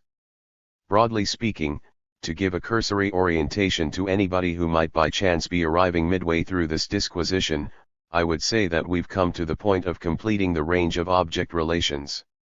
Indeed, based on the experience of anxiety, we've found ourselves having to add to the oral object, the anal object and the phallic object, inasmuch as each one generates and is correlative to a type of anxiety, 2 further stages of the object, thus bringing them to 5. For our last 2 meetings, I was at the level of the eye. I'm going to take my bearings there again today, so as to lead you to the stage that needs to be broached now, that of the ear. As I told you, this is a broad presentation of things. It would be preposterous to believe that this is how things stand, except in an esoteric or obfuscating manner. Indeed, it is a matter of ascertaining what the function of desire is at each of these levels, and none of them can be separated from the repercussions they have on each of the others. A tight solidarity unites them, which is expressed in the subject's grounding in the other along the path of the signifier and in the advent of a remainder around which the drama of desire revolves, a drama that would remain opaque for us were anxiety not there to enable us to reveal its meaning. This often leads us to erudite jaunts in which some see goodness knows what charm that is proved or reproved in my teaching. Please believe that I don't advance in it without reticence. One day, the method by which I proceed in the teaching I impart to you will 244 be studied. It's surely not up to me to spell out its rigor for you. The day they seek out its principle in the texts that might survive, that might be transmittable, that might still be understood, of what I'm giving you here, they will notice that in sum and substance this method is not distinct from the object that is being approached. This method is born of a necessity. The truth of psychoanalysis, at the very least in part, is only accessible to a psychoanalyst's experience. The very principle of a public teaching sets off from the idea that this experience can nevertheless be communicated elsewhere. Having posited that, nothing is resolved, since psychoanalytic experience must itself be oriented, failing which it errs. It errs when it is partialized and, as we have unflaggingly pointed out since the start of this teaching, it has been partialized at various points along the way of the analytic movement, notably in what, far from being a consolidation of or a complement to the indications of Freud's late doctrine in the exploration of the ego's mainsprings and status, far from being a continuation of his work, is strictly speaking a deviation, a reduction, a veritable aberration of the field of experience. Doubtless dictated by a kind of build-up that occurred in the field of the first analytic exploration, the exploration that was characterized by a style of illumination, a kind of brilliance that remains attached to the early decades of the dissemination of the Freudian teaching and the shape that the research of the first generation took.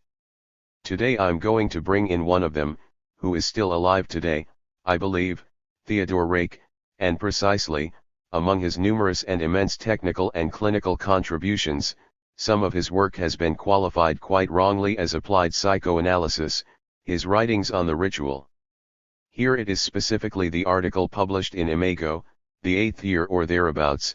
I didn't bring it along today because it slipped my mind, and which is devoted to something whose name you can see written on the board in Hebraic letters, the chauffeur, I-M-O.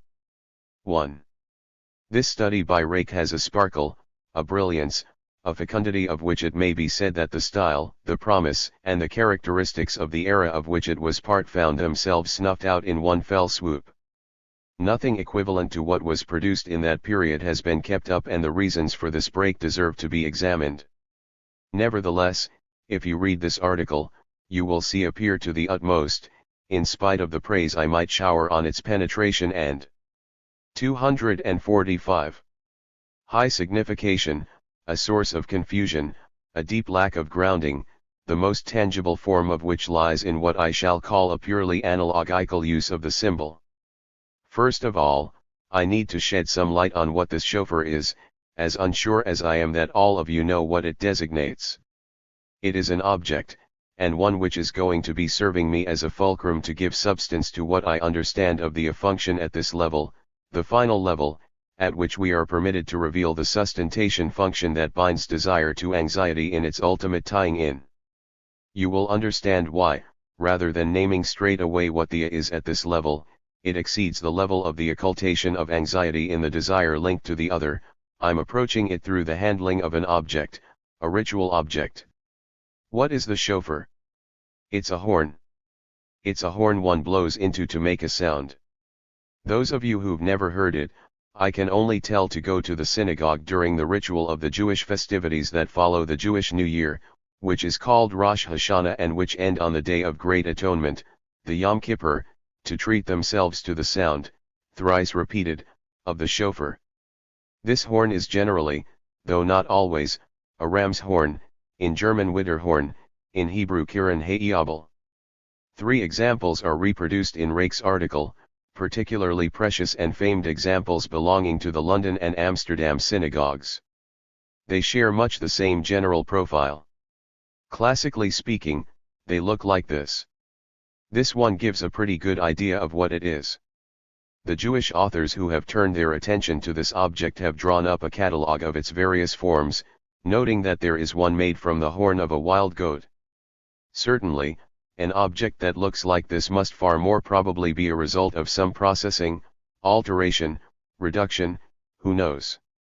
It's an object of considerable length, larger than the one I put on the blackboard for you, some utilization of ram horn.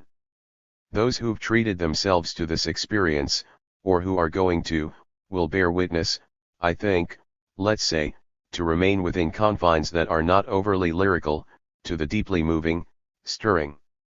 246. Character of these sounds. Independently of the atmosphere of reverence, of faith, even of repentance, in which these sounds blast out and resound, an unusual emotion emerges along the mysterious paths of a specifically auricular affect that cannot fail to touch, to a truly uncommon degree, all those who come within earshot of them. When you read this study, you can only be struck by the pertinence, subtlety, and depth that were characteristic of the era to which it belongs and the reflections it is teeming with. It is not simply dotted with such reflections, it really gives the impression that they have been called forth from goodness knows what center of intuition and flair.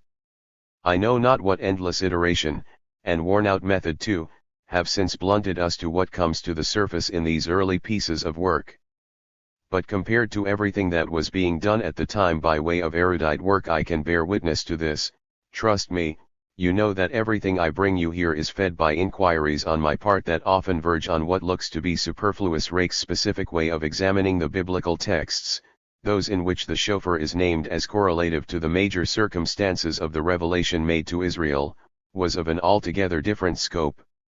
Whilst Rake sets off from a position that, at the very least in principle, repudiates any traditional attachment, or even takes on the poise of an almost radical stance of critique, not to mention scepticism, one can only be struck by how much deeper he goes than any of the other apparently more respectful, more reverent commentators, those keener to preserve the crux of a message. He goes straight to what seems to be the truth of the historical advent reported by these biblical passages that I've been evoking and on which they focus. It is no less striking to see how far he lapses in the end into an inextricable muddle, certainly for want of any of those theoretical touchstones that allow a pattern of study to lay down its own limits. Presenting the shofar and the voice that it supports as analogies of the phallic function is not adequate for us. And why not, indeed? But how, and at what level? This is where the question begins. This is also where people stop. At a certain limit, this intuitive and analogical handling of the symbol leaves the interpreter bereft of any criteria, and then everything overlaps, you lapse into an unspeakable mix-up. I'll just mention a few points, to give you some idea. The ram's horn is certainly indicative of the correlation, and why not also say the conflict, with the entire totemic social structure into the midst of which the whole historical venture of Israel has been plunged. But how can it be that no barrier comes to halt Rake in his analysis, to stop him in the end from identifying Yahweh himself with the golden calf? 247. Making his way back down from Sinai, radiating the sublimity of the Father's love, Moses has already killed him, the proof being that he becomes the out-and-out furious creature who will destroy the golden calf and powder it up for the Hebrews to consume. You will recognize here the dimension of the totemic meal. The oddest thing is that, the necessities of the demonstration only being able to go via Yahweh's identification, not with a calf, but with a bull, the calf in question will therefore necessarily be the representative of a son divinity alongside a father divinity. The calf has only been spoken about for the sake of throwing us off the scent, leaving us ignorant of the fact that there was a bull there too.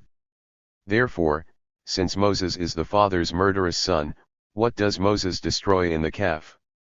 Through the string of all these displacements pursued in a way that leaves us without any compass by which to take our bearings, he destroys his own emblem. Everything is consumed in a full-scale self-destruction. I'm just giving you a certain number of points here, which show you the extremity that a certain form of analysis can reach in its immoderation. As for us, we're going to see what seems to deserve to be retrieved from this, in accordance with what we are seeking. Our research compels us not to give up on the principles that feature in a certain text that is none other than the founding text of a psychoanalytic société, the one to which I belong, the one that is the reason why I'm here, poised to deliver this teaching. This text stipulates that psychoanalysis can only be correctly situated among the sciences by submitting its technique to the examination of what it supposes and carries out in truth. I have every right to recall how I had to defend this text and impose it when some folk who let themselves get drawn into the société perhaps saw nothing but empty words therein. This text strikes me as fundamental, because what this technique supposes and carries out in truth is our touchstone, and any ruling, even a structural one, on what we have to deploy must be centered upon it.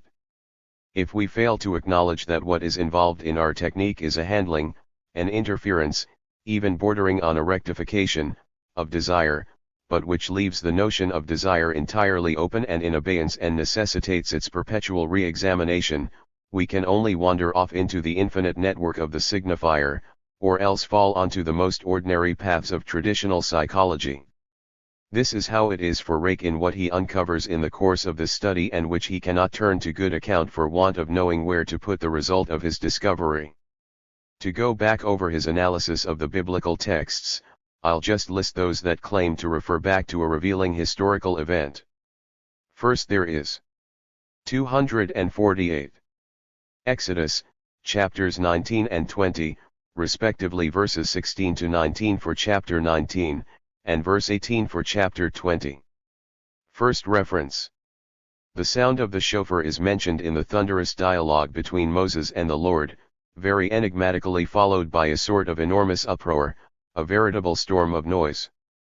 One part of these verses also indicates that, even though it is strictly forbidden, not only to all men but to any living beast, to go up to the circle bounded with thunders and lightnings where this dialogue takes place, the people shall come up there when they hear the voice of the shofar. This point is so contradictory and enigmatic that in the translation they bend the meaning and say that some may go up. Who might that be? The business remains cloaked in obscurity. The shofar is expressly mentioned once more in the ensuing dialogue, because it is said that the people who are supposed to have gathered around this major event hear the sound of the shofar. To justify his analysis, Rake finds nothing else with which to qualify it than to say that an analytic exploration consists in looking for the truth in the details. This characteristic is neither false nor beside the point, but it is merely an external criterion, the assurance of a style, and not the guarantee of critical discernment which consists in knowing which detail is to be held onto. Most certainly, we have always known that the detail that guides us is the very one that seems to escape the author's design and remains opaque, shut off, with respect to the intention it preaches, but it is no less necessary to find, amidst the details, a criterion if not of hierarchy then at least of order and precedence. Be that as it may, we can only feel that his demonstration does touch on something legitimate. Let's go back to the biblical texts. To the passages from Exodus are added those from Samuel, chapter 6 of the second book, and those from the first book of Chronicles, chapter 13, which make mention of the function of the shofar each time it is a matter of renewing the covenant with God in some fresh start, whether it be recurring or historical. These texts also mention other occasions when the instrument is employed. There are first of all the uses that are carried on in the yearly celebrations, inasmuch as they refer to the recurrence and remembrance of the covenant. Then there are those exceptional occasions like the ceremony of excommunication, under which, on July 27, 1656, as you know, Spinoza fell. He was excluded from the Hebraic community in every shape and form, which included, along with the words of malediction spoken by the high priest, the sounding of the shofar. In this light, which is supplemented by the comparison of various 249 occasions on which it is indicated and effectively made to function, it appears that this shofar is truly and verily, Rake tells us, the voice of Yahweh, the voice of God himself. 2. On a quick reading, this formula doubtless seems none too likely to be exploitable for analysis, but in fact it assumes importance for us in the perspective I'm training you in here. Indeed, introducing a criterion that is more or less well marked out is something quite different from constituting, for these criteria, in their novelty and the efficiency they entail, what is called unformation, a training, and which is first and foremost unreformation of the mind in its power. As far as we are concerned, such a formula can only hold our attention inasmuch as it makes us see what completes the subject's relation to the signifier in what might be called, in a first assimilation, his passage al act.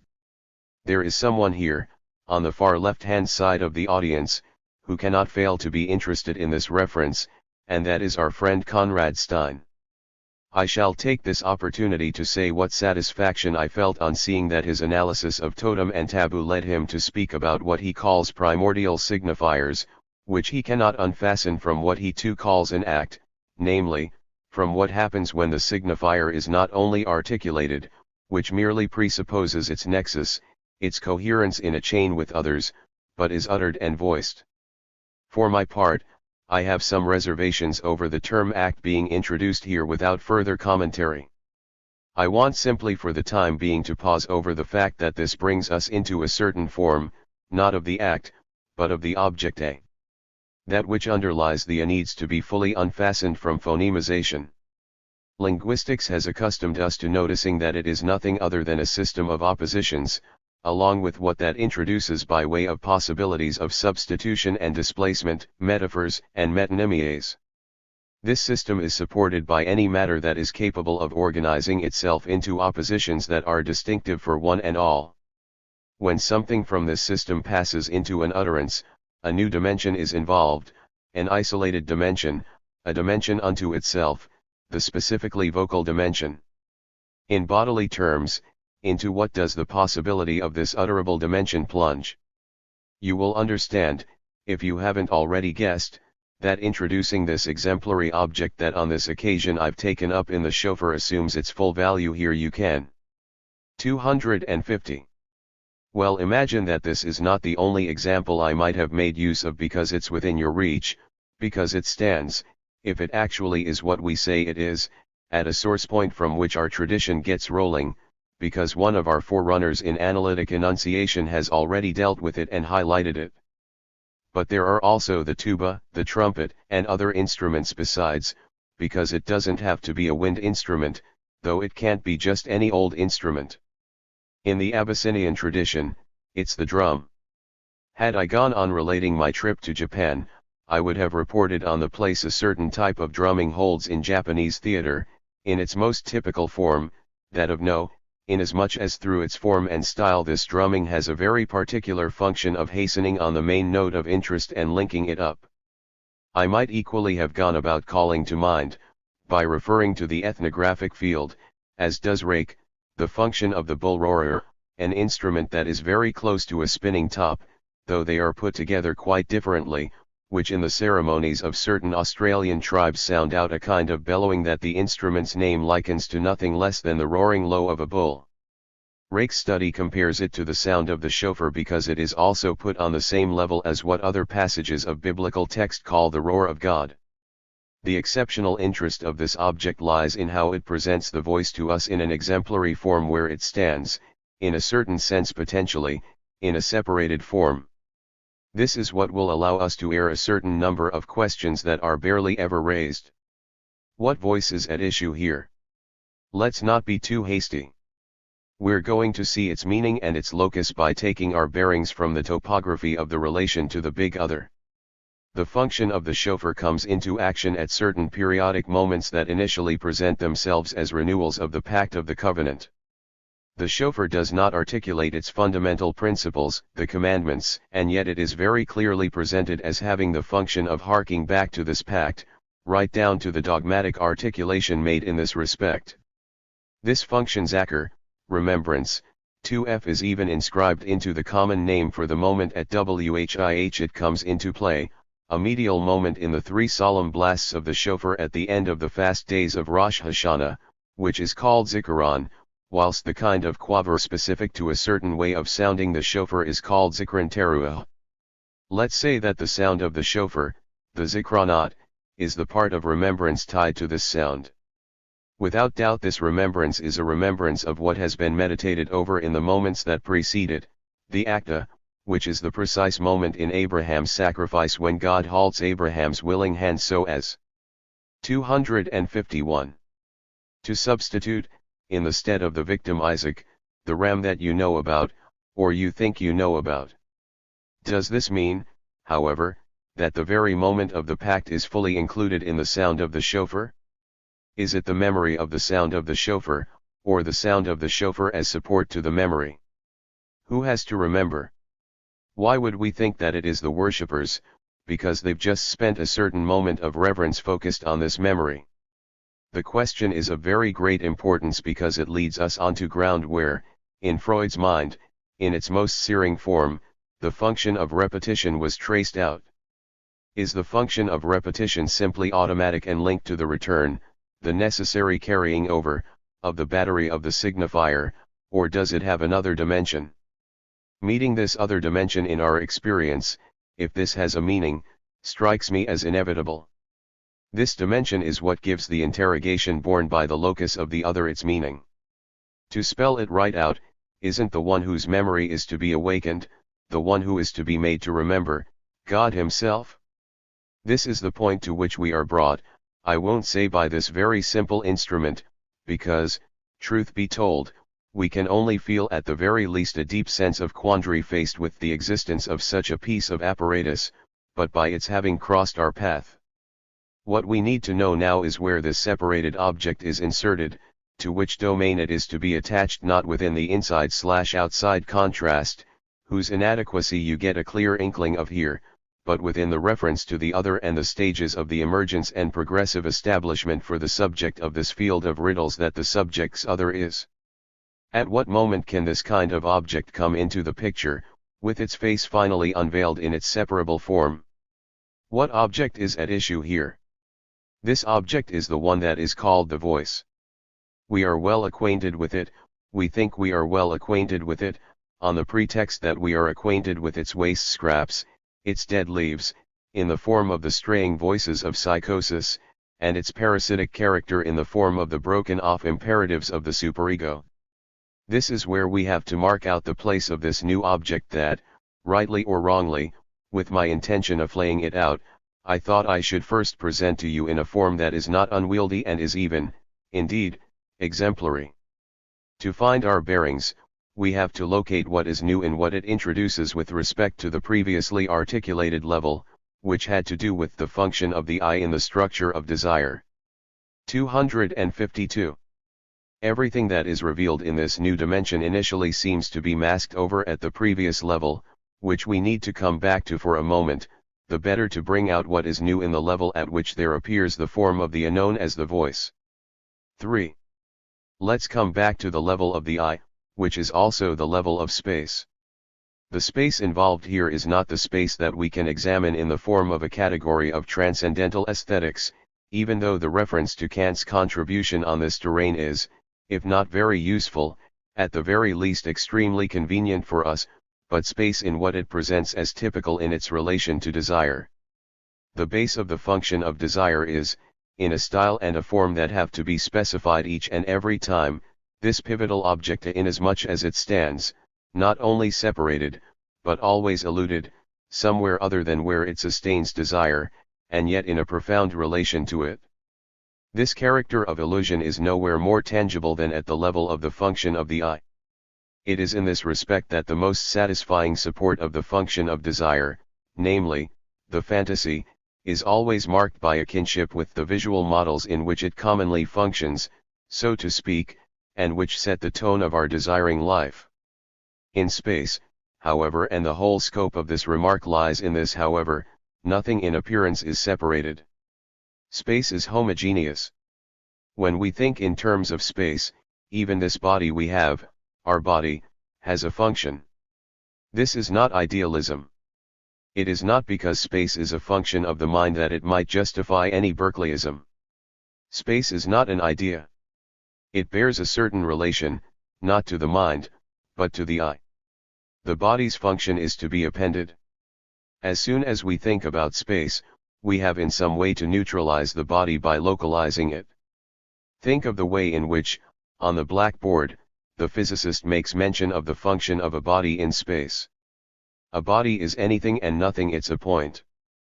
But it's all the same something that is localized in space by something foreign to the dimensions of space, without producing those insoluble questions of the problem of individuation over which you have already heard me express my scorn on more than one occasion. A body in space is at the very least something that presents itself as impenetrable. A certain realism of space is untenable. I'm not going to go back over the antinomies here, but the very use of the 253 function of space suggests the undividable and punctiform unit, both necessary and untenable, that is known as an atom, which, of course, is not what this term refers to in physics and which has nothing atomic about it in the sense that it is in no way undividable. Space only holds any interest given the presupposition of this ultimate resistance to the section, since it only possesses any real use if it is discontinuous, that is, if the unit at issue there cannot be at two different points at once. What does this mean for us? It means that this spatial unit, the point, can only be recognized as inalienable. It means that it can in no way be the A. What is meant by what I'm telling you? I'm hurrying to make you fall back into the nets of what has already been understood. It means that through the form I, A, my image, my presence in the other has no remainder. I cannot see what I lose there. This is the meaning of the mirror stage.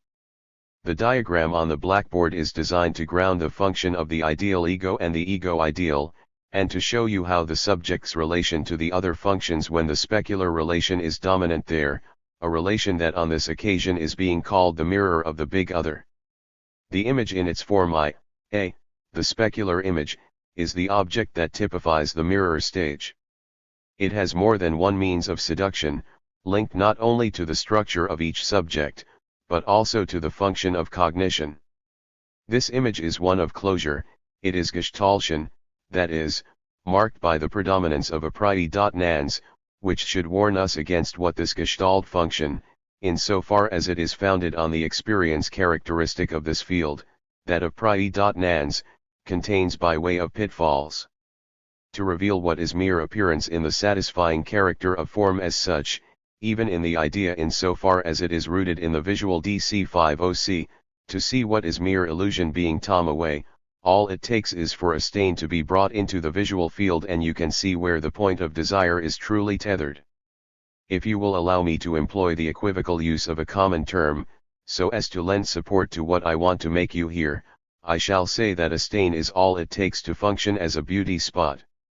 Beauty's grain and middlings. You'll permit me to pursue the equivocation. I show the place of the A, here reduced to the 0 point whose function I mentioned last time. Over and above the form it stains, the beauty spot regards me. 2. It attracts me so paradoxically because it's gazing at me, sometimes more deservedly than my partner's gaze, because this gaze reflects me and, inasmuch as it reflects me, it is but my reflection, an imaginary blur. The crystalline lens doesn't need to be thickened by a cataract to make vision. 254.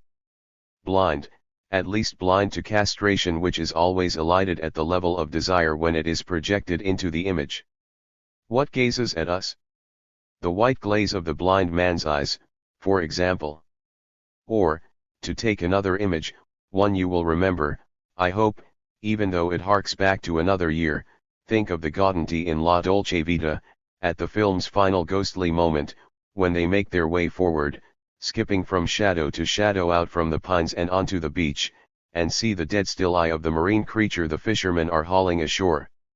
This is what regards us over and above anything else, and shows how anxiety emerges in vision at the locus of the desire that the controls. This is also the virtue of tattoos. I needn't remind you of the admirable passage in Levi Strauss when he evokes the flood of desire in thirsty colonists as they arrive in one zone of piranha state to find women covered from head to toe with a shimmering of interwoven designs in the widest variety of colors and shapes. At the other end of the scale, I might mention the occurrence of the visual apparatus itself. For me, the reference to the emergence of forms is stamped with a style that is more creationist than evolutionist, which, at the level of the fringe cells of the lamellibranchia begins with a pigmented patch, the first appearance of a distinct organ in the sense of a sensitivity that is already specifically visual. And, of course, nothing is more blind than a patch. To the silk mush from earlier, shall I add the muscae volitantes that, when one reaches one's 50s, or thereabouts, give a first warning of organic dangers? It is through zero of a that visual desire masks over the anxiety of what desire essentially lacks. It is what condemns you never to be able to grasp any living being in the pure field of the visual signal except as what ethology calls a dummy, a puppet, an appearance. The objecta is what lacks, it is non-specular, it cannot be grasped in the image. I pointed out the blind man's white eye as the image, at once revealed and irretrievably concealed, of scoptophilic desire. The eye of the voyeur himself appears to the other for what it is impotent. This is precisely what allows our civilization to take what it sustains and shut it away in a box, in various forms that are perfectly consistent with the bank reserves and dividends it controls. The reciprocal relationship between desire and anxiety presents itself at this specific level in a radically masked form, linked to the superlatively luring functions of the structure of desire. Now we have to pit this against the opening made for it by the distinct function that today I have introduced with the accessory of the chauffeur, which is not, however, an accidental accessory. Our most elementary tradition, the one that sets off from Freud's 255 first steps, compels us to single out this other dimension. Once again, I shall pay homage to our friend Stein for having spelt it out so well in his disquisition. If desire, he says, and I subscribe to this formula, because I find it to be more than brilliant, were primordial, if the mother's desire were what brought the original crime onto the stage, we would be in the realms of vaudeville. Freud tells us in the most categorical way that the origin, forget this and the whole chain comes undone, and it's on account of not having secured this first link in the chain that analysis, in theory and practice alike, seems to undergo a kind of dispersion wherewith one may sometimes wonder what is likely to go on holding it together, is the murder of the father and everything it dictates. According to what one dares hope is only a metaphor in Rake's mouth, it is his bellowing of a bull, a felled bull, that is to be heard in the sound of the chauffeur. Let's say more simply that it's the originative fact written into the myth of the father's murder that sets rolling what we now have to grasp in its function within the economy of desire, namely, that what constitutes originative desire, in its most fundamental form, is forbidden, as impossible to transgress. It is, however, secondary in relation to a dimension that we have to tackle here, the relation to this essential object that acts as the voice, and what its function brings by way of new dimensions in the relationship between desire and anxiety. This is the bend in the road where the functions of desire, the object, and anxiety, will be assuming their value once more, across all the stages right down to the original one. So as not to fail to preempt your questions, and perhaps to tell those who've been asking themselves such questions that I'm not overlooking the furrows I have dug into this field in the interests of completeness, I shall note, as you may have noticed, that I haven't reported, at least since the resumption of our discussions this year, on either the anal object or the anal stage. This is because it is also strictly speaking unthinkable, unless it is taken up completely from scratch in the function of desire, starting from this point which, for having been announced here as the final one, is the most originative, the object of the voice. I'll be taking it up next time. May 22, 1963. 19. The Evanescent Phallus. From Castration Anxiety to Orgasm. The Pedagogy of Castration. Jouissance in the Fantasy. The Wolf-Man's Defecation. Always Too Soon. The Dead Ends of Desire. Reading latterly a few recently published works on the relations between language and thought, I was led to representify for myself what, after all, I might well from one moment to the next call into question for myself, namely, the place and the nature of the angle from which I've been trying to get to grips with something here, something which, either way, can only be an inevitable and necessary limit to your understanding. Otherwise, What would I have to say to you? 1. The obstacle at issue doesn't present any particular difficulty at its objective core, the entire progress of a science bearing as much and more on the phasic revision of its concepts as on the extension of its hold. But that which does nevertheless constitute an obstacle here, I mean in the psychoanalytic field, warrants particular reflection. This cannot be resolved as easily as the obstacles that arise when going from one conceptual system to another, for instance from the Copernican system to the Einsteinian system, a passage that for sufficiently developed minds sufficiently open to mathematics, didn't prove difficult for long. It imposed itself fairly rapidly given that Einstein's equations include, those that went before. 257. They situate them as particular cases and therefore resolve them entirely. This doesn't mean that there shan't be a moment's resistance, as history has borne out, but it's short-lived. In analysis, in analytic technique insofar as we are implicated in it, to a greater or lesser extent, you're already somewhat implicated in it when you start to take a bit of interest in analysis. We ought to meet in the development of the concepts the same obstacle that has been recognized as constituting the limits of analytic experience, namely, castration anxiety. Lending an ear to my voice as it comes back at me from various distances and not always necessarily in answer to what I've said, but certainly in response, a response coming from a particular zone. Everything happens as though at certain moments certain technical positions were hardening up, positions that are strictly correlative in this matter of analysis to what I may call the limitations of understanding. Likewise, everything happens as though, in order to overcome these limits, I had chosen the path defined by a pedagogical school that ostensibly had its own way of posing the problem of school education with respect to the maturation of the child's thinking, and as though I subscribed to this. I do indeed subscribe to a pedagogical style of procedure, which I am now going to spell out and define. When you take a close look at the pedagogical debate, the schools of thought are a long way from being in agreement on this score, as those of you who have been required more than the rest to turn your attention to pedagogical procedures will be able to note. For one school, let's designate one, for example, in William Stem's theories, even though a fair number of you have never opened the works of this nonetheless widely renowned psychologist, everything is determined by an autonomous maturing of intelligence. One simply follows the school age. For another school, let's take Piaget's one, there is a gap, a rift, between what children's thinking is capable of forming and what can be brought to them by the scientific path. If you take a closer look, in both cases this amounts to reducing the efficacy of teaching to zero. Now, teaching does exist. Although many minds in the scientific sphere may fail to acknowledge this, what belongs strictly to the realm of teaching in the sense I'm about to specify, can be taken to be something that can be elided once one has gained access to the scientific field. When one has got through a certain stage of mathematical understanding, once that's been done, it's done for good and there's no need to go on seeking out its paths. One can access it without the slightest trouble so long as one belongs to the generation that benefited from. 258. Being taught in this form, in this primary formalization. Concepts that might once have seemed extremely complicated at a previous stage of mathematics are now immediately accessible to very young minds. No intermediary is required. It is certain that at school age this is not so.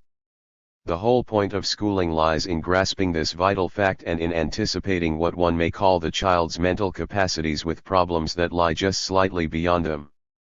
In helping the child to tackle these problems, I'm only saying helping, one does something that doesn't only have a prematuring effect, a hastening effect on mental maturation, but which, at certain periods that are termed sensitive, those of you who know a thing or two on this topic can perfectly well follow me where I'm heading, because the important thing is my disquisition and not my references, which you might not be acquainted with, enables one to obtain true opening effects, even unleashing effects. In some domains, certain activities that are designed to afford a grasp of something have effects of fecundity that are really very special. It seems to me that this is exactly what can be obtained in the domain we are moving into here. Given the specificity of the field concerned, something is involved that one day the pedagogues would do well to map out. There are already hints of it in work from authors whose testimony it is all the more interesting to keep in mind on account of their having no notion of what we are able to do with their experiments. I'm speaking of those experimenters who are unfamiliar with analysis and have no wish to familiarize themselves with it. The fact that one pedagogue of this ilk should have formulated that there is only any true access to concepts from the age of puberty onwards warrants us casting an eye over it, having a sniff around. There are hundreds of tangible traces of the fact that the moment at which the functioning of the concept truly begins, and which the authors on this occasion name, exploiting a homonymity of sheer encounter with the term complex that we make use of, the complexual limit moment, could be furnished with a very different mapping, contingent upon a link to be established in reference to the maturation of the object A, such as I define it, at the said age of puberty. 2. The position of the A at the moment of its passage through what I symbolize with the formula, P, is one of the goals of our explanation this year. 259. The moment qualified by the notation, P, which is castration anxiety, can only be transmitted to you in a valuable way. Your ears can only take it on board, by an approach that here can only be a roundabout path. It was because this anxiety cannot be presentified as such, but only ascertained by a concentric path, that last time you saw me oscillating between the oral stage and something which is the voice, which I supported through its evocation in a separated form, materialized in an object, the chauffeur. You'll permit me to lay this object aside for a short while in order to come back to the pivotal point I've been evoking by speaking of castration. What actually is anxiety's relation to castration? Knowing that it is experienced as such in some phase, said to be terminal, or non-terminal of analysis is not enough for us actually to know what it is. To set things out straight away as they will be articulated at the next step, I shall say that the function of the phallus as imaginary functions everywhere, across all the levels that I qualified as a certain relationship between the subject and the A. The phallus functions across the board, in a mediating function, except where we expect it to, namely, at the phallic stage. It is this shortcoming of the phallus, which moreover is present and ascertainable everywhere, often to our great astonishment. It is this fading of the phallic function at the level where the phallus is expected to function, that lies behind the principle of castration anxiety. Hence the notation, P, which denotes this, so to speak, positive shortcoming. Never having been formulated in this form, it has not given rise to any of its lessons being learned. To make the truth of this formula more appreciable for you, I'm going to be taking various paths in a roundabout way.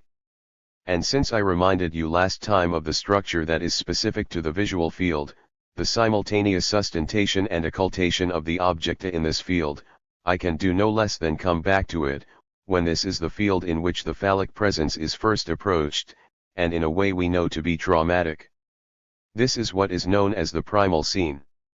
Everyone knows, in spite of the phallus being present and visible here in the form of the functioning of the penis, that what is striking in the evocation of the reality of the fantasized form of the primal scene is always some ambiguity with respect to this presence. How often can one read precisely that it is not to be seen in its place? Sometimes even the nub of the scene's traumatic effect is due to the forms beneath which it disappears, beneath which it makes itself scarce. Moreover, I will only need to bring up the mode of 260. Apparition of this primal scene in its exemplary form, along with the anxiety that comes with it, in the Wolfman's story. We heard somewhere that there was apparently something obsessional in the way we keep coming back to the original examples of the Freudian discovery. These examples are more than supports, even more than metaphors, they bring us to put our finger on the very substance of what we are dealing with. In the revelation of what appears to the Wolfman through the gap and the frame, prefiguring what I turned into a function, of the open window, and which can be identified in its form with the function of the fantasy in its most anxiety-provoking mode, where lies the crux? Clearly it doesn't lie in the fact of knowing where the phallus is. It is, as it were, everywhere, identical to what I could call the catatonia of the image of the tree and the perched wolves that, see if you will the echo of what I spelt out last time, hold the subject in their gaze. There's no need to go looking for it in the 5 furry tails of the 5 animals.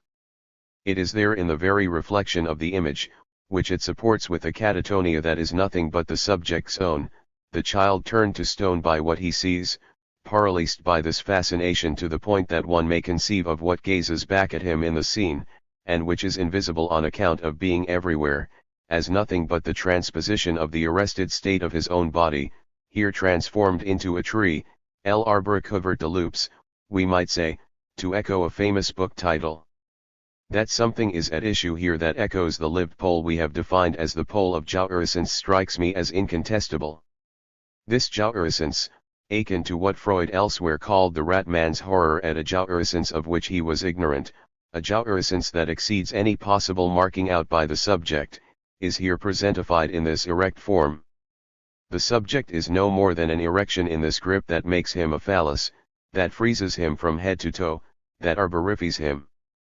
Something then occurs at the level of the symptomatic development of the scene's effects. Freud tells us that this element has only been reconstructed, but it is so essential that the analysis Freud gives would not hold together were we not to accept it. This element remains the only one, right to the very end, that the subject doesn't integrate, and it presentifies for us on this occasion what Freud would later articulate concerning reconstruction per se. This element is that the subject responds to the primal scene by defecating. The first time, or thereabouts, at least the first time Freud reports on the appearance of the excremental object at a critical moment, he articulates it in a function to which we can give no other word but the one that we thought we would be having to give as typifying the 261 genital stage, namely, the function of ablativity. We are told that it's a gift. Everyone knows that Freud underlined at an early stage of his work the character of an offering that marks those occasions when the infant produces an untimely release of his intestinal content. In passing, and without further commentary on such occasions, if you remember the bearings I've laid out, you will permit me to call them occasions of passage à l'acte.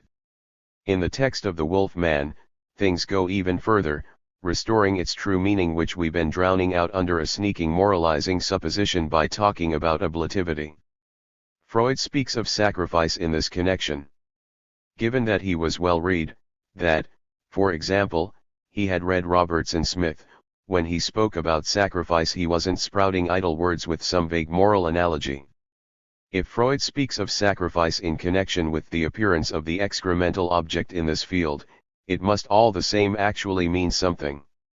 This is where we're going to take things up at the level, if you will, of the normal act, which gets qualified, rightly or wrongly, as mature. 3. In my penultimate lesson, I articulated orgasm in its equivalence to anxiety. I situated it in the subject's inner field, whilst provisionally leaving castration with just this one mark, p. It is quite clear that its sign cannot be detached from the other's intervention, this characteristic having always been assigned to the other, from the start, in the guise of castration threats. I remarked in this regard that in making orgasm and anxiety equivalent I was joining up with what I'd previously said about anxiety as a reference point, a signal, of the soul relation that does not deceive, and that here we could find the reason behind the satisfying aspect of orgasm. We can understand the function of orgasm, and more specifically the satisfaction it brings, on the basis of something that occurs in the aim that gives confirmation of the fact that anxiety is not without object.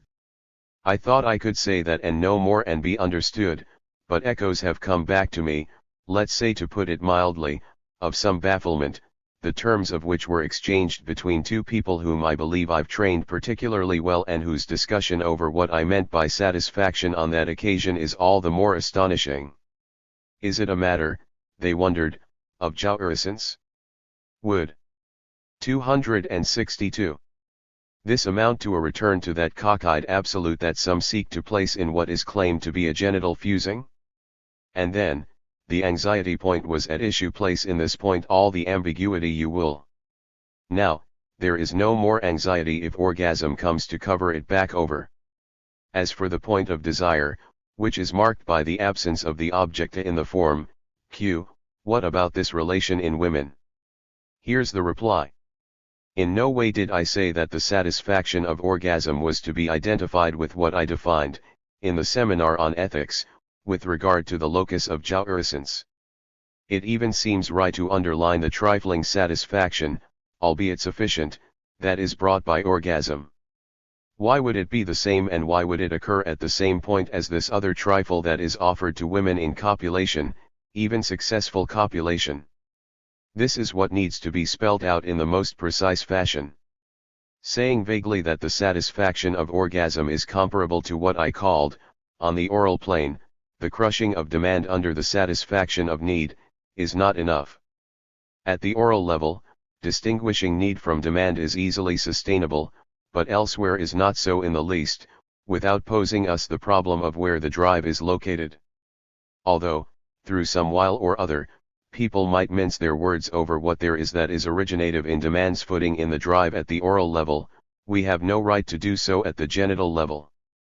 Precisely there, where it would seem that we are dealing with the most primal instinct, the sexual instinct, we mustn't fail to refer, more than elsewhere, to the structure of the drive as supported by the formula, SOD, that is, by the relationship between desire and demand. What is asked at the genital level, and of whom? That interhuman copulation should be something transcendental in relation to individual existence is such a common fact of experience that, faced with the evidence, people end up no longer noticing the depth it carries. We had to take a detour via a biology that is already fairly advanced in order to notice the strict correlation between the appearance of bisexuality, the appearance of two sexes, and the emergence of the function of individual death. But in the end, it had always been sensed, right from the start, in this act, to which what we ought to call the survival of the species ties in closely, something is conjoined that cannot fail to concern, if the words have a meaning, what we marked out as an ultimate term with the death drive. After all, why refuse to see what is immediately tangible in facts which we are altogether familiar with and which are signified in the most common uses of a language? What we ask, of whom, I haven't said yet, but in the end, since we have to ask it of someone. 263. It happens to be our partner, is it sure that the partner is the one? That remains to be seen in a second phase. What do we ask exactly? We ask for the satisfaction of a demand that bears a certain relation to death. It doesn't go very far. What we ask for, it's la petite mort, but in the end it's clear that this is what we ask and that the drive is tightly entwined with the demand of love-making, to faire/amour if you will, faire l'amour, to do it to death. It's even a mourir de rire, to die laughing. I'm not accentuating the side of love that partakes of what I call a comical mood just for the sake of it. In any case, this is precisely where the restful side of post-orgasm resides. If this demand for death is what gets satisfied, well, good gracious, it's lightly satisfied, because one gets off lightly. The advantage of this conception is that it accounts for what is involved in the appearance of anxiety in a certain number of ways of reaching orgasm. Anxiety appears, Freud had a first grasp of it in Coitus Interruptus to the extent that orgasm is uncoupled from the field of what is asked of the other. It appears, if I may say so, in the leeway of a loss of signification, but as such it continues to designate what is targeted in a certain relation to the other. I'm not telling you that castration anxiety is death anxiety. It's an anxiety that refers back to the field in which death ties in closely with the renewal of life. That analysis should have located it in this point of castration really allows us to understand how it may equally be interpreted as the reason why it is given to us in Freud's late conception as the signal of a threat to the status of the defended / Castration anxiety refers back to the beyond of this defended / to this foretoken of a jouissance that exceeds our limits, in so far as the other here is strictly speaking called forth in the register of the real whereby a certain form of life is transmitted and sustained. Call it what you will, God or some such demigod, I think I've already indicated sufficiently in my talks that this doesn't lead us towards any metaphysical heights. An aspect of the real is at issue here, something that maintains what Freud articulated at the level of his nirvana principle as life's property of having to pass, in order to get to death, by way of forms that reproduce those that gave individual form the opportunity of occurring through the conjunction of two sexual cells. What does that mean? What does that mean with regard to what happens at the level of the object, if not that, all in all, this result, or what I just called a lightly one result, is only carried through in such a satisfying way in the course of a certain automatic cycle, which remains to be defined, and precisely because of the fact that the organ is never likely to hold up very far on the road along which jouissance does its bidding. With regard to this aim of jouissance. 264. And with regard to reaching the final point, which would be tragic, targeted in the other's bidding, the amboceptive organ can be said to yield, each and every time, prematurely.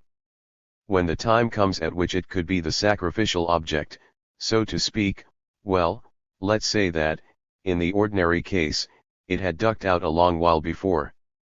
It's no more than a scrap, it is no longer there for the partner save as a keepsake, a souvenir of tenderness.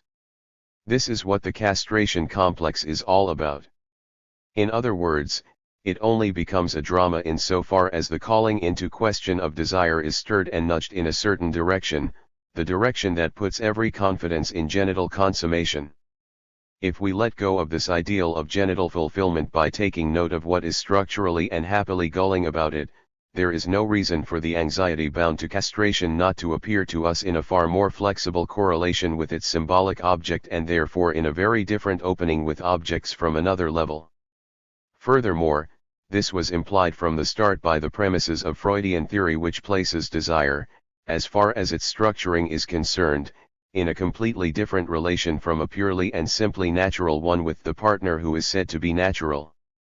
To give a better sense of what's at issue, I'd like all the same to call to mind what's involved in those, as it were, initially uncouth dealings between man and woman.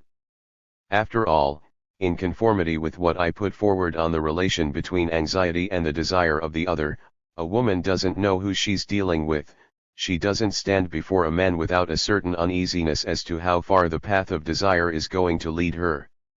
Once the man, my goodness, has made love like everyone else does and lies uncocked, if it so happens that the woman has not derived any, I'll say, tangible profit from it, which, as you know, is quite conceivable, she has at any rate gained the following: she can now be quite easy in her mind as to her partner's intentions.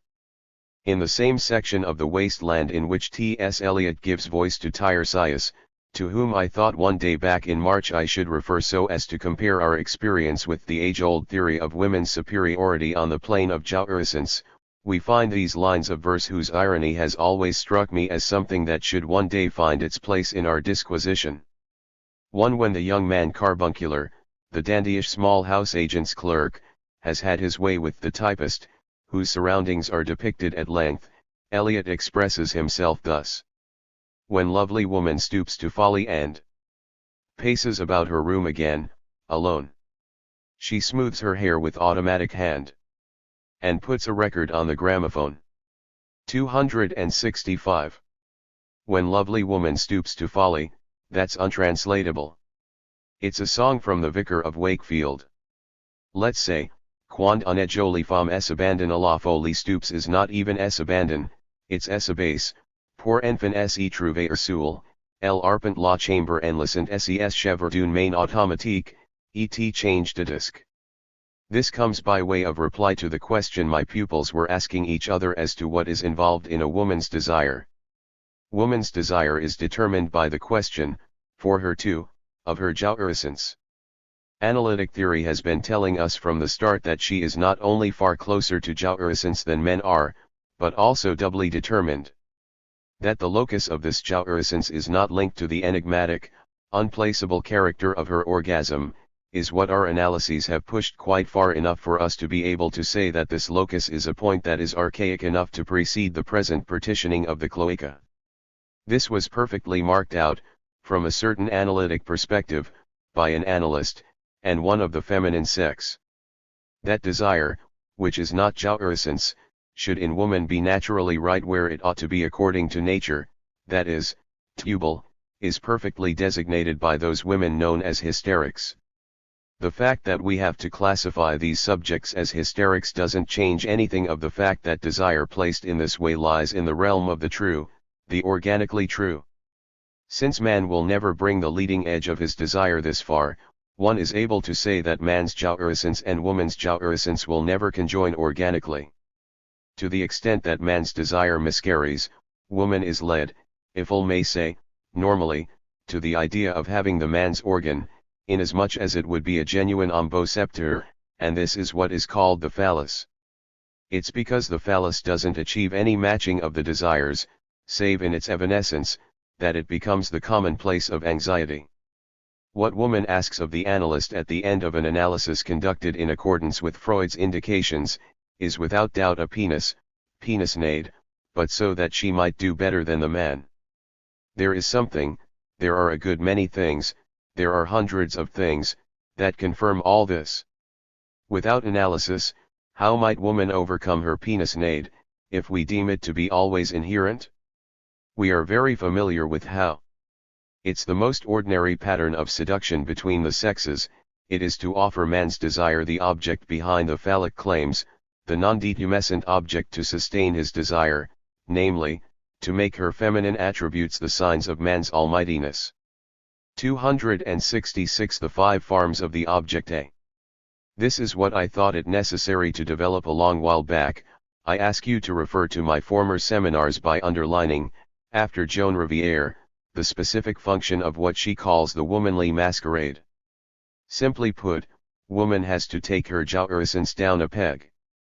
If we leave her in some way on this path, we endorse the renewal of these phallic claims, which become, I wouldn't say the compensation, but something like the price to be paid for what is asked of her, all in all, for being saddled with the other's miscarriage.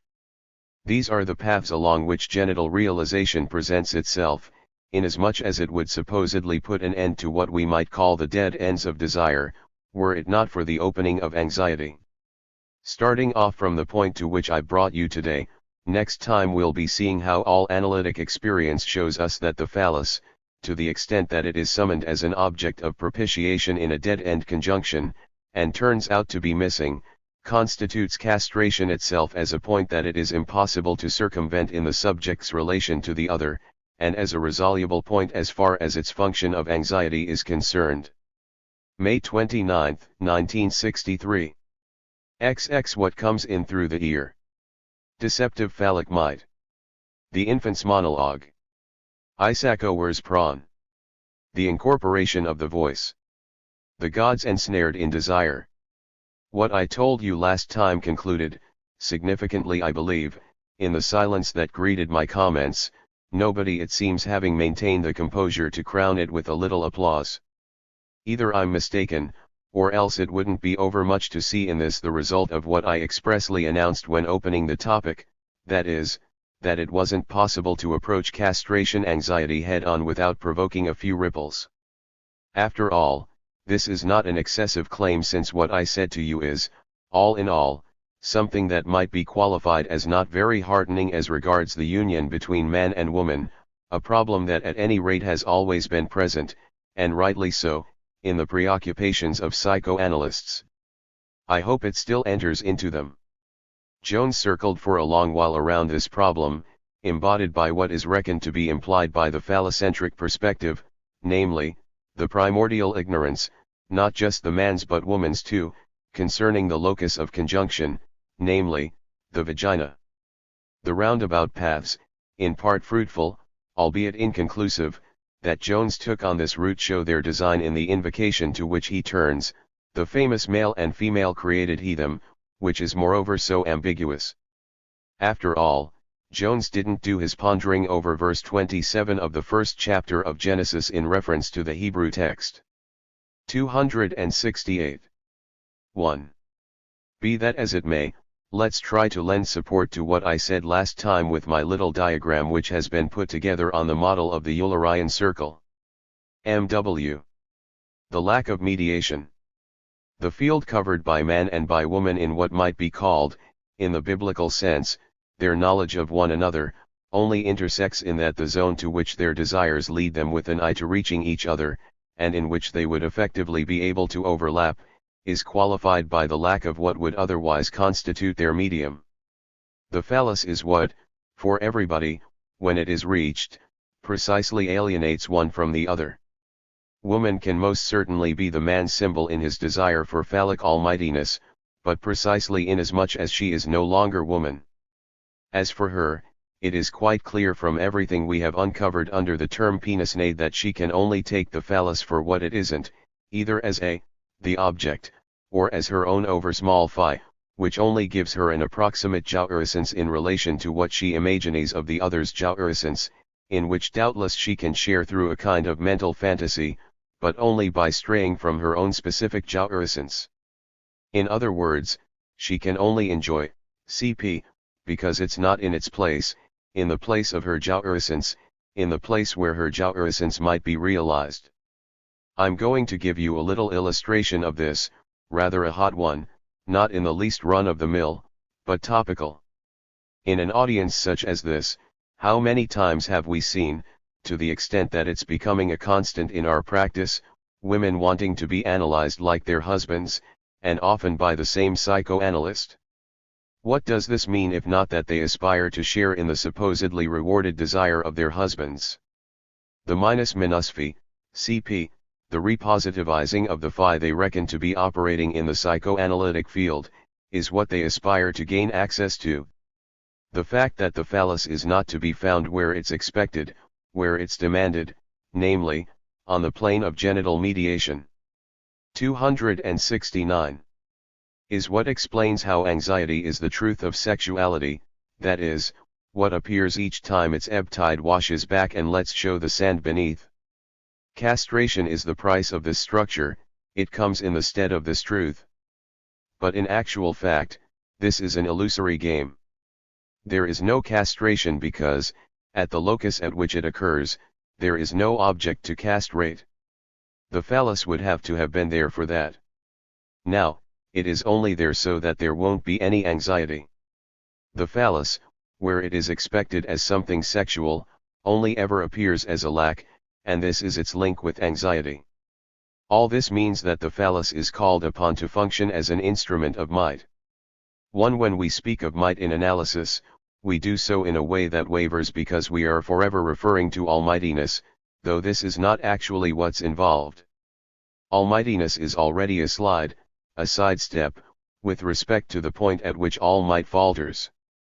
We don't ask might to be everywhere, we ask it to be where it is present, precisely because when it falters where it is expected, we start to foment almightiness. In other words, the phallus is present, it is present wherever it is not on the spur of the moment. This is the facet that allows us to pierce through the illusion that lies behind the claims generated by castration inasmuch as it covers over the anxiety presentified by each actualization of jouissance. This illusion is owing to a confusion between jouissance and the instruments of might. With the progress of institutions, human inability finds itself better off than its fundamental state of misery. It forms a profession. I mean profession in every sense of the word, from the profession of faith through to the professional ideal. Everything that shelters behind the dignity of a profession always boils down to this central lack that inability is. Inability dooms man not to be able to enjoy save in his relation to the support of, plus P, that is, a deceptive might. I'm reminding you that this structure only comes along as the ensuing part of what I articulated last time so that now I can bring you to a few remarkable facts that govern the structure thus articulated.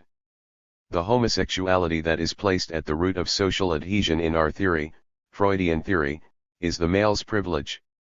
We may observe that Freud always marked it out thus and never cast the slightest doubt on it. This libidinal adhesion of the social bond, insofar as it only occurs in the community of males, is linked to the side of sexual miscarriage that is especially allotted to the male due to the fact of castration.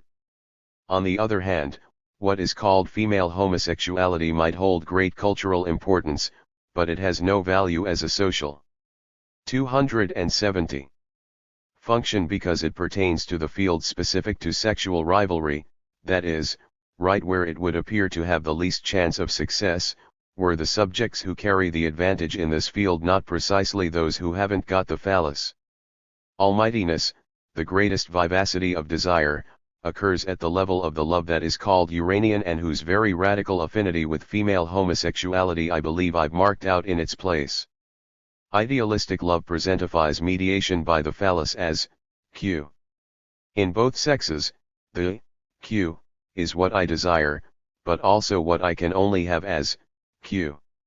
This minus turns out to be the universal medium in the field of sexual conjunction. This minus, dear Rebull, is not in the least bit Hegelian, not in the least bit reciprocal. It constitutes the field of the other as a lack, and I only gain access to it in so far as I take this very path, and I become attached to the fact that the play of the minus leads me to disappear. I only find myself again in what Hegel did see, of course, but whose grounding he specifies without including this interval, namely, in a generalized A, in the idea of the minus inasmuch as it is everywhere, that is, it is nowhere. Desire's support is not cut out for sexual union because, being all-pervasive, it no longer specifies me as man or woman, but as one and the other. The function of the field described on the diagram as the field of sexual union sets out for each of the two sexes the alternative, either the other, or the phallus, in the sense of exclusion. This field here is empty. But if I make this field positive, the or takes on a different meaning and then means that one can be replaced by the other at any moment. This was why I introduced the field of the I that lies hidden behind all spatial universe, employing a reference to those image beings which, when met, enable a certain pathway of salvation to be teased out, namely, the Buddhist path. The more Guanyin, or Avalokitesvara, in his complete sexual ambiguity, presentifies himself as male, the more he takes on female aspects.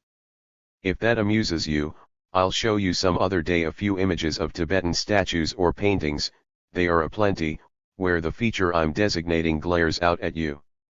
Today, it's a matter of grasping how the alternative between desire and jouissance can find its point of passage. The difference that lies between dialectical thought and our experience lies in the fact that we do not believe in synthesis. If there exists a point of passage where the antinomy closes, then it's because it was already there before the antinomy was formed. 271. 2. For the object A, which embodies the dead end of desire's access to the thing, to reveal the point of passage, we have to go back to its beginning. Were nothing to have readied this passage prior to the capture of desire in specular space, there wouldn't be any way out. Indeed, let's not overlook the fact that the possibility of this dead end is itself linked to a moment that anticipates and conditions what comes to be marked in sexual miscarriage for man. This is the moment, such an early moment, at which the field of insight is so very profoundly eroticized when specular tension comes into play. We know, since Kohler and Yerkes, what starts to take shape in anthropoids as the guiding characteristic of this field now that the observation of apes has shown us that they are not devoid of intelligence inasmuch as they can do many things, but on the condition that they are able to see what is to be reached. Yesterday evening I alluded to the fact that everything is laid out there, not that primates are any more incapable than we are of speaking, but because they can't bring their speech into this operative field.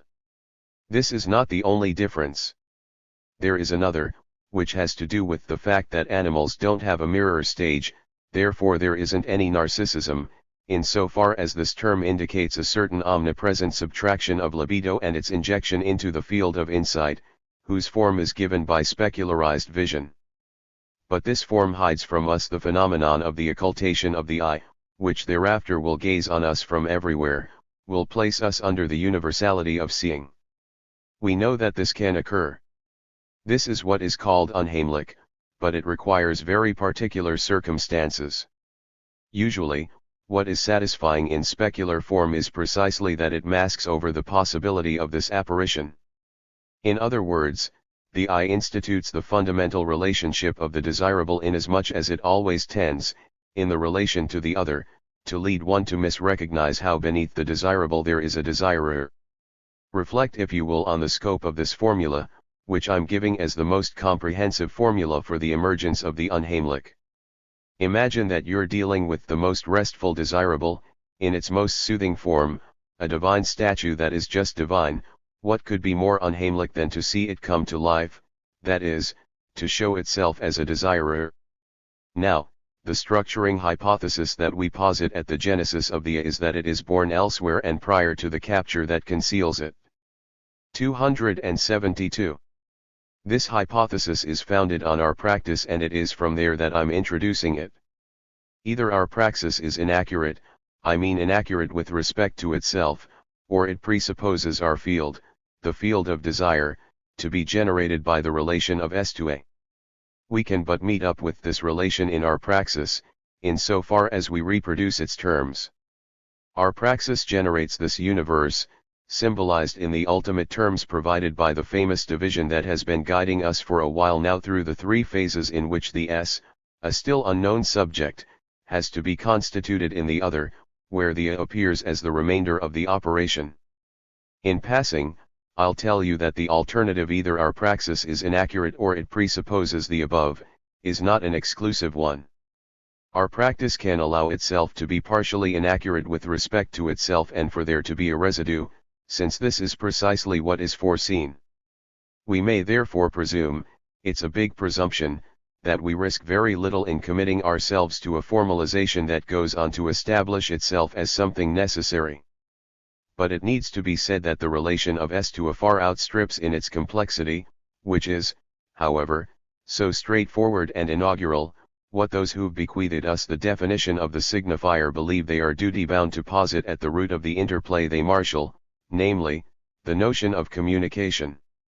Communication as such is not what is primordial, because at the origin, S has got nothing to communicate for the reason that all the instruments of communication lie on the other side, in the field of the other, and it is from the other that S stands to receive them. As I've been saying from the start, the result of this is that at root the subject receives his own message from the other. The first emergence, the one that is set down in the table, is simply an unconscious, since it is unformulable, what to which corresponds, before it is actually formulated, a thou art. In other words, the subject first receives his own message in an inverted form. I've been saying this for a long time. Today, I'm adding, if you care to lend an ear, that he first receives it in an initially broken off form. First of all he hears a thou art without any attributive. As broken off as this message is, however, and therefore insufficient, it is never unformed, because language exists in the real, it is afoot, in circulation, and many things with respect to this S, in its presumed primordial questioning, have already been settled in this language. Now, to take up my sentence from earlier, if I define the relation between S and A as I do, it's not only by hypothesis, because it's a hypothesis that I said was founded in our praxis, because I identified it with this praxis, up to and including its limits. What's more? 273. The observable fact, and why is it so poorly observed? Confirms the autonomous play of speech such as it is supposed in this table. I think there are enough mothers unaffected with deafness here to know that young toddlers, at an age when the mirror phase is far from having brought its work to a close, monologue before falling asleep as soon as they possess a few words. Time will prevent me from reading you today a long page where one such monologue has been transcribed. I can promise you some satisfaction when I do manage to do so. Good fortune had it that, after my friend Roman Jacobson had for 10 years enjoined all his expecting pupils to put an audio tape recorder in the nursery, 2 or 3 years ago this was eventually done, thanks to which we finally have the publication of one of these primordial monologues. I'm making you wait a bit because this is the right moment to show a fair number of other things besides what I have to delineate today. My having to bring in like this references from far afield, without really knowing what you might already be familiar with, shows in and of itself to what extent we're fated to shift over into a sphere in which your being educated is nothing less than guaranteed, regardless of what people may think and regardless of what might have been spent on lessons and lectures. Either way, Some of you might remember what Piaget calls egocentric language and what is involved in this denomination, which may perhaps be tenable but is conducive to all kinds of misunderstandings. Indeed, this expression designates those sorts of monologue that a child engages in aloud when placed alongside a few playmates in a common task. Such monologues, which are very clearly turned in upon the child himself, can only occur, however, in a certain community. This is not an objection to this being qualified as egocentric, so long as its meaning is specified. Moreover, since we're speaking of egocentrism, it can seem striking that the subject of the statement is so often elided. I'm calling this reference to mind to encourage you perhaps to renew contact with this phenomenon in Piaget's texts, for whatever purpose it may serve as a future reference, but above all to have you note that the problem arises of where to situate in relation to this display the hypnopompic monologue recorded by Jacobson's student, which emerges at a much earlier stage.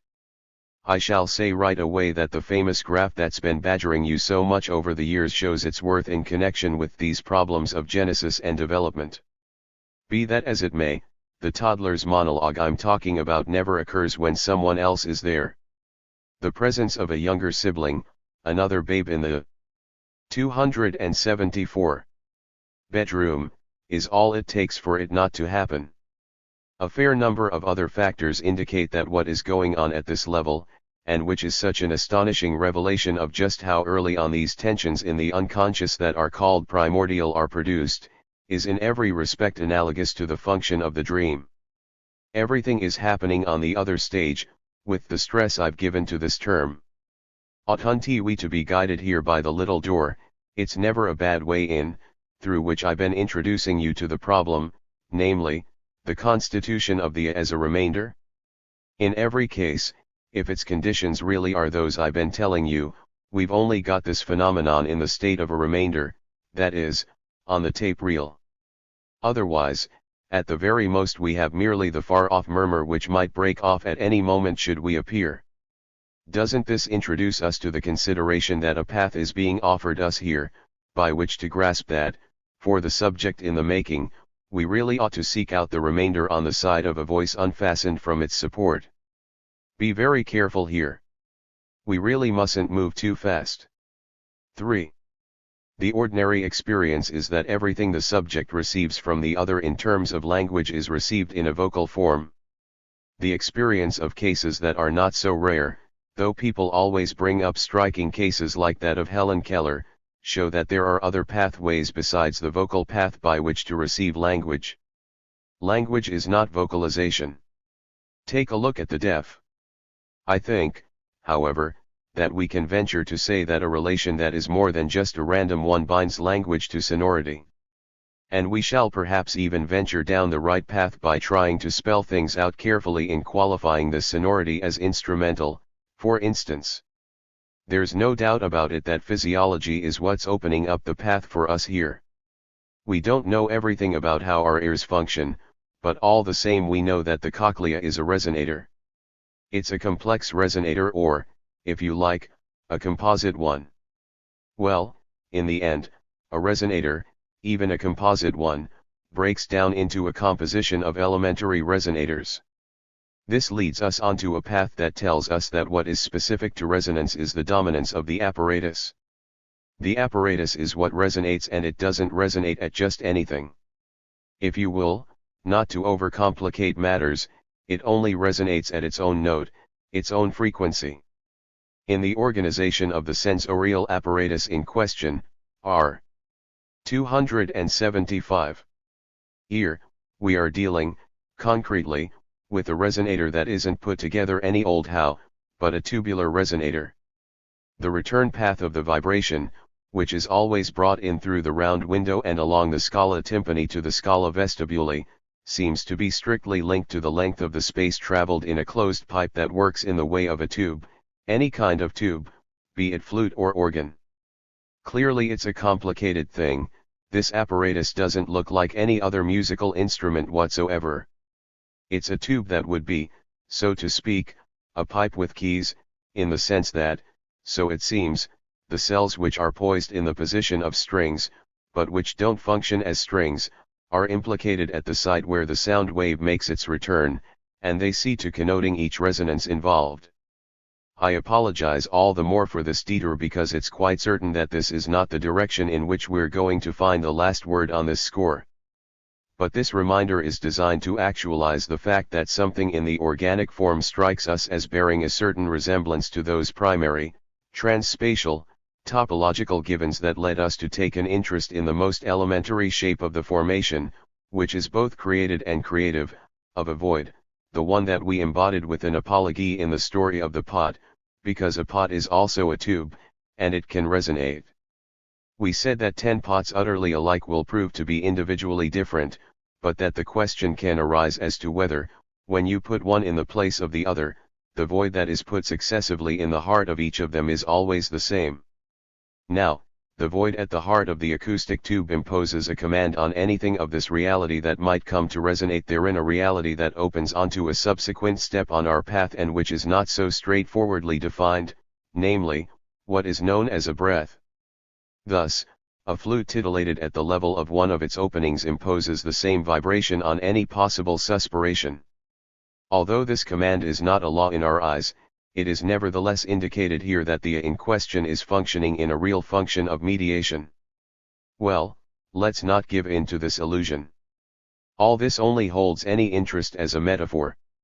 If the voice in the sense we understand it holds some importance, it's not on account of resonating in any spatial void. The simplest intrusion of the voice in what in linguistic terms is called its phatic function, which is thought to lie at the level of simply making contact, when actually something very different is involved, resonates in a void that is the void of the other as such, properly speaking ex nihilo. The voice responds to what is said, but it cannot answer for it. In other words, for it to respond, we must incorporate the voice as the otherness of what is said. It is precisely for this reason and no other that, detached from 276 us, our voice appears to us with a foreign sound. It is proper to the structure of the other to constitute a certain void, the void of its lack of guarantee. Truth comes into the world with the signifier, prior to any control. This truth is felt, it is reflected back only by echoes in the real.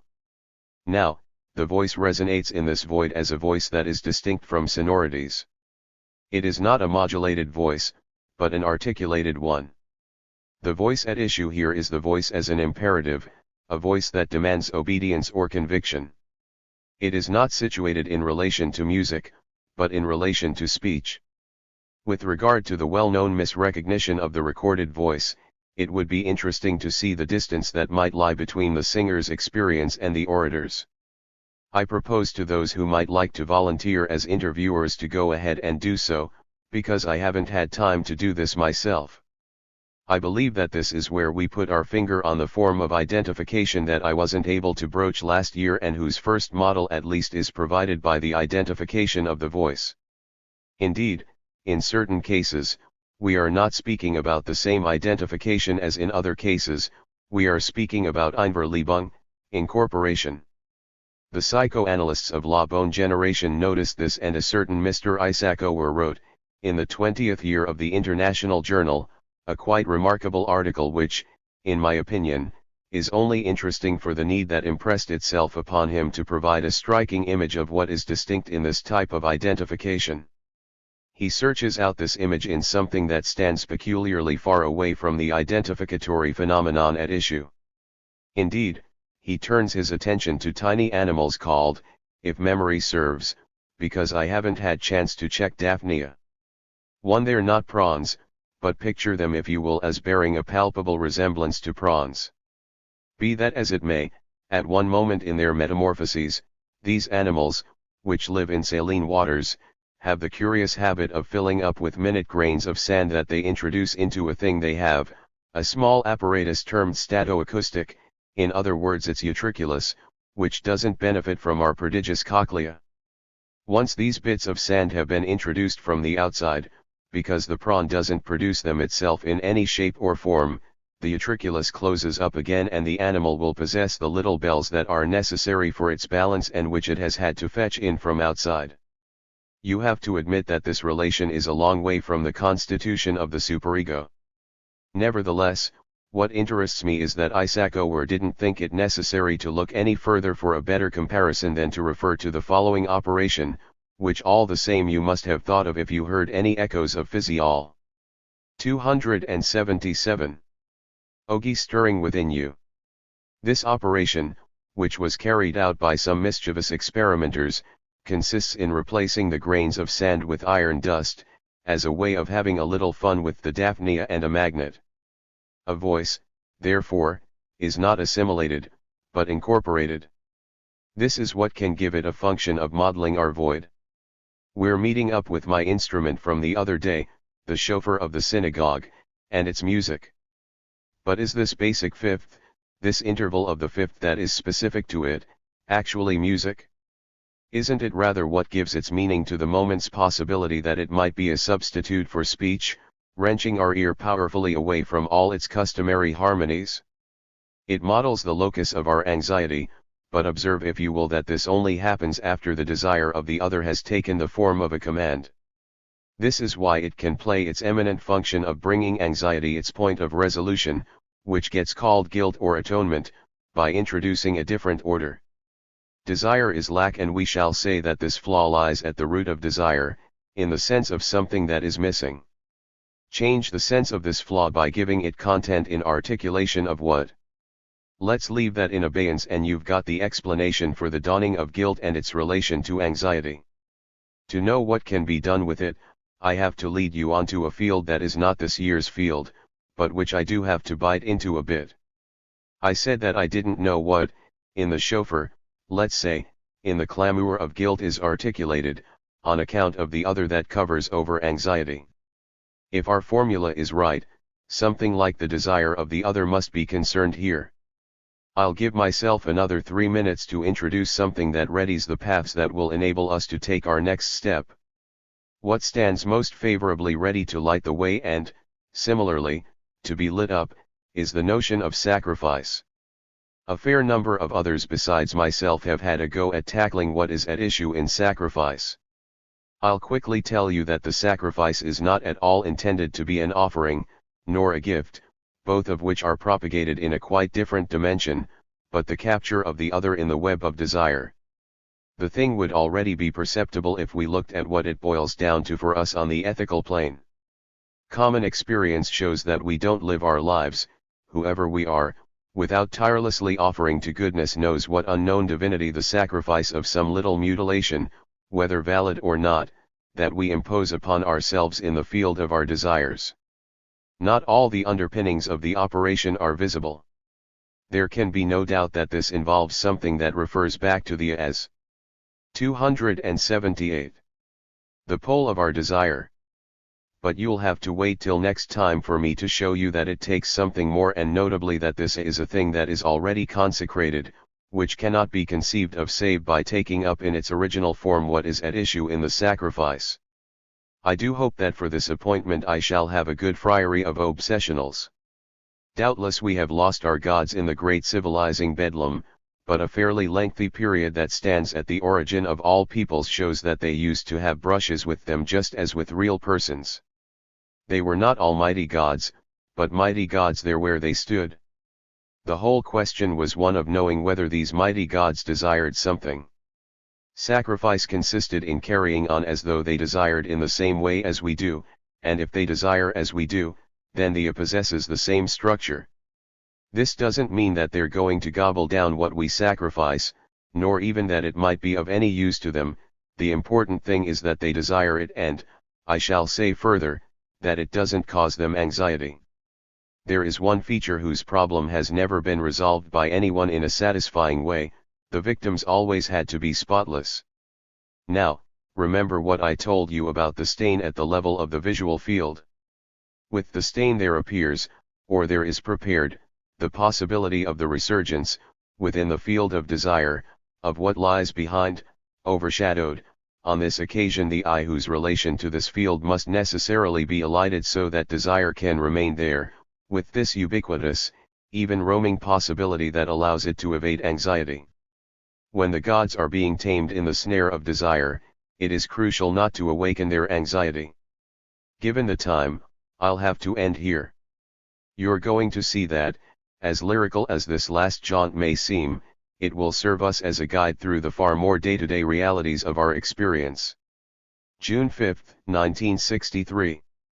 XXI. Piaget's tap. The category of cause. Forming the symptom. A matter of understanding. Water and desires. The 5 levels in the constitution of the A. Anxiety resides in the subject's fundamental relationship with what thus far I've been calling the desire of the other. Analysis has always had, and maintains, as its object the uncovering of a desire.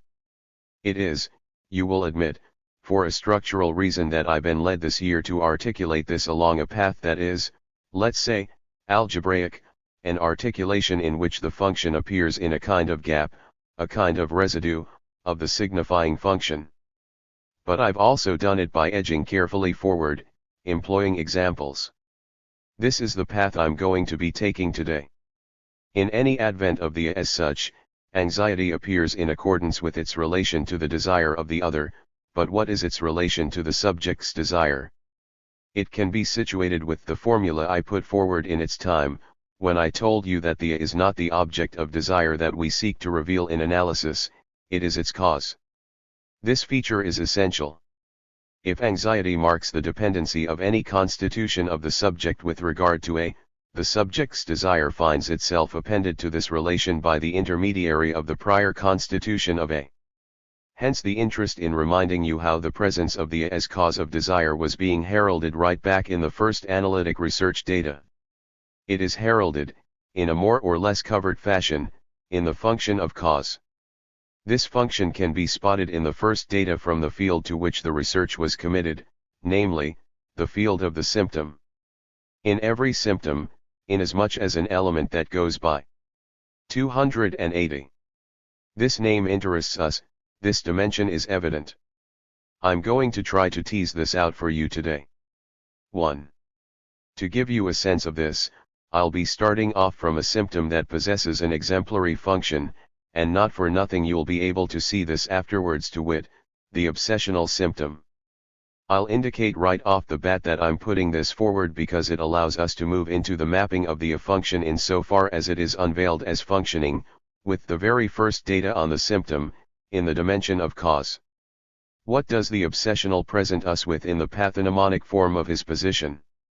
Well, an obsession, or a compulsion, articulated or not as a motivation in his inner language: go do this or that, go check the doors locked, or the taps turned off. We might be taking a look at this tap later. What happens if he doesn't act on it? Not acting on it awakens anxiety. Thus, the very phenomenon of the symptom indicates to us that we're at the most favorable level to link the position of the as much to relations of anxiety as to relations of desire. Anxiety appears prior to desire. Historically speaking, before the Freudian research, as before the analysis in our praxis, desire is hidden, and we know the trouble it takes to unmask it, if ever we do. One given of our experience deserves to be highlighted here, which appears in Freud's very first observations and which, even if it hasn't been spotted as such, constitutes perhaps the most essential step in our advance with respect to obsessional neurosis. What Freud recognized, what we can recognize every day, is that the analytic approach does not start off from the symptom statement such as I have just described it, that is, in conformity with its most classically minded wording as it has always been defined since the start, compulsion together with the anxious struggle that accompanies it, but rather from the recognition that that's how it works. The subject has to realize that that's how it works. This recognition is not an effect that stands apart from the functioning of the symptom, it's not epiphenomena. The symptom is only constituted when the subject notices it, because we know from experience that there are forms of obsessional behavior in which it's not simply the case that the subject hasn't ascertained his obsessions, it's that he hasn't constituted them as such. In such a case, the first step of the analysis, the passages in Freud on this topic are quite famous, is for the symptom to be constituted in its classic form, failing which. 281. There's really no way through, not simply because there's no way to speak about it, but because there's no way of grabbing the symptom by the ears. What is the ear in question?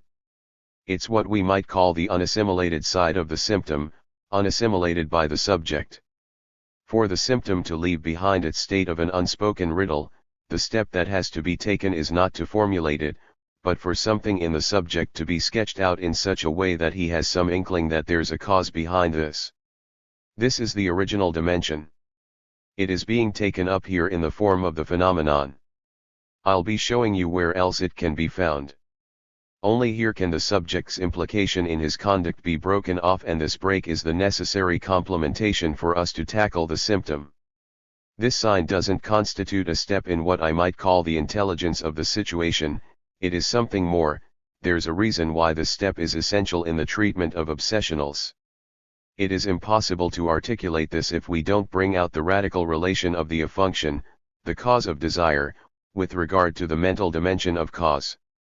I've already indicated this as an aside to my disquisition, and I wrote it up in a point that you can find in the article Kant with Sada that came out in the April issue of Critique. It's from this article that I want to tease out the main part of my disquisition today. You can already see the point of giving a plausible account of how the dimension of cause is alone in indicating the emergence, in what is laid out at the start in the analysis of obsessionals, of the around which any analysis of the transference must revolve so as not to be compelled to tum round in circles. Certainly, a circle is not a negligible thing, because the circuit is traveled. But there's a problem of the end of analysis. I'm not the one who stated that, which has to do with the irreducible transference neurosis. Is the transference neurosis in analysis the same or not as the one that could be detected at the start? Sometimes it appears to us to be a dead-end transference neurosis, sometimes it ends up in a total stagnation of the patient's dealings with the analyst, but by and large, its only difference in relation to what might have been evinced in an analogous way at the start is that it is phi, lly together, fully present. One enters analysis through an enigmatic door, because transference neurosis is there in every single one of us, even in a creature as free as Alcibiades. Agathon is the one he loves. That's where the transference is, the obvious transference, what we too often call lateral transference, though this love is indeed a real love. What's surprising is that one enters analysis in spite of everything that holds us in the transference that is functioning as real. But the true subject of surprise in connection with the circuit of 282 analysis is how, entering it in spite of transference neurosis, one can obtain transference neurosis itself on the way out. Doubtless this is because there are a few misunderstandings over the analysis of transference. Otherwise, we wouldn't see any evidence of a satisfaction I've sometimes heard being expressed, that, having given shape to the transference neurosis, it might not be perfect, but all the same it's a result. It's true. All the same, it's a result, a fairly bewildering one at that. When I state that the path passes via A, which is the sole object that can be proposed to the analysis of transference, this doesn't mean that all the problems are thereby resolved. It leaves open another problem, as you're going to see. It is precisely in this subtraction that the essential dimension may emerge of a question that has always been posed, but certainly not resolved, because the insufficiency of the answers is glaring to any eye each time you pose it, the question of the analyst's desire. Now that I've said this so as to show you the point of what's at stake here, with this brief reminder over, let's come back to the A. The A is the cause of desire.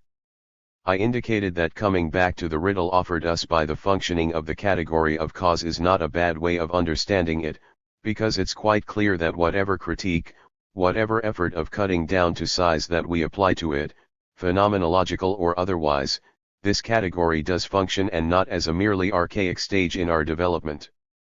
I mean to transfer this category from the domain that I shall call, with Kant, transcendental aesthetics, over to what I shall call, if you care to endorse this, my transcendental ethics.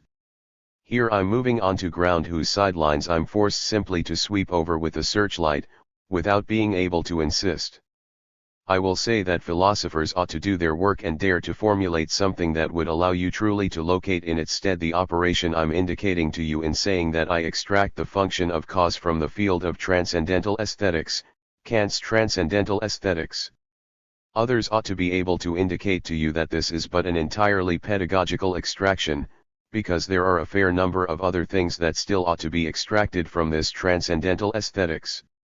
Here I need at least to indicate what I managed to evade last time with a sleight of hand when I was speaking to you about the scopic field of desire. I can't get out of it, I really need to explain, right now as I'm about to go further, what was implied in what I was saying to you in connection with space, namely, that it is not at all an a priori category of sensible intuition.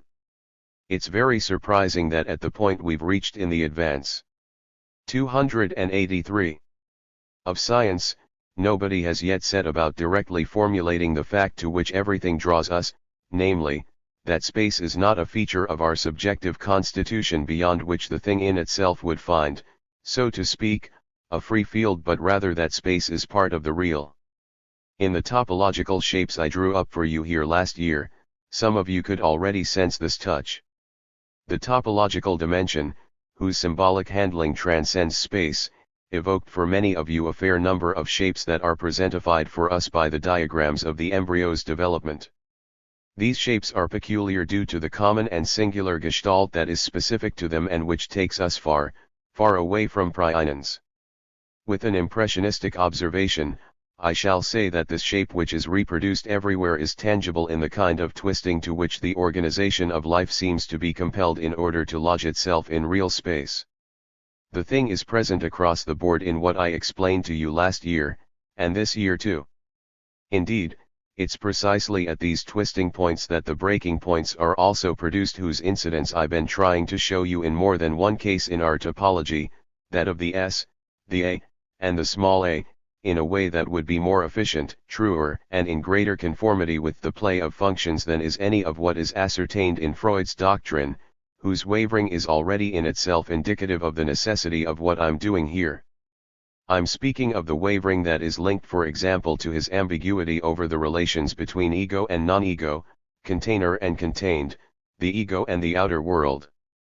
It's glaringly obvious that these divisions do not overlap each other, and why don't they? To answer this, one needs to have grasped what is involved in topology and to have found other markers in the subjective topology we've been exploring. I'm coming to the end of this observation, whose import some of you I know are well aware of now that you've lent me an ear. It's crucial to grasp the nature of the reality of space as a three-dimensional space if we are to define the form that the presence of desire takes on at the scopic level, namely, as a fantasy. The function of the frame, the window frame I mean, which I tried to define in the structure of the fantasy, is not a metaphor. If the frame exists, it's because space is real. With regard to the cause, let's try to get a sense of what stands as the common undergrowth of these forms of knowledge, bequeathed us by a certain hubbub of discussions, by passing via a class that goes by the name of philosophy. A clue as to the origin of the function of cause is very clearly provided by the history of the criticism of this function. This criticism consists in noting that the cause is ungraspable, that the proter hoc 284 is always necessarily at least a post hoc, and what else would it have to be equal to this incomprehensible proter hoc? Without which we can't even begin to articulate anything. This doesn't prevent this criticism from having its own fecundity, as can be seen in history. The more the cause was criticized, the more the requirements of what might be called determinism were imposed on thought. The less the cause is graspable, the more everything seems caused, right up to the final term, the one called the meaning of history.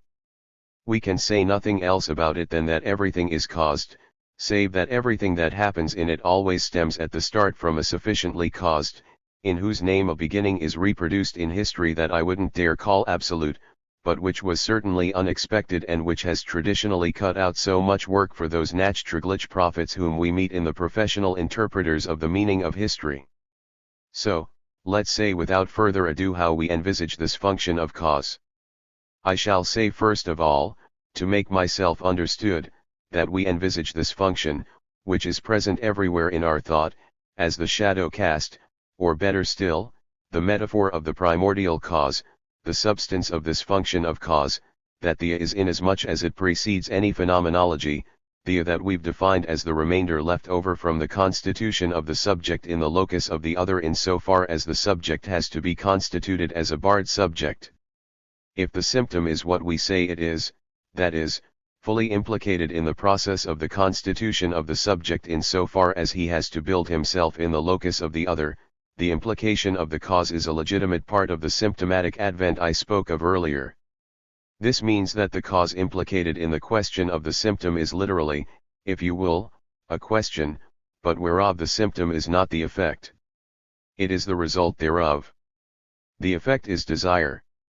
But it's a unique effect and an utterly strange one inasmuch as it is going to explain to us, or at the very least make us hear, all the difficulties that lie in linking up the common relation, which forces itself on the mind, between cause and effect.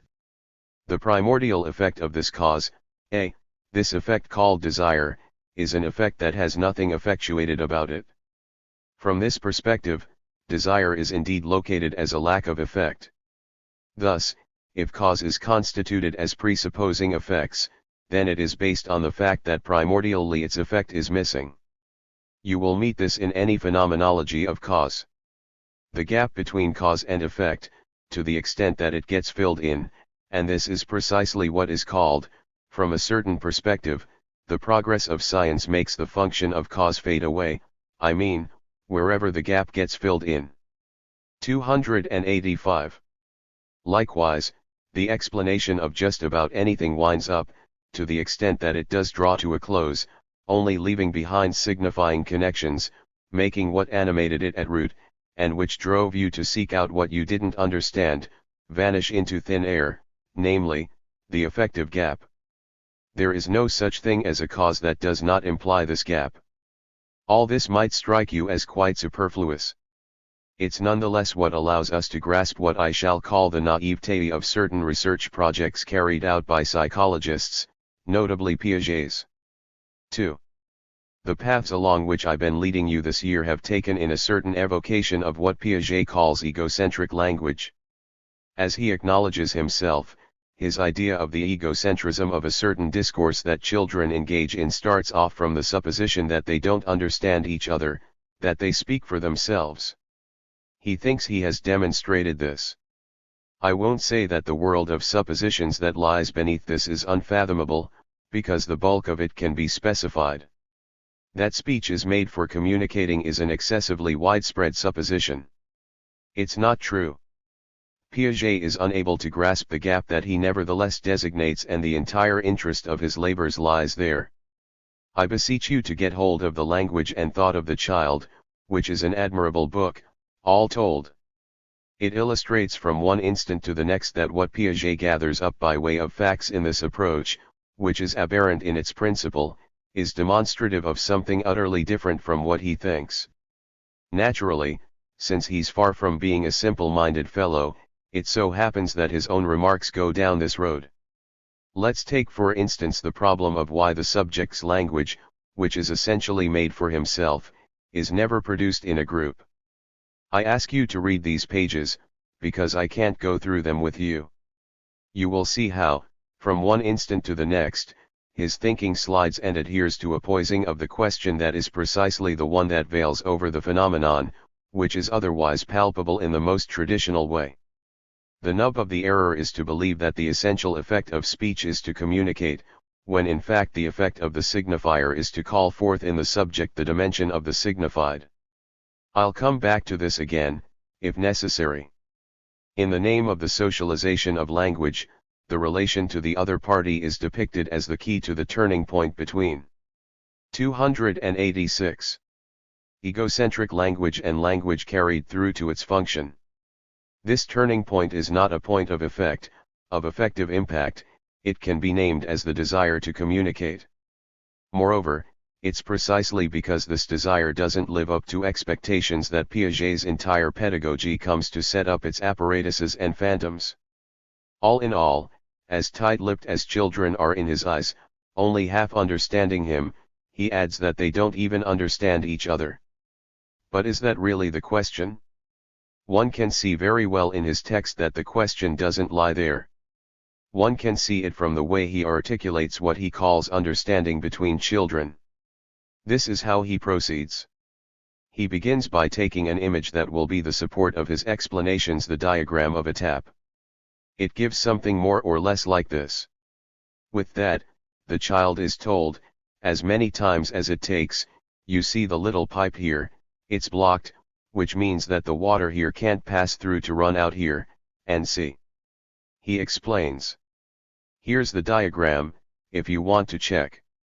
Moreover, he thought it necessary to finish it off with the presence of a basin, which in the 287 7 points of explanation given to the child never once comes in. He was struck by the fact that the child repeats all the different terms to him very well. It goes without saying that for him, Piaget, this means that the child has understood. I'm not saying he's wrong, I'm saying he doesn't even ask himself the question. Next, he goes on to use this first child as an explainer for another child, whom he will call, rather oddly, the reproducer. Now, he is forced to note, not without some astonishment, that what the child has so accurately repeated to him, Piaget, in the test he's carried out, is in no way identical to what this first child will then explain to the second child. There, Piaget makes the very fair remark that the child elides in his explanations what he has understood, without realizing what this remark would imply, namely, that in giving these explanations, the child doesn't actually explain anything whatsoever, if it's true that he has really understood everything as Piaget maintains. Of course, it's not true that he's understood everything, no more than it would be for anyone. Alongside these examples, which fall under the heading of what Piaget calls the field of explanations, there is the field that he calls the field of stories. For the stories, things function differently. But what does Piaget call stories? He has a way of transcribing the story of Niobe that is perfectly scandalous, because it doesn't seem to occur to him that there's a myth here, that there might be a dimension that is specific to myth, which is evinced whenever one puts forward the proper name Niobe, and that by transforming it into insipid dishwater, I ask you to refer to the text, which is quite simply incredible, one might be offering the child something that's not simply within his reach, but also something that signals a profound deficit on the side of the experimenter, Piaget himself, with regard to the functions of language. If a myth is really going to be set out, then let it be one, and not this muzzy little story. Once upon a time there was a lady who was called Niobe, and who had 12 sons and 12 daughters. Then she met a fairy who had only one son and no daughter. Then the lady laughed at the fairy because the fairy only had one boy. Then the fairy was very angry and fastened the lady to a rock. The lady cried for 10 years. In the end she turned into a rock, and her tears made a stream which still runs today. The only thing remotely like that are the two other stories that Piaget offers, the story of the little nigger boy who breaks his shortbread on the way and lets the pat of butter melt on the way back, and the other one, worse still, of children changed into swans, who spend their whole lives separated from their parents by this evil spell, but who, when they do come back, not only find their parents 288 dead but, changing back into their original forms, have nevertheless got older. I don't know whether there exists a single myth that lets the aging run on during the transformation. To say it all, the stories invented by Piaget have one thing in common with those of Binet, which is that they reflect the deep malice of any pedagogical position. Please pardon me for having allowed myself to stray off into this parenthesis. At least you will have acquired the dimension, noted by Piaget, of the entropy of understanding, an understanding which necessarily dissipates by dint of the verbal necessity of explanation. Piaget himself observes, to his great surprise, that there is an enormous contrast between the explanations and the stories, a term I'm putting in inverted commas. It is very likely that if the stories confirm his theory of the entropy of understanding, it's precisely because they are not stories, and if they were stories, genuine myths, there probably wouldn't be any of this dissipation. In any case, I'm going to put forward a little sign. When one of these children has to repeat the story of Niobe, at the point when Piaget tells us that the lady has been attached, attaché, to a rock, never, in any shape or form, has the myth of Niobe detailed such a moment the child calls forth the dimension of a rock that bears a stain, untouched, restoring the characteristic I brought out in a previous lesson as essential to the victim of the sacrifice, the characteristic of being spotless. Of course, I hear you say, it's easy, you're exploiting a mishearing, some play of words. All right, but why that one? Let's leave it aside.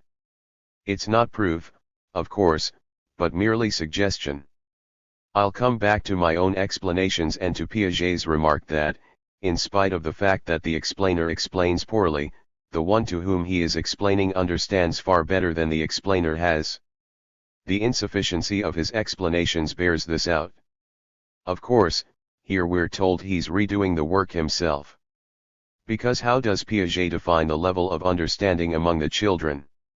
What the reproducer has understood, what the explainer had understood.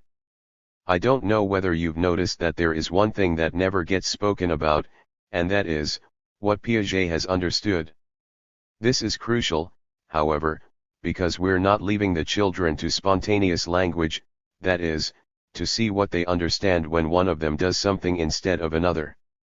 Now, what Piaget doesn't seem to have seen is that his explanation, from the point of view of anyone, any third party, cannot be understood at all. If the little pipe, which here is blocked, is then 289 adjusted, thanks to something to which Piaget attaches all its importance, through the operation of the fingers that turn the tap in such a way that the water can run through, does that mean that it does indeed run through? Piaget doesn't give the slightest detail on this. Of course, he knows that if there isn't any pressure, the tap won't let out anything when you tum it, but he thinks he can omit this because he's poising himself at the level of the so-called mind of the child. Let me continue. All this sounds quite daft, but you're going to see. The meaning of the whole venture does not spring up from my speculations, but from the experiment. It comes out of this remark that I'm putting to you, and which I don't claim to have exhaustively understood. One thing is certain, and this is that, regarding the tap as cause, when you just say that a tap is sometimes on and sometimes off, the explanation hasn't been well delivered. A tap is designed to be turned off. It only takes one occasion, when the water has been cut off and you don't know when the pressure will be back on, for you to know that if you happen to have left the tap open, then that entails a few snags, and so therefore a tap should be turned off, even when there's no pressure. Now, what is marked in what occurs in the transmission from the explainer to the reproducer? Something that Piaget bemoans. It's that the child who is supposedly in the role of reproducer no longer takes the faintest interest in what's involved with respect to the two branches, the turning operation, and everything that ensues. Piaget observes, however, that the first child has nevertheless transmitted a part of it. The dissipation in understanding strikes him as considerable. But I assure you that if you read the explanations of this young third party, this little reproducer, young Riv in the text in question, you will see that he stresses two things, the effect of the tap as something that turns off and the result, namely that, thanks to a tap, you can fill up a basin without it overflowing. In a word, the tap's dimension as cause emerges here. Why does Piaget miss so entirely the phenomenon that is produced?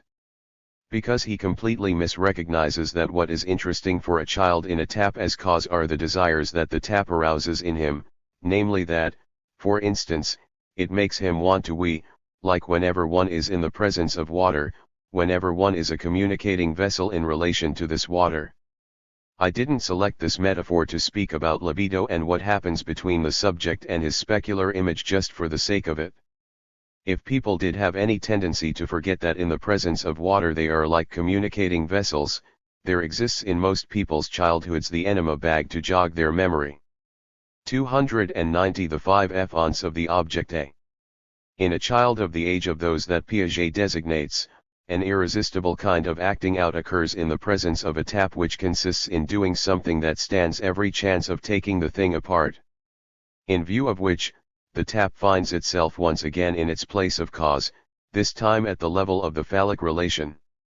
Indeed, as the story of Hans shows, the little tap is necessarily introduced as something that pertains in some way to the plumber, something that one can unscrew, take to pieces, replace, and so forth. In short, the P. What I mean to underline is that Piaget omits these elements of experience, and likewise, being very well informed of things analytic, he is not unaware of them, that he doesn't see the relationship between those dealings we call complexual and the whole originative constitution of this function of cause that he claims to be examining. We'll be going back over the language of the child.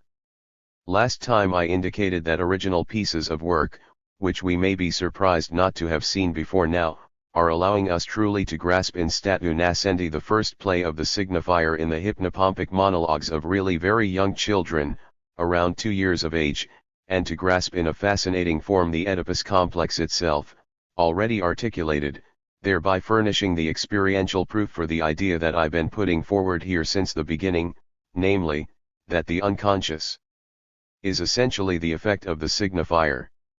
To come to an end on the psychologist's position, I'll tell you that the crucial piece of work to which I'm alluding is forwarded by a psychologist, on first approach a very nice one, in the sense that he admits that it has never before occurred that a psychologist should truly take an interest in these functions, due to the supposition, he tells us, in an avowal from the psychologist, that nothing is noteworthy about language coming into play in the subject, except at the level of education. Indeed, language is something you learn. But it took a suggestion from a linguist, Jacobson, for people to start taking an interest in what language does outside the field of learning. We might believe the psychologist to be laying down his arms here, because he certainly points out this deficit in psychological research with some humor. Well, he isn't at all. At the end of his foreword, he makes 2 remarks that show to what extent his psychologist's attitude is truly dyed in the wool. Since this volume is some 300 pages long and weighs heavy, since it has gathered a month's worth of these monologues, since a complete chronological list of them has been made, at this rate, what a lot of time and effort it would take to investigate. That's his first remark. 291. His second is stronger still. It's very interesting to note down everything the child voices, but it seems to me, says this psychologist who goes by the name of George Miller, that the only interesting thing would be to find out what the child knows about the language he speaks. Now, precisely, the question is that he doesn't know what he's saying, and it's very important to note that he says it all the same. He's already saying what he will or won't know later, namely the elements of the Oedipus complex. 3. It's 2:10. I'd like nonetheless to give you a little diagram of what I'm going to be advancing into with respect to the obsessional. In 5 minutes, here's how the question presents itself, in a few provisional formulas. There are 5 levels, if I can put it like that, in the constitution of the in the relation between S and A. They can be defined in the way I'm about to tell you, which makes itself felt well enough based on what I put forward step by step in the previous lessons. Its first operation can be seen here. The second phase of the operation is not entirely beyond the realms of your understanding, starting off from the division that I've already added on as the others division. This division is still remote from the transformation of the subject S into dollar when it passes from the left portion of the first diagram to the shared portion of the second. Clearly, the function of the Euler circle still stands in need of some clarification. At the level of the relation to the oral object, let's say today, to be clear, there is, not need of the other. This ambiguity is rich and we certainly don't shy away from making use of it, but need in the other, at the level of the other. It's in accordance with the dependence on the maternal being that the disjunction between subject and A, the breast, is produced, whose true scope you can only glimpse if you see that the breast is part of the subject's inner world and not part of the mother's body. At the second level, the level of the anal object, you've got demand. 292. In the other. This is educative demand par excellence, insofar as it refers back to the anal object. There's no way of grasping the function of this anal object if you don't have some inkling that it is the remainder in the other's demand, which here I'm calling, to make myself clearly understood, demand in the other. The third level is the phallus. Here you will find the entire dialectic I taught you to recognize in the function of the Q, a unique function in relation to all the other functions of the inasmuch as it is defined by a lack, the lack of an object. This lack is evinced here as such, it is pivotal in this relationship, and this is what justifies all axiation of the analysis on sexuality. Here we'll call it jouissance in the other. The relationship of this jouissance in the other to the missing instrument that, Q, designates is an inverted relationship. This is what I spelled out in my last 2 lessons, and this is what makes for the base, the solid axis, of any fairly efficient situating of what we call castration anxiety. At the scopic level, which is strictly the level of the fantasy, we are dealing with might in the other, which is the mirage of human desire. In what amounts to the major form of any contemplative possession, the subject is doomed to misrecognize how this is merely a mirage of might. You see, I'm going very fast. We'll flesh it out afterwards. What stands at the 5th and final level? We'll say provisionally that this is where the desire of the other has to emerge, in a pure form. What signals it for us in the example? 293. We started off from, namely the obsessional, is the apparent dominance of anxiety in the phenomenology. The structural fact that we alone catch sight of is that, up to a certain moment of analysis, whatever he does, whatever nicety his fantasies and practices wind up at through being constructed, what the obsessional grasps from this is always the desire in the other. Check if you will the scope of this formula. To the degree that this desire returns in the other, inasmuch as for the obsessional it is essentially repressed, everything is determined in his symptomatology and notably in the symptoms where the dimension of cause is glimpsed as angst. This solution is familiar to us in the phenomenon too. To cover over the desire of the other, the obsessional has one path, and that is his recourse to demand.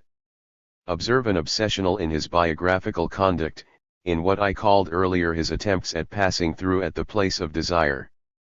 These attempts at meeting their goal, in all their audacity, complication, refinement, luxuriance, and perversity, are always stamped with an originative condemnation. He always has to get someone to authorize him in these attempts. The other has to ask him. This is the mainspring of what occurs at a certain turning point in any analysis of an obsessional. To the full extent to which analysis sustains a dimension that is the analog of the dimension of demand, something endures up to a very advanced point. Can it be surpassed? In the obsessional's way of dodging. Insofar as the obsessional's shunning functions as a cover on the desire of the other by means of demand in the other, we see that the object of his cause, comes to be situated right where demand dominates, that is, at the anal level, where is not pure and simple excrement, but excrement insofar as it is asked for. Now, nothing has ever been analyzed of the relation to the anal object in these coordinates, which are genuine coordinates, as a way of understanding the source of what may be called anal anxiety, the anxiety that emerges from the analysis of an obsessional pursued this far, which almost never happens. In a point that has to be situated as a final term, anxiety appears with a certain character of dominance, as an irreducible kernel, and it is almost uncontrollable in certain cases. This is what we are going to have to mark out next time, and which entailed spelling out what results from the relation between the anal object and the demand that asks for it, a demand that has nothing to do with the mode of desire that is determined by this cause. June 12, 1963. XXII. From Anal to Ideal. The object's circular constitution. The origin of the cause. Jones and the Immaculate Conception. To love beyond the phallus. The desire of the gods. The definition of the function of the object that I've been pursuing before you this year tends, as someone remarked to me after my last talk, to contrast with the Abrahamic conception, I'm referring to Abraham the psychoanalyst, which binds the object and its variations to stages. Indeed, this definition puts forward, as it were, a circular constitution of the object. Across all the levels of this constitution, the object clasps to itself as object A. In the various forms in which it is evinced, the same function is always involved, and it's a matter of knowing how it's linked to the constitution of the subject in the locus of the other and how it represents him. Phallic, scopic, oral superego. The forms of the object in stages. At the level of the phallic stage, which is pivotal in relation to the various stages of the object, and which by convention we call the 295. Third level, the function is represented by a lack, namely, the missing phallus that constitutes the disjunction that joins desire to jouissance. This stage is poised at one extreme. The fourth and fifth stages are in a return position that brings them back into correlation with the first and second stages respectively.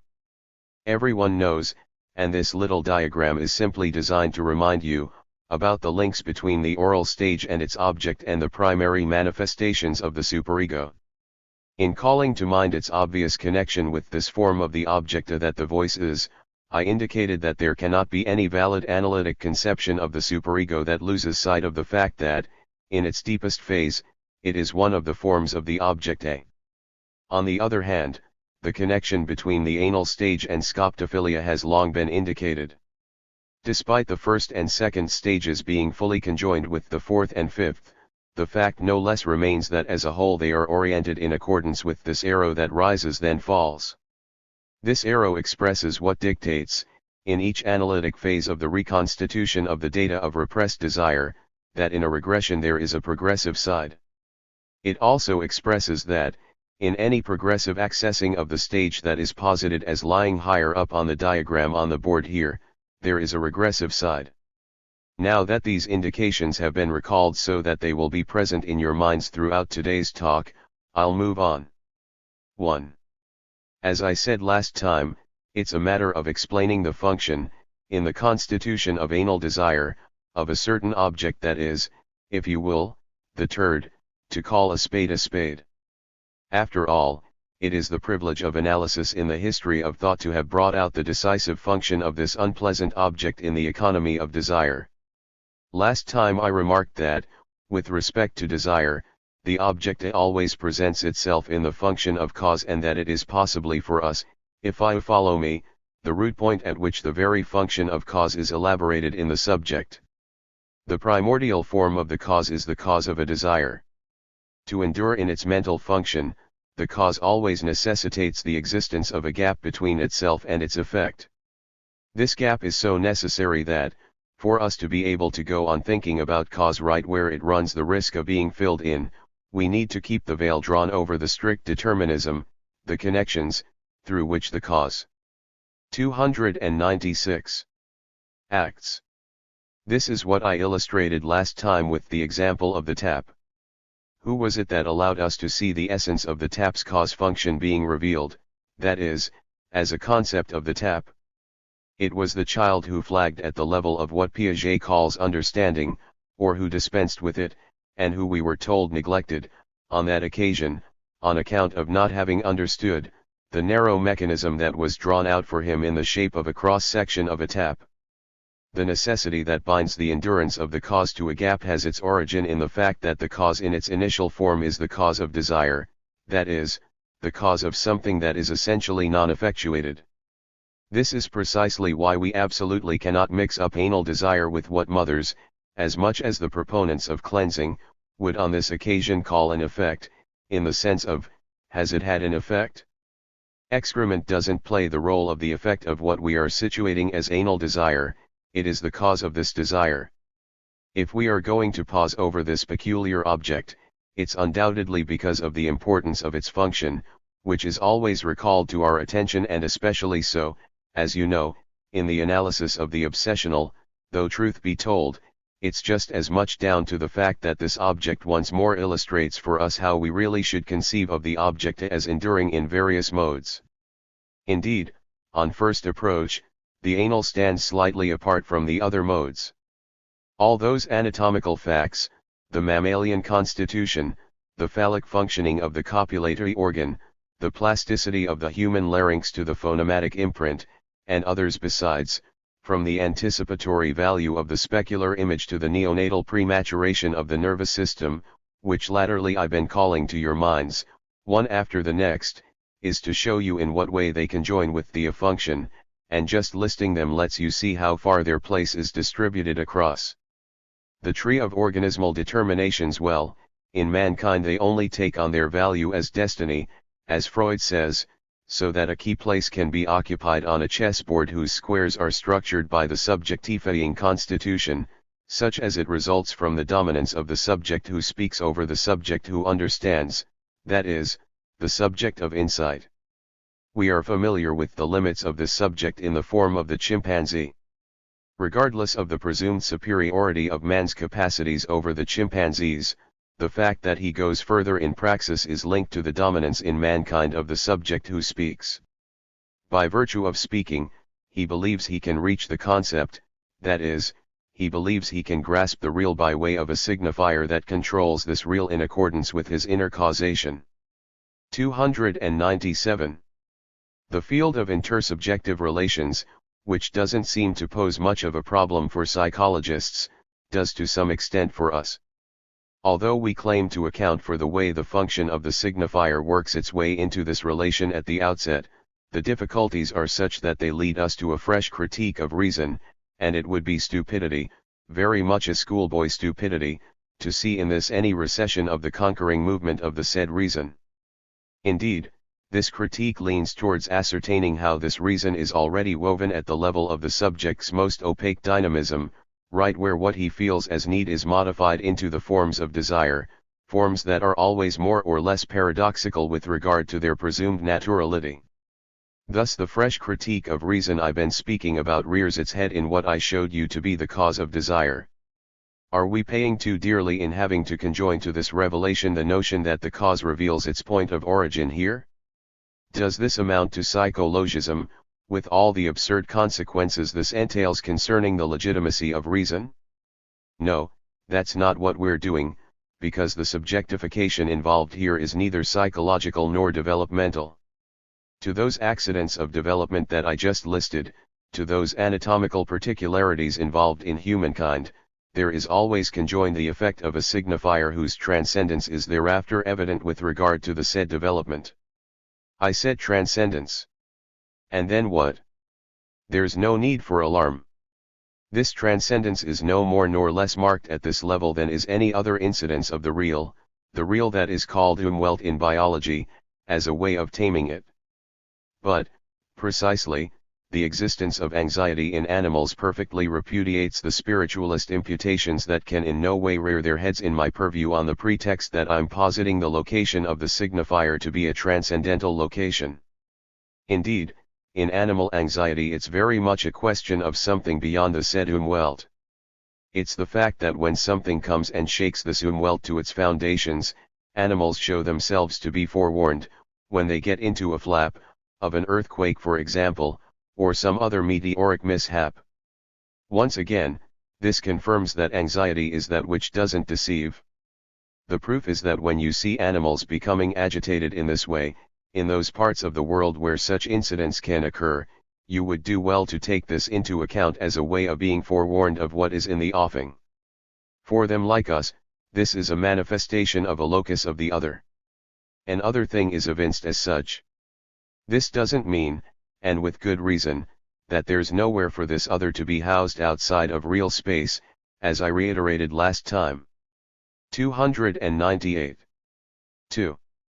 Now we're going to move into the particularity of the case that dictates how excrement can come to function at this point that is determined by the subject's necessity of constituting himself first and foremost in the signifier. The question is important because here, perhaps more than elsewhere, a shadow of confusion prevails. In dealing with the anal, people think they're getting closer to the matter, quite literally, to the concrete underpinnings. They think they are demonstrating that we know how to take into account even life's more disagreeable aspects. They compliment themselves on having sought out the domain of causes here and not in the empyrean realm. This whole thematic can be very amusingly grasped in Jones's introductory remarks to an article from the collection of his selected papers. I cannot recommend you too strongly to read this text, it is worth 1,000 others. The title of the article is The Madonna's Conception Through the Ear. The Protestant mischief of this Welshman absolutely cannot be ruled out as underlying his readiness to treat this subject. The text was written in 1914, when Jones was just emerging from his first perceptions, which were really very enlightening for him, of the prevalence of the anal function in the first few severe obsessionals who came into his hands, just like that, a few years after Freud came into contact with his. I looked up Jones's observations in the original text, published in the 2 issues of the Jar book that precede the original publication of the article on the Madonna. These are clearly sensational cases, though we have indeed seen more of the like since then. In the article on the Madonna, Jones tackles the subject right away by telling us that the fertilizing breath is a very lovely thing, that we find its trace across myth, legend, and poetry, that nothing could be more beautiful than the awakening of being with the Ruach, the passing breath of the eternal, but that he, Jones, knows a bit more about it. It's true that his science is still young, but in the end, he's very enthusiastic about it. He's going to tell us what sort of wind is involved here. It's anal wind. As Jones tells us, experience proves the interest. This interest is presumed to be a lively interest, a biological interest that the subject, such as he discovers himself in analysis, shows in his excrement, in the shit he produces, and that this interest is infinitely more present, more evident, more dominant, than any preoccupation the subject would have every reason to have with his breathing, which seems, going by what Jones says, not to interest him. And why not? Because breathing is automatic. 299. This argument is a feeble one. The argument is feeble in a discipline which didn't fail thereafter to note the importance of suffocation and respiratory difficulties in the original establishing of the function of anxiety.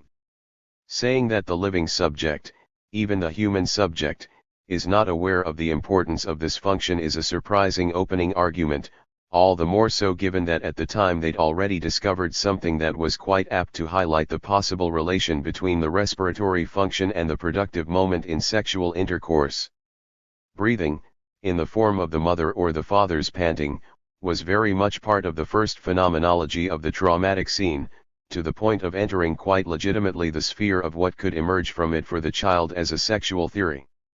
I'm not saying that what Jones goes on to unfold is to be gainsaid, because it's a fact that the road he is taking here finds hundreds of correlates that remind us how opportune it is, across a mass of anthropological domains, across all manner of references from mythological literature.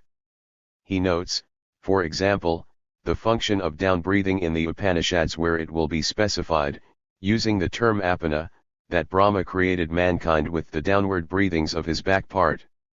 In truth, if you consult this article, you will see that the very extension of references on this particular subject goes as far as diffluence, which shows well enough at the end that he is not entirely convincing, far from it. For us, however, this is only further stimulation to make us ask ourselves why the function of excrement can play this privileged role in the mode of subjective constitution that we qualify as anal desire. This question can only be settled by bringing in a more structural fashion, in keeping with the spirit of our research, the why and wherefore behind the place of the that excrement can occupy. With respect to the different accidents I mentioned earlier, from the anatomical place of the mammary gland to the plasticity of the human larynx, with, in between, the specular image of castration, linked to the particular physical structure of the copulatory organ at a fairly high level on the animal ladder, excrement is there from the start, even prior to the differentiation between mouth and anus. We can already see it functioning at the level of the blastopore. According to the biological idea that we have of the living being's relationships with its surroundings, however, an idea which admittedly is always insufficient, it seems all the same that excrement is typified as a waste product and that consequently it is put in the flow of everything the living being tends not to be interested in. What interests the living being is what goes in. As for what comes out, the structure seems to imply that it would tend not to hold. 300. Onto it? It seems therefore to be indicated, based on these biological considerations, that one should ask oneself exactly by what paths excrement comes to take on its subjectified importance at the level of the human being.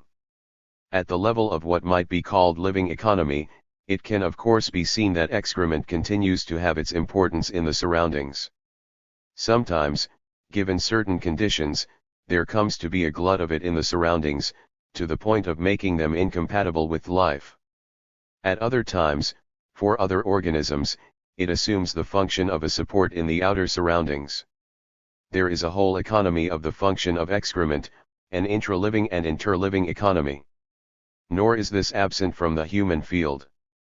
I searched in vain in my library to show you here, to put you on the path it's been lost, like Excrement, an admirable little book, like many others by my friend Aldous Huxley, called Adonis and the Alphabet.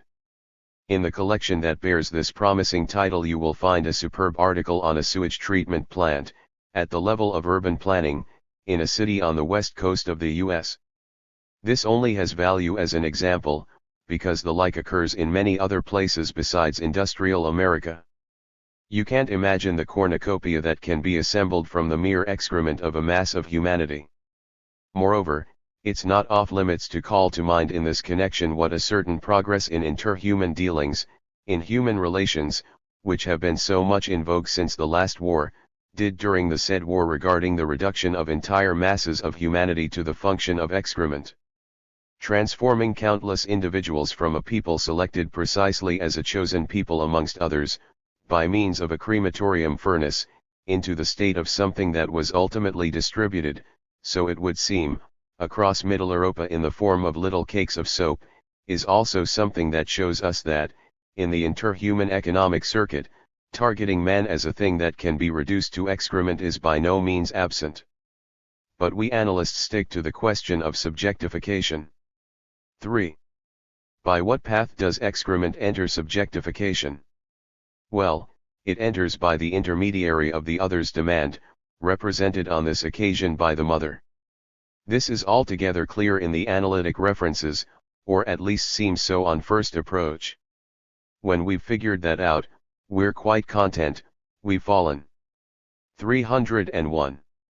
In line with the observational data, the educational data, of what is called potty training, which instructs the child to hold in.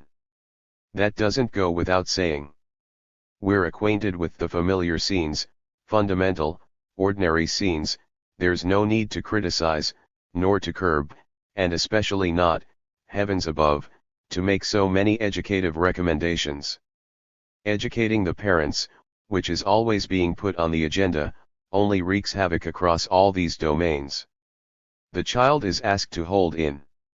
He is made to hold in too long, to start to introduce excrement into the realm of what belongs to his body, and he starts to make it a part of his body, which is considered, at least for a while, as something not to be lost. Then, after that, he is told to let it out, again on demand. Demand has a decisive role here. This part, which all the same the subject has some apprehension over losing, now finds a moment's acknowledgement. It is raised to a very special worth. It is at least given the value of providing the other's demand with its satisfaction, in addition to being accompanied by all the care and attention with which we are familiar. Not only does the other approve and pay attention, but it tacks on all these additional dimensions I needn't mention in other realms. This makes for funny physics, the sniffing, the approval, even the wiping, whose erogenous effects everyone knows to be incontestable. They become that much more evident when it so happens that a mother goes on wiping her son's bottom into his 12th year. Such things can be seen day in day out. All this seems to indicate that my initial question is not so important and that we can see very well how POO easily assumes the function of what I have called, my goodness, I am a. That this yeah, Dada should have passed over into the register of the foul-smelling is merely the effect of discipline of which it is an integral part. Nevertheless, none of this allows you to ascertain satisfactorily the scale of the effects that are attached to the mother's agalmatic relationship to her child's excrement if we don't bring these facts into connection with the other forms of the A. The ayawana is only conceivable in its relation to the phallus, to its absence, and to phallic anxiety as such. In other terms, the excremental A has come within the scope of our attention inasmuch as it symbolizes castration.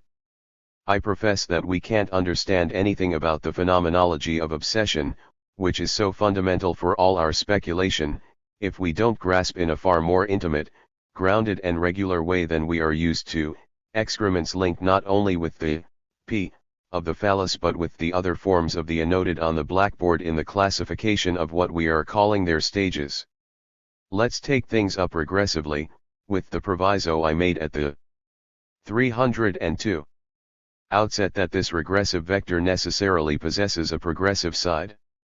At the level of the oral stage, where the object is the breast, the nipple, what you will, the nub of what's at issue is as follows. The subject, constituting himself at the origin as well as completing himself in the commandment of the voice, doesn't know and cannot know to what extent he himself is this being that is stuck onto the mother's chest in the shape of the mammary gland, after having also been the parasite that plunged its villi into the uterine mucous membrane in the form of the placenta. He doesn't know, he cannot know, that the breast, the placenta, is the reality of himself, A, with respect to the other. He believes that A is the other and that in dealing with the A he is dealing with the other, the big other, the mother.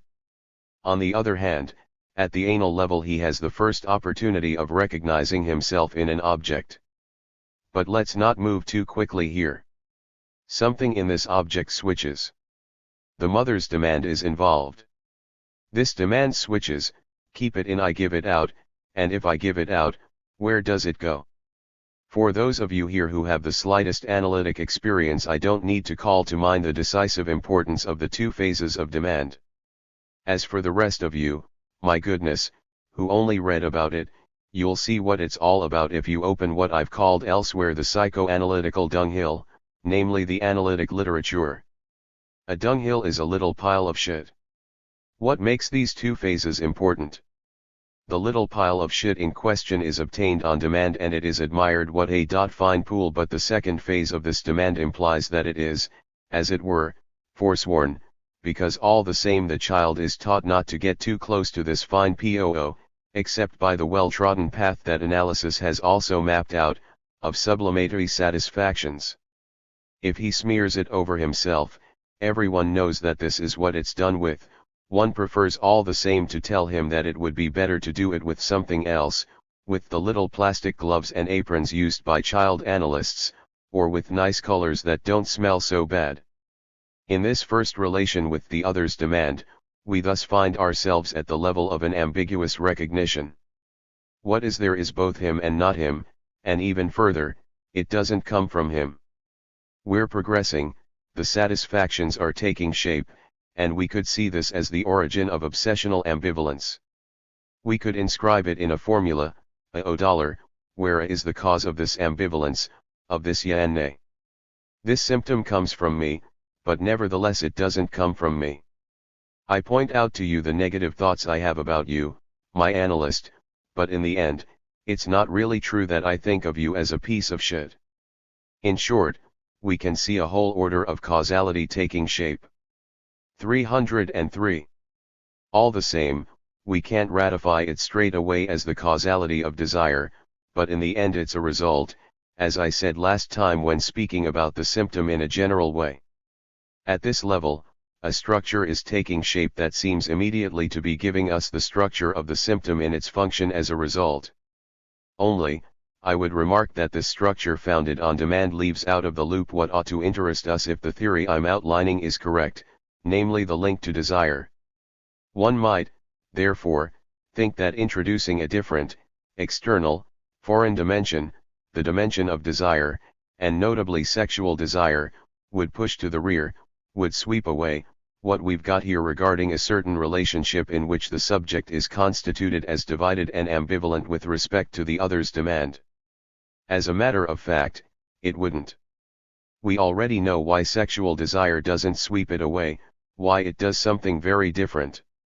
Through its very duplicity, the object comes to be able to symbolize wonderfully, at least in one of its phases, what is going to be involved at the advent of the phallic stage.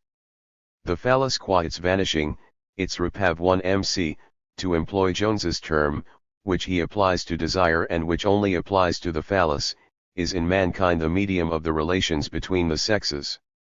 The evacuation of the result of the anal function, inasmuch as it is done on command, will take on its full import at the phallic level as providing an image for the loss of the phallus.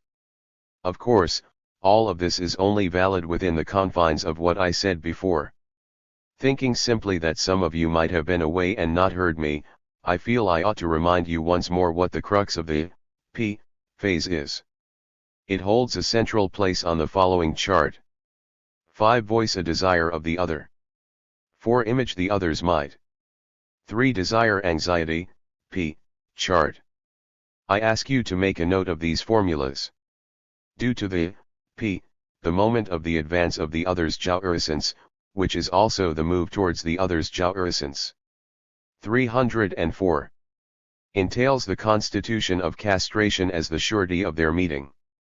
In other words, the fact that male desire meets its downfall before entering the jouissance of the female partner, and even the fact that the woman's jouissance is crushed, to take up a term borrowed from the phenomenology of breast and nursling, crushed under phallic longing, implies that woman is thenceforth required, and I would almost say condemned, to love the male other only at a point situated beyond what halts her too, as desire, and which is the phallus. This beyond is targeted in love.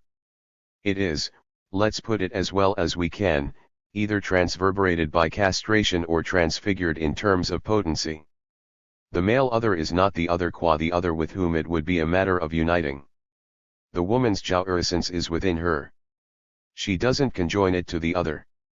You can call this pivotal function an obstacle if you like, but it is no way an obstacle, it is the locus of anxiety, anxiety over the organ's caducity, its deciduosity, inasmuch as it accounts, in a different way on each side, for what one might call the insatiability of desire. Only through this reminder can we see the necessity behind the symbolizations that appear in this respect on the hysterical side or the obsessional side. Today we're on the second of these two sides. By dint of the structure I've outlined here, man is only in woman through the delegation of his presence, in the form of this deciduous organ, this organ of which he is fundamentally castrated in sexual intercourse and bisexual intercourse. To speak of gift here is mere metaphor. It is only too obvious that the male doesn't give anything. Nor does the woman. And yet, the symbol of the gift is essential to the relationship with the other. The gift is the supreme social act, so it's been said, and even the total social act.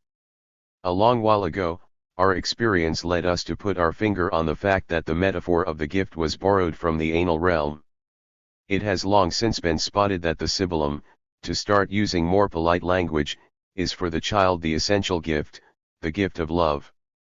A good many other things were spotted here too, up to and including what is called, when the burglar has passed by, the signature, which every police force and forensic medicine textbook are well acquainted with, namely, the bizarre fact that the fellow who comes wielding a jemmy to open your cupboards invariably has a sudden bowel movement right then and there. From this angle, we quickly find ourselves at the level of mammalian conditionings. 305. It's at the level of mammals that we note, at least from what we know of animal ethology, the function of the facial trace, more precisely faces as a trace. And here too the trace is deeply bound to the place that the organismal subject assures for himself, a place of possession in the world, of territory, and simultaneously of safety for sexual union. A few publications have now given ample space to the phenomenon that makes the hippopotamus, certainly, or even, because this extends beyond the mammals, the robin redbreast, feel invincible within the limits of their territory, but once outside it there is a sudden about turn and they become curiously timid. The relationship between this limit point and the facial trace was spotted way back in mammals, and we cannot fail to see here what prefigures in these biological underpinnings the function that the object holds as a representative of the subject, insofar as it is le fruit anal, the anal fruit. Are we going to make do with that? Is this all we can draw from the questions we are leveling at the function in its relation to a certain kind of desire, the obsessional's desire? So far, we've grounded nothing but the subject set in, or not, within his limits, and who, within these limits, is more or less divided. With these limits, the subject finds himself at the level of sexual union, and these limits are peculiarly repressed in mankind. But even the access they afford him to the symbolic function doesn't tell us anything else about what's involved, and which we are demanding, which is to know in what way this concealing of the object comes to ground the function of desire. Experience is what furnishes us with the trace of this. This is where we have to take the next step, which is also the crucial step. 4. So far, nothing has explained the obsessional's very particular dealings with his desire. Precisely because up to this level everything has been symbolized, the divided subject and the impossible union alike, it appears all the more striking that one thing has not, and that is desire itself. The subject's necessity of concluding his position as desire is precisely what will lead him to conclude it in the category of might, that is, at the level of the fourth story. The relationship between the specular reflection, the narcissistic underpinning of self-mastery, and the locus of the other, is where the link lies. 306. You're already acquainted with it, and to explain it again would mean retreading a path that's already been cleared. This is why I want now to point out the originality of what the facts reveal to us. To set off from the thick of it, let's take a case, the second case that Jones draws on, in the 5th volume of the aforementioned Jar book, for his phenomenology of the anal function in the obsessional. I could cite hundreds of other examples in the literature. This case illustrates the following, which I've called to mind 1,000 times. Although ordinarily the fantasies of the obsessional subject, whatever level of luxuriance they may reach, are never executed, it does happen all the same that, through all sorts of conditions that postpone their enactment more or less indefinitely, he realizes his desire. Better still, it does sometimes happen that others may clear the obstacle out of the way for him. It can happen that a subject who develops, and very early on, as a magnificent obsessional belongs to a family of quite dissolute folk. This case is one of those. All the sisters, and there are a number of them, not to mention the mother, the aunt, the mother's different lovers, and even, I believe, Lord forgive me, the grandmother, had their way with this little kid when he was about 5 years of age. He's no less of an obsessional for it, a sound obsessional, with desires in the only mode in which they can be constituted in the register of might, namely, impossible desires, in the sense that, whatever he may do to realize them, he doesn't get there. In this register, the obsessional never gets to the bottom of his search for satisfaction. The question I'm asking you, which is as vivid and brilliant in this observation as it is in a good many others, can be recognized in this article in the form, which is likewise vivid and brilliant, of the image that is mentioned of a little fish. This ichthys, 90 UC, which I find here in arm's reach, as it were, and for good reason, you will meet at every turn in the field of the obsessional, if he's from our cultural sphere, and we don't really know any others, it's Jesus Christ himself. One could speculate a great deal over the kind of blasphemous necessity, which until now, I must say, has never been justified as such, which makes such a subject, like many other obsessionals, unable to give himself over to one or other of his more or less atypical acts in which his sexual research is exerted without immediately fantasizing Christ in association with them. Even though the fact has been present in our eyes for a long time, I think the last word has yet to be said. If this fantasy is blasphemous, it's because clearly on this occasion Christ is a God. In truth, he's a god for many people, and even for so many people that it's rather difficult to chase him out of this place. 307. Even with all the various operations of historical criticism, and then of psychologism. But in the end, he's not just any god. Permit me to cast some doubt over whether obsessionals in the time of Theophrastus, the Theophrastus of the characters, amused themselves by having Apollo participate mentally in their turpitudes. The faint outline of an explanation that I set out in passing a while back takes on its importance here. The gods are an element of the real, whether we like it or not, even if we no longer have anything more to do with them. This implies that, if they're still there, it's quite clear that they go about incognito. But one thing is quite sure, and this is that a god's relation to the object of desire is different from ours. I've just mentioned Apollo. Neither before nor after is Apollo castrated. Afterwards, something else happens to him. We are told that Daphne is the one who is transformed into a tree. Something's being concealed from you there. It's concealed from you. This is very certain because it's not concealed from you. After the transformation, the laurel is not Daphne but Apollo. What's specific to a god is that, once satisfied, he transforms himself into the object of his desire, even if he must thereby be petrified therein. In other terms, a god, if he is real, furnishes, in his relation to the object of his desire, the image of his might. His might is right where he is. This is true of all gods, even of Elohim, even of Yahweh, who is one of them, though his place is a very particular one. Only, something has stepped in here that had a different origin.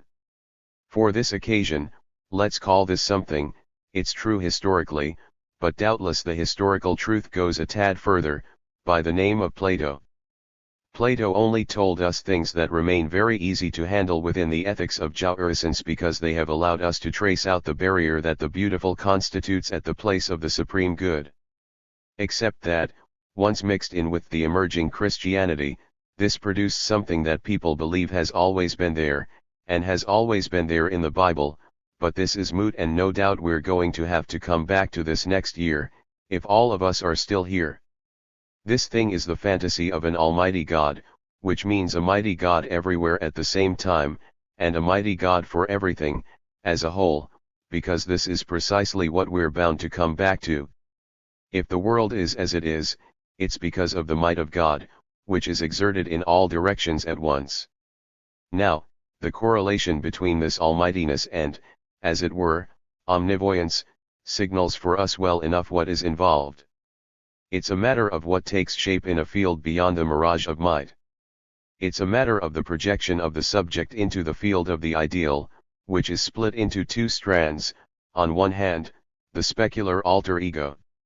308. The ideal ego, and on the other hand, which lies beyond, the ego ideal. At the level at which anxiety is covered over, the ego ideal takes the form of the Almighty. This is where the obsessional seeks and finds the complement of what is necessary for him when it comes to constituting himself in desire, namely, the fantasy of ubiquity, which is also the support upon which the multiplicity of his desires, which are always being pushed farther off, skid back and forth. Within what I might call the heated circles of analysis, those in which the impulse of one first inspiration still lives on, a question has been raised as to whether the analyst ought to be an atheist or not, and whether the subject, at the end of analysis, can consider his analysis over if he still believes in God. This is a question that I won't be settling today, but on the path of a question such as this, I'll tell you that, regardless of what an obsessional bears out in his words, if he hasn't been divested of his obsessional structure, you can be sure that, as an obsessional, he believes in God. I mean that he believes in the God that everyone, or nearly everyone, in our cultural sphere abides by. This means the God in whom everyone believes without believing, namely, the universal eye that watches down on all our actions. This dimension is there, as firmly in its frame as the window of the fantasy I was speaking about the other day. Simply, part of its necessity, I mean, even for the strongest believers, is also not to believe. Firstly, because if they did believe, it would be visible. If they did believe as strongly as all that, the consequences of that belief wouldn't go unnoticed, when in actual fact this belief remains strictly invisible. This is the true dimension of atheism. The atheist would be he who has succeeded in doing away with the fantasy of the Almighty. Well, one gentleman by the name of Voltaire, who all the same knew something about the anti-religious revolt, held steadfast to his deism, which means the existence of the Almighty. Diderot thought him incoherent, and for that Voltaire thought that Diderot was mad. It's not so certain that Diderot was really an atheist, and his life's work seems to me, this is my take on it, to vouch for this, given the way he teases out the intersubject at the level of the other in his principal dialogues, Le Neveu de Rameau and Jacques Le Fatus/ist. He can only do so, however, in the style of derision. The existence of an atheist, in the true sense, can only indeed be conceived of at the limit of an asceticism, which strikes us as only being able to be a psychoanalytic asceticism. I'm speaking of atheism conceived of as the negation of the dimension of a presence of almightiness at the base of the world. 309. This doesn't mean that the existence of the atheist doesn't have its historical guarantor, but this guarantor is of an altogether different nature. Its affirmation is directed precisely to the side of the existence of the gods as real. It doesn't deny it, nor does it affirm it, it is directed towards this. The atheist of the atheist's tragedy, I'm alluding to the Elizabethan I tragedy of this title. The atheist as a combatant and as a revolutionary is not one who denies God in his function of almightiness, he is one who affirms himself as not serving any God. And that is the essential dramatic worth that has always lent its passion to the question of atheism. I apologize for this short digression, which as you can well imagine is just a preparatory one. You can see where today's circuit has brought us. It has brought us to the fundamental link between these two stages, the second and the fourth, framing the fundamental impossibility, the impossibility that divides desire and jouissance at the sexual level. The obsessional's way of circling both tightly and widely at a tangent, the impossible seat he gives to his desire, has allowed us, in the course of our analysis today, to see a first outline of how the subject's relation to a lost object of the most distasteful sort shows a necessary nexus with the highest idealistic production. This circuit is not yet complete, however. We can clearly see how desire appends to the structure of the object. We still have to indicate what the middle part of the chart, which I hope you've all copied down, indicates as the next field of our disquisition: the relationship between the obsessional's fantasy, posited as the structure of his desire, and the anxiety that determines it. June 19, 1963. XXIII. On a circle that is irreducible to a point. On the yieldable object. On defense desire. On the act and deeds. On the phallic whole and its stand-ins. Love and desire in the obsessional. So as to try to move forward today in our topic, I'm going to resume with the constitution of desire in the obsessional and its relation to anxiety. To do so, I shall first be coming back to the double entry chart, the matrix I gave you in the very first lesson of this year's seminar and which I completed later on. Its form has been copied up here, framed by a white line and written out in pink. This chart corresponded to my intention back then to offset and stagger the three terms Freud arrived at: inhibition, symptom and anxiety, and which he set into the title of his article. Around these three terms I punctuated a number of moments that can be defined in the terms you can see here. By referring each term to its column heading at the top and to its row heading on the left, one finds a correlation which can be offered up to examination and which can prove, when put to the test, to be open to confirmation or disconfirmation in its structural function. Still, these terms were given to you at the time in a certain incompleteness and included a few enigmatic suspensions. For example, in spite of the etymological references I gave, the distinction between emotion and emoi, turmoil, might all the same have been matter for an examination that it wasn't entirely possible for you to resolve with your own means. What I shall be bringing you today seems to me to be fit to afford some precision that I have little doubt will be fresh and even unexpected for most if not all of you. 311. 1. To begin with, let's take a look at this emoi, whose origin is quite distinct from the origin of emotion.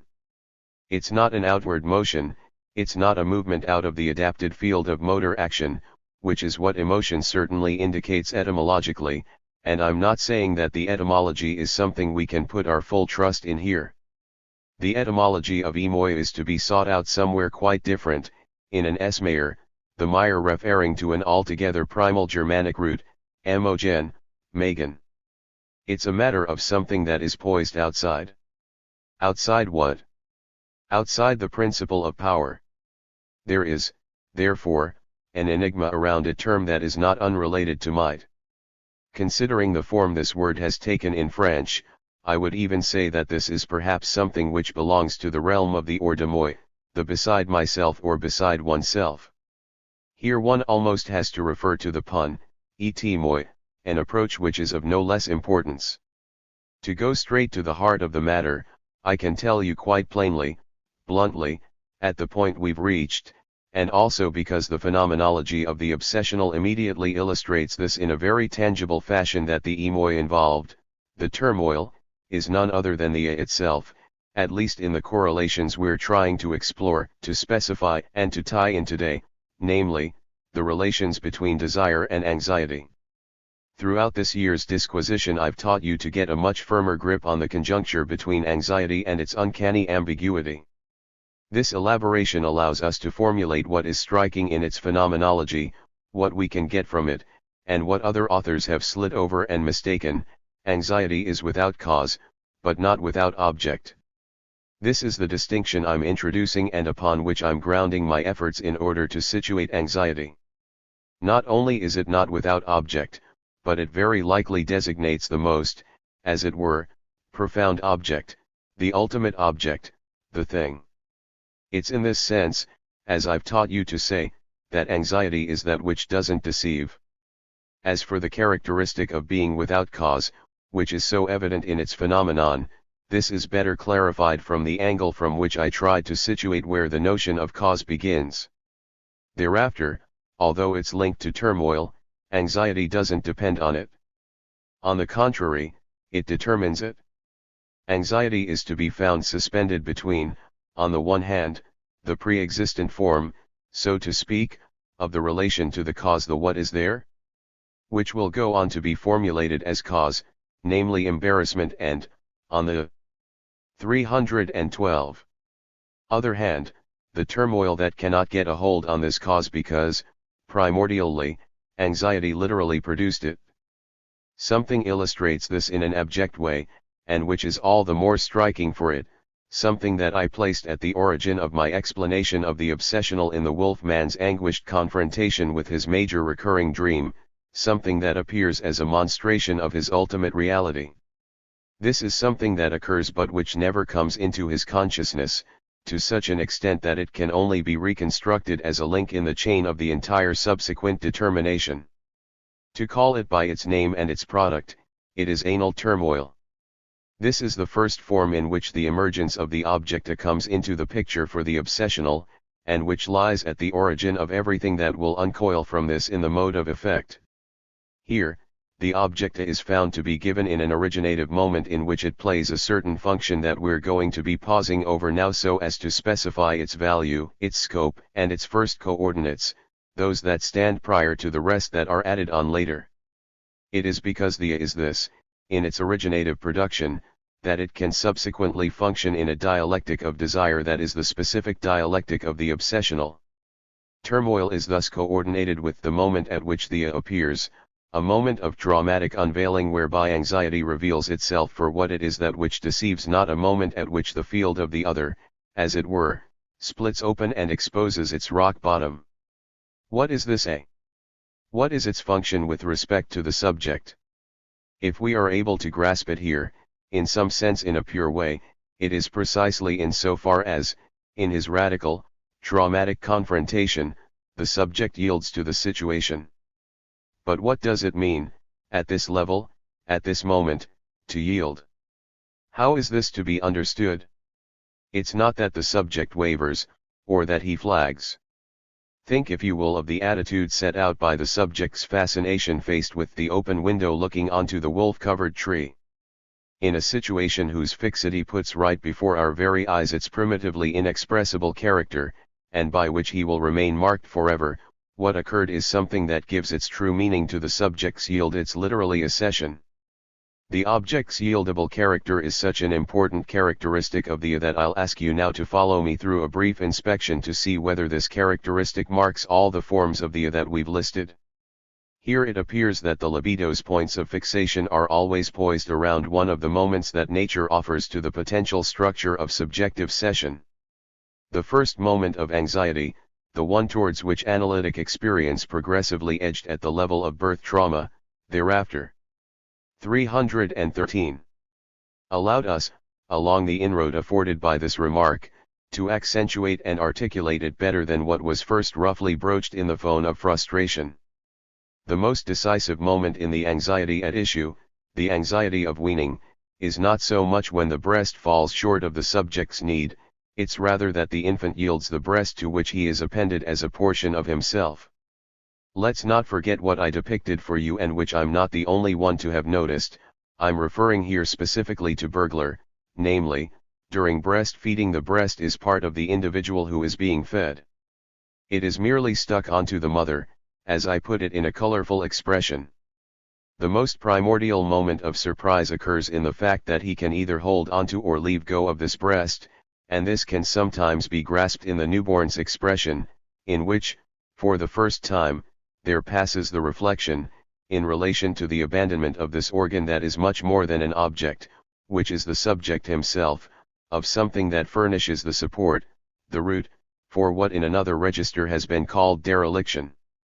Thence, do we have any other plain means of monitoring this besides the accent that I'm laying, as for all the objects on the possibility of replacing the natural object? The natural object can be replaced by a mechanical object, if I can express myself thus, to designate the possible replacement of this object by any other object one may meet. It might be another partner, the wet nurse, which was such a big question for the first advocate of natural upbringing. See Rousseau's theme of nursing by the mother. Beyond that we have something else, good gracious, which hasn't always existed and which we owe to the progress of culture, the feeding bottle. With respect to this this sets the possibility of having it in store, in stock, of retail circulation, and also of its being sealed away in sterilized tubes. What I'm calling the cession of the object is therefore translated by the appearance, in the chain of human manufacture, of yieldable objects that can be the equivalents of natural objects. This reminder is not beside the point here, because from this angle I mean to make a direct link with the function on which I've long been laying the accent, the function of the transitional object, to use the term, whether it is proper or not, but now accepted, pinned to it by its creator, the one who caught sight of it, namely, Winnicott. One can clearly see what constitutes the object he calls transitional in the object function that I'm calling the yieldable object. It's a little piece torn off something, more often than not a swathe, and one can clearly see the support the subject finds in it. He doesn't dissolve into it, he takes comfort from it. He takes comfort from it in his utterly originative function of a subject in a position of falling. 314. Away with respect to the signifying confrontation. This is not an investment in the this is, so to speak, investiture. Here the stands in for the subject, it's a stand-in in the position of precedent.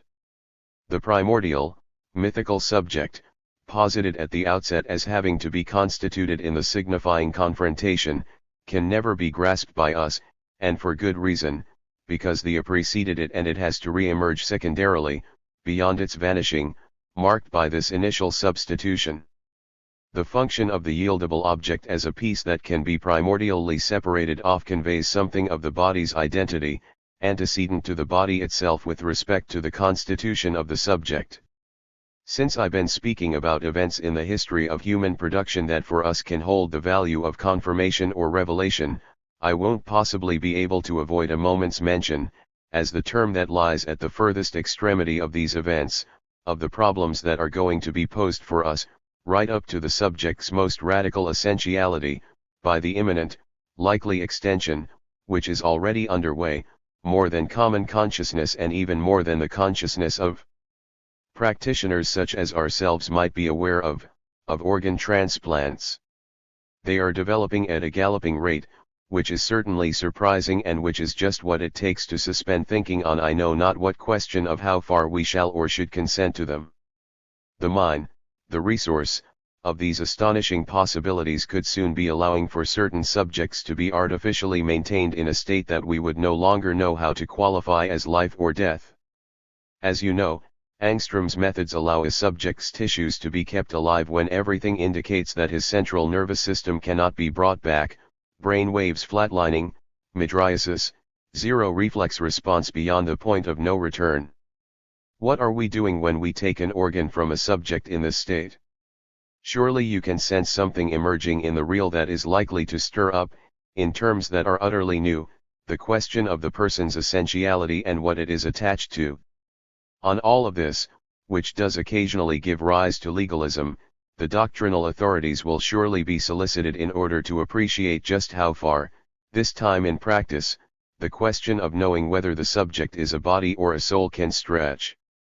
I won't go any farther down this road today because these doctrinal authorities seem to have already given some highly singular replies, which ought to be studied closely to appreciate their coherence with respect to certain positions that have been taken for a long while now. For instance, identifying the person with something immortal known as the soul is radically distinct, on the very plane of 315. Relation, from a doctrine that spells out in its practices what is most contrary to the Platonic tradition, namely, that there cannot be any other resurrection besides that of the body. Likewise, the domain being evoked here is not so tightly linked to the industrial advance in such peculiar possibilities as not to have been evoked by visionary fantasizing since way back. I need only send you back to the unheimlich function of the eyes that are handled, to fetch them from a living being to his automaton, by the character, incarnated by Hoffmann and whom Freud placed at the center of his article on the unheimlich of Coppelius. He scoops out the sockets to seek out in their root, somewhere, the object that it is crucial, essential to endue himself with as the beyond, and the most anguishing beyond, of the desire that constitutes it, namely, the I itself. I've said enough in passing about the same function in the voice and how to us it appears, and how to us it will doubtless appear ever more so, given the many technological improvements, to be capable of belonging to the realm of yieldable objects, those objects that can be lined up on the shelves of a library in the form of gramophone records or reels of tape. It is not indispensable to mention such an episode here, old or new, to know what peculiar relation this can occasionally have with the emergence of anxiety in such a conjunction.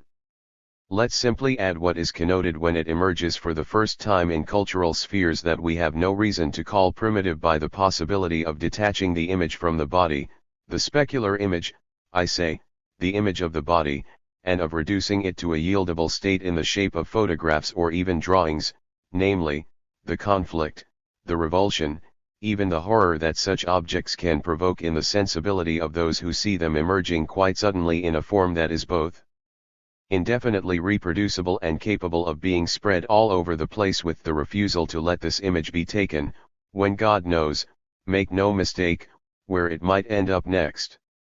The anal object comes into play in the function of desire with this function of a yieldable object. This function is by and large the most natural one, but this naturalness cannot be explained away as its having taken on this function. We've still got to grasp precisely in what way the object comes into play at this level. Let's not forget to put to the test here the guide rope furnished by our formula that the object is not the end, the goal, of desire, but its cause. It is the cause of desire inasmuch as desire is itself something non-effective, a kind of effect founded and constituted upon the function Auflack, which only appears as an effect at the exact spot. 316. Where the notion of cause is located, that is, only at the level of the signifying chain, to which desire lends that coherence whereby the subject is essentially constituted as metonymy. How are we to qualify this desire at the anal level, where we grasp its incidence in the constitution of the subject. It's doubtless the desire to hold back, but is it the contingent fact, the forced fact of toilet training, that lends it the function of holding back? No, it isn't. This is not what gives anal desire its fundamental structure. A more general form is involved in the desire to hold back, and this is what we have to grasp. 2. In its polar relation to anxiety, desire is to be located where I put it, matched up with the foregoing matrix, namely, at the level of inhibition. This is why desire can assume the function of what is called a defense. Let's go step by step to see how this might happen. What is inhibition for us in our experience? It is not enough to have had this experience or to have dealt with it as such to spell out its function correctly. What is inhibition if not the introduction into a function? In his article, Freud takes the example of the motor function, but it can't be just any function of another desire besides the one that the function satisfies naturally. After all, we know this, and I'm not claiming to be uncovering anything new here, but I think that in spelling it out like this I'm introducing a new formulation, without which the deductions that stem from it would elude us. The correlations that this matrix indicates invite us to acknowledge the locus of inhibition as the locus at which, strictly speaking, desire is exerted and at which we grasp one of the roots of what analysis designates as Überdrängung. The structural concealment of desire behind inhibition is what makes us say together that, if Mr. So-and-so has got writer's cramp, it's because he eroticizes the function of his hand. I think everyone can find their feet here.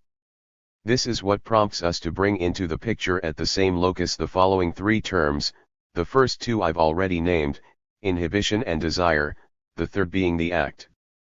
When it comes to defining what the act is, this being the sole pole that is correlative to the locus of anxiety, we can only do so by situating it where it stands in this matrix, at the locus of inhibition.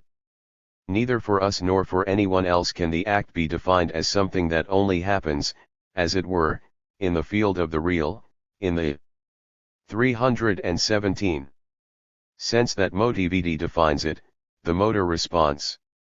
Without doubt, there always remains some involvement of a motor effect in the field of the real, but it translates into it in such a way that another field makes its impact felt. It's not only the field of sensory stimulation, for example, as it is articulated by simply considering the reflex arc, and this is not to be articulated as the field of the realization of the subject either. Articulating the act in the field of subjective realization whilst evading the precedence of the is a personalist myth. The opens the field of the subject's realization and conserves thereafter its privilege therein in a way that the subject as such can only be realized in the objects that belong to the same series as the A, to the same locus in this matrix. They are always yieldable objects, and they are what for a long time have been called deeds, with all the meaning that this term carries, up to and including in the field of moral theology. So, what happens in the other field I'm speaking about, and whose incidence, whose insistence, whose persistence in the real connotes an action as an act? How are we to define the act? Is it simply by its polar relation to anxiety, by what happens in terms of a surmounting of anxiety, if I may put it like that? Let's say, using formulas that can merely approach what an act is, that we're speaking about an act when an action has the character of a signifying manifestation where what may be called the gap of desire is written into it. An act is an action in that the very desire that would have been designed to inhibit it makes itself felt therein. Only in this grounding of the notion of act in its relation to inhibition can a justification be found for calling things acts that in principle look so little like what may be called an act in the full, ethical sense of the word, the sexual act on one hand, or the testamentary act on the other. Well, with regard to the relationship between the A and the constitution of a desire, and with regard to what it reveals to us about desire's relationship to the natural function, the obsessional has the most exemplary value for us. We're forever putting our finger on the characteristic, whose enigmatic aspect can only be effaced for us by habit, that in him desires are always evinced in a dimension that just now I went so far as to call the function of defense. I said it in a slightly anticipatory way, because why does the incidence of desire in inhibition warrant being called defense? Well, it is solely in so far as the effect of desire thus signaled by inhibition can be introduced into an action that is already caught in the induction of another desire. This is also a fact of common experience for us. But without going into the fact that we're always dealing with something of this order. 318. Let's observe, to stick with our obsessional, that this is already the position of anal desire, defined by the desire to hold back, inasmuch as it is focused on a primordial object to which it will impart its value. The desire to hold back only carries meaning for us in the economy of libido, that is, in its nexus with sexual desire. This is where St. Augustine's inter urinas et faces nascimur deserves to be called to mind. What is important here is not so much that we are born betwixt urine and faces, but, at least for us analysts, that betwixt urine and faces is where we make love. We piss beforehand and we shit afterwards, or vice versa. This is yet another correlation to which we pay too little heed in the phenomenology we allow to come into analysis. We saw it in connection with that element in the wolf-man's story that is so barely perceived as to go unmentioned, his little primordial gift. This is why one really has to listen out and ascertain, in those cases in which it rears its head, the relation that binds the sexual act to something that, of course, doesn't sound like it carries great importance, but which becomes important as something indicative of the relation I'm speaking about, namely, the usual fomentation of the little turd, whose successive evacuation doubtless doesn't carry the same signification in all subjects, depending on whether they stand on the obsessional side or another one. 3. Let's take up our path at the spot where I left you. What about the point I'm directing you towards now concerning the desire underlying desire? And how are we to form a conception of what, on this path, leads us towards the elucidation of its meaning? Leads us, I mean, not simply in the fact of it, but in its necessity. We have interpreted desire as defense, and we have said that it defends against another desire. Now we are going to be able to conceive of how we are led to this, if I may say so, quite naturally by what leads the obsessional to commit himself in a recursive movement of the process of desire, a movement wherein he tends to take up its steps afresh. This movement is generated by the implicit effort of subjectification that is already in his symptoms, to the extent that he does have symptoms. What is meant by the double correlation, which I've written into the matrix, with impediment and emotion? This is what is designated for us by the titles I put here under. 319. Desire not being able cause not knowing. Anxiety. Reformulation of the anxiety chart. I've just explained why desire is in the stead of inhibition here. In the stead of impediment there is not being able. Indeed, impediment, a term had to be chosen, which comes from imptikaer, ensnaring, is not the duplication of inhibition here. What is it? The subject is very much impeded from abiding by his desire to hold back, and this is what emerges in the obsessional as compulsion. He cannot hold himself back. In the stead of emotion there is not knowing. The word emotion is borrowed from an adaptational psychology of the catastrophic reaction, which is not ours. This word also comes into play here in an altogether different way from its traditional and usual definition. The emotion at issue here is the emotion highlighted by experiences that are grounded in the confrontation with a task, when the subject doesn't know how to go about responding. This merges with our own not knowing. He didn't know it was that, and this is why, at the level of the point at which he can't impede himself, he lets things go, namely, the to and fro of the signifier that posits and effaces by turns. But these movements all travel the same path, which is likewise unknown, the path towards refinding the primal trace. What the obsessional subject seeks in what I called its recursion, and you can see why that word was chosen, in the process of desire is well and truly to refine the authentic cause of the whole process. And since this cause is nothing but the ultimate object, the abject and paltry object, he keeps seeking out the object, with its phases of abeyance, its wrong turns, its false trails, its sidelong drifting, which make the search turn endlessly around and around. All of this, which emerges at the level of acting out, also emerges in the fundamental symptom of doubt which, for this subject, strikes at the value of all the objects of substitution. Here, not being able is not being able to what? To impede oneself. Here, compulsion is the compulsion to doubt. It pertains to these doubtful objects by dint of which the moment when the ultimate object would be accessed is driven back, the object that would be the end in the full sense of the word, namely, the subject's loss on the road onto which he is always capable of falling via the path of 320. Embarrassment. The embarrassment where the question of the cause as such is introduced, which is where he enters the transference. Have we clasped, or even so much as broached, the question of how the incidence of another desire steps in, which would play the role of defense with respect to the first?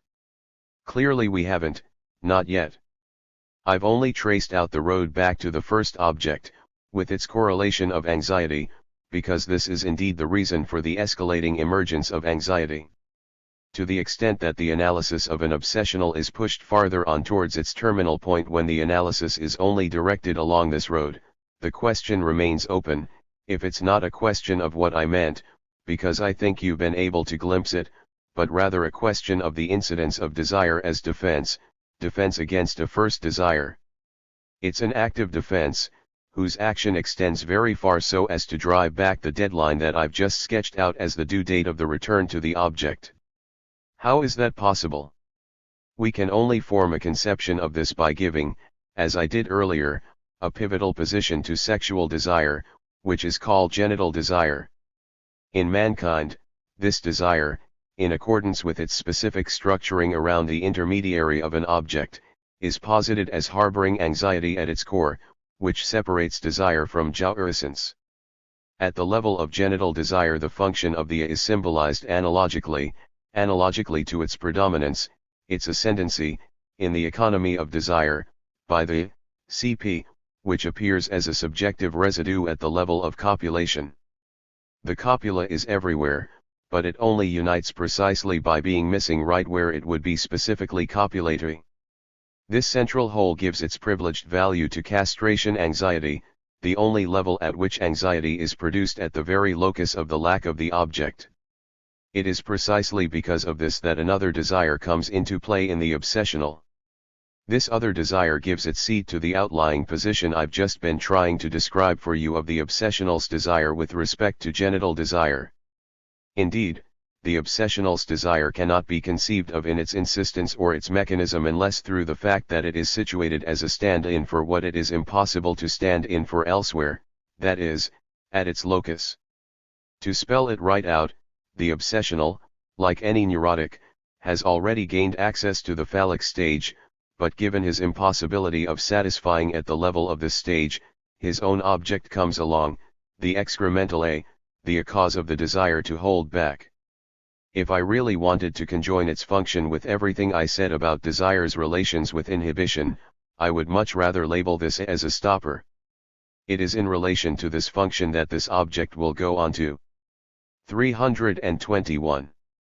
Assume its values, which I could call developed values. And this is where we pierce through to the origin of what I could call the analytic fantasy of ablativity. I've already reiterated how ablativity is an obsessional's fantasy. Of course, everyone would like genital union to be a gift I give myself, you give yourself, we give ourselves. Unfortunately, there's no trace of a gift in a genital, copulatory act, however successful one might imagine it to be. There is only any gift precisely right where it's always been perfectly well spotted, at the anal level. At the anal level, something stands out, something looms up, which arrests the subject upon the realization of the gap, the central hole, which at the genital level stops him from grasping anything that could function as an object of the gift, an object designed to satisfy.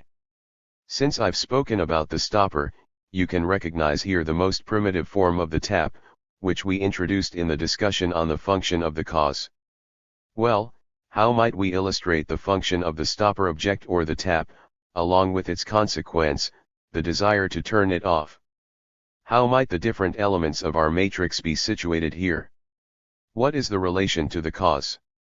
What can one do with the tap, Observing the child's experience indicates that this is truly and verily the initial point at which the attraction of this fundamental sort of object comes into the picture, contrary to what happens for any other little animal.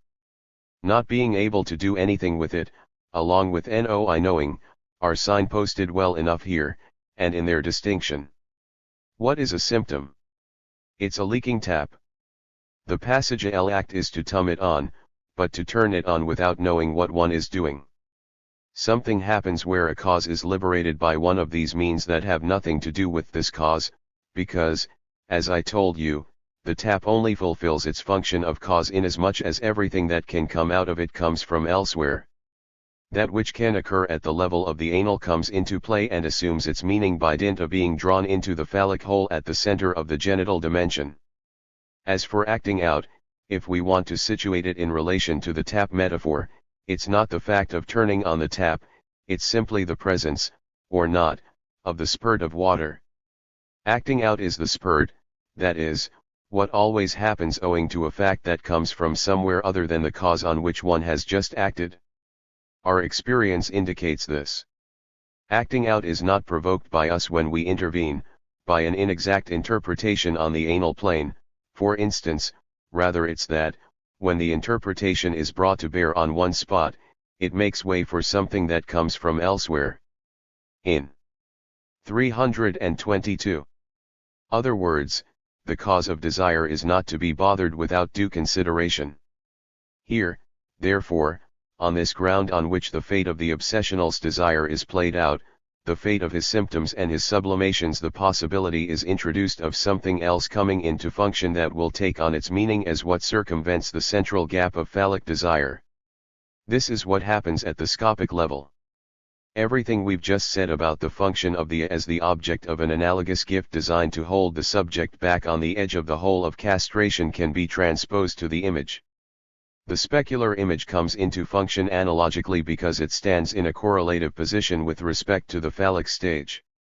And this is precisely where, in the obsessional subject, the ambiguity of the function of love steps in, as is underlined in all the different observations. What is this idealized love that we find in the rat man as well as the wolf man, and in any observation on an obsessional that has been pushed fairly far? What is the word for this enigma? An enigma of the function given to the other, the woman on this occasion, who is the exalted object that no one waited for us, neither you, nor me, nor the teaching imparted here, to know what it furtively represents by way of the negation of his desire. In any case, women make no mistake about it. What would distinguish this type of love from an erotomaniacal love, were it not for what the obsessional engages of himself in love and which we have to seek out? If it really is, as I've told you, the last object that his analysis can reveal along a certain road of recursion, namely, the object of excrement, isn't this the divinatory wellspring whence the obsessional finds himself to be the lovable object? I'm asking you to take out your flashlights to try to shed some light on what's involved in the obsessional's position in this regard. Doubt is not what dominates here, it's rather that the subject prefers not even to look into it. You will always meet this prudence in the obsessional. And still, love assumes for him the forms of an exalted bond. What he expects to be loved is a certain image of himself. He gives this image to the other. He gives it so entirely that he imagines the other party would no longer know what to do should this image of him go missing. This is the fundament behind what elsewhere I've called the altruistic dimension of this mythical love, which is founded on a mythical ablativity. Maintaining this image of himself is what chains the obsessional to maintaining a remote distance from himself, which is precisely what it is so hard to reduce in the analysis. Of course, this is where one person, who had much experience with such patients, but not 323. The apparatus with which to formulate it, for reasons that remain to be fathomed, got the illusory idea of laying the entire accent on the notion of distance. But the distance involved is the distance between the subject and himself, whereby everything he does is only ever, for him, when he is without analysis and left to his solitude, something he perceives in the end as a game, which when all is said and done will only have benefited the other I'm speaking about, the image of himself. This relation to the image is commonly highlighted as the narcissistic dimension in which everything is developed that, in the obsessional, is not central, i.e., symptomatic, but behavioral or lived. But what he has to do, and this will furnish him with his true seat, is to realize at the very least the first phase of the fact that his desire is never allowed to appear in an act. His desire is sustained by doing the rounds of all the possibilities that determine the impossible at the phallic and genital level. When I say that the obsessional sustains his desire as impossible, I mean that he sustains his desire at the level of the impossibilities of desire. If the image of the whole impresses itself here, and if I've long insisted on this reference, it's because the circle of the obsessional's desire is precisely one of those circles that can never be reduced to a point owing to their topological place on the torus. It's because, from the oral to the anal, from the anal to the phallic, from the phallic to the scopic, and from the scopic to the vociferated, it never loops back upon itself, except by going back via its point of departure. This example is sufficiently demonstrative to be elaborated as such, and it can be transposed into other structures, notably the hysteric. Next time, in reference to these structures, I'll be giving the conclusive formulation to what will allow us to situate, in the ultimate term, the position and the function of anxiety. June 26, 1963. XXIV. From the A to the names of the Father. The scopic masking of the object A. Birth as an intrusion of the other. To separate and to hold back. Mourning, mania, and melancholia. The voice, the Father, the name, and love. Today, I'm going to be concluding with what I'd intended to tell you this year about anxiety. I'm going to be marking out its limit and its function, thereby indicating where I intend certain positions to be upheld, positions that will allow us if possible, to reach a conclusion on what is involved in our role as analysts. 1. At the end of his life's work, Freud designated anxiety as a signal. He designated it as a signal that is distinct from the effect of the traumatic situation, a signal linked to what he calls danger, a term that for him refers back to the notion of vital danger, which it has to be said is not clarified. What is original in what I will have articulated for you this year is a detail regarding what danger is. In conformity with the Freudian notion, but more precisely articulated, I say that the danger in question is bound to the characteristic of session specific to the constitutive moment of the object A. In what way, at this point in our elaboration, must anxiety now be considered to be a signal? Once again, we are going to link up in a different way from Freud the moment at which the function of anxiety is brought into play. I situate this moment as standing prior to the session of the 325 object, just as the necessity of Freud's articulation forces him to situate something else, something more primal than the danger situation. Indeed, experience forbids us from not doing so. As I announced back in the seminar of 2 years hence, anxiety makes itself tangibly felt as referring back in a complex way to the desire of the other. Back in this first approach, I indicated that the anguishing function of the desire of the other was linked to the fact that I don't know which object A I am for this desire. What I will be accentuating today is the following. Only at the level that I designated on the blackboard as the fourth level amongst the 5 that can be defined as characteristic of the subject's constitution in his relation to the other, insofar as we can articulate it as being centered around the function of anxiety, is this specific form fully articulated, does it take on an exemplary form, which is fully fleshed out, this specific form whereby human desire is the function of the desire of the other. I told you that anxiety is bound to the fact that I don't know which object A I am for the desire of the other, but at the end of the day this is only valid at the scopic level. It's at this level that I can give you the exemplary fable in which the other would be radically an other, the praying mantis with its voracious desire, to which I am linked by no common factor whatsoever. Quite contrary to this, I am linked to the human other by something which is my quality of being his semblable, and the result is that what remains of the anguishing I don't know what object I am, is, fundamentally, misrecognition. There is a misrecognition of what the is in the economy of my human desire, and this is why the aforesaid fourth level, the level of scopic desire, is the level at which the structure of desire is the most fully developed in its fundamental alienation. It is also, paradoxically, the level at which the object is most fully masked and at which, by virtue of this fact, the subject is most assured in relation to anxiety. This is precisely what makes it necessary for us to look elsewhere for the trace of the A with respect to the moment of its constitution. Indeed, whilst it is true that in sum and substance the other is always there in its full reality, and therefore, in so far as it takes on a subjective presence, this reality is always likely to make itself felt through one of its prominent edges, it's nonetheless clear that development doesn't afford even access to the other's reality. At the first level, the other's reality is presentified by need, as is very clear-cut in the original powerlessness of the nursling. It's only at the second level, with the incidence of the other's demand, that something is detached properly speaking, which allows us to articulate in a more complete fashion the constitution of the A with 326. Respect to the function of the other as the locus of the signifying chain.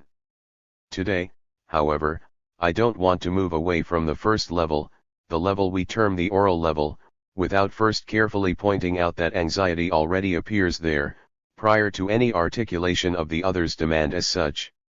Oddly enough, this manifestation of anxiety coincides with the very emergence in the world of he who is going to be the subject. This manifestation is his cry. Now, I have long situated the function of the cry as a relation, not an originative one but a terminal one, to what we must consider to be the very heart of this other inasmuch as it is completed for us at a certain moment in the form of our neighbor. I ask you to pause a short while over the paradox that here conjoins the point of departure of this first effect of session, which is the anxiety effect, with what at the end will be something like its point of arrival. The difference is that the nursling can't do anything about the cry that slips out of him. He has yielded something and nothing will ever conjoin him to it again. Am I the first to accentuate this originative anxiety? All the authors have done so. They have accentuated its character in a certain dramatic relation that the organism, the human organism on this occasion, has with the world in which it is going to live. What can we get from the many confused notions they give us about this emergence, and which can only possess certain contradictory features? Can we, for example, endorse Ferenczi's indication as a valuable one, namely, that there is an emergence, for ontogenesis itself, from out of goodness knows what primitive aqueous environment that would be homologous with the marine environment? Would amniotic liquid bear a relation to this primitive water?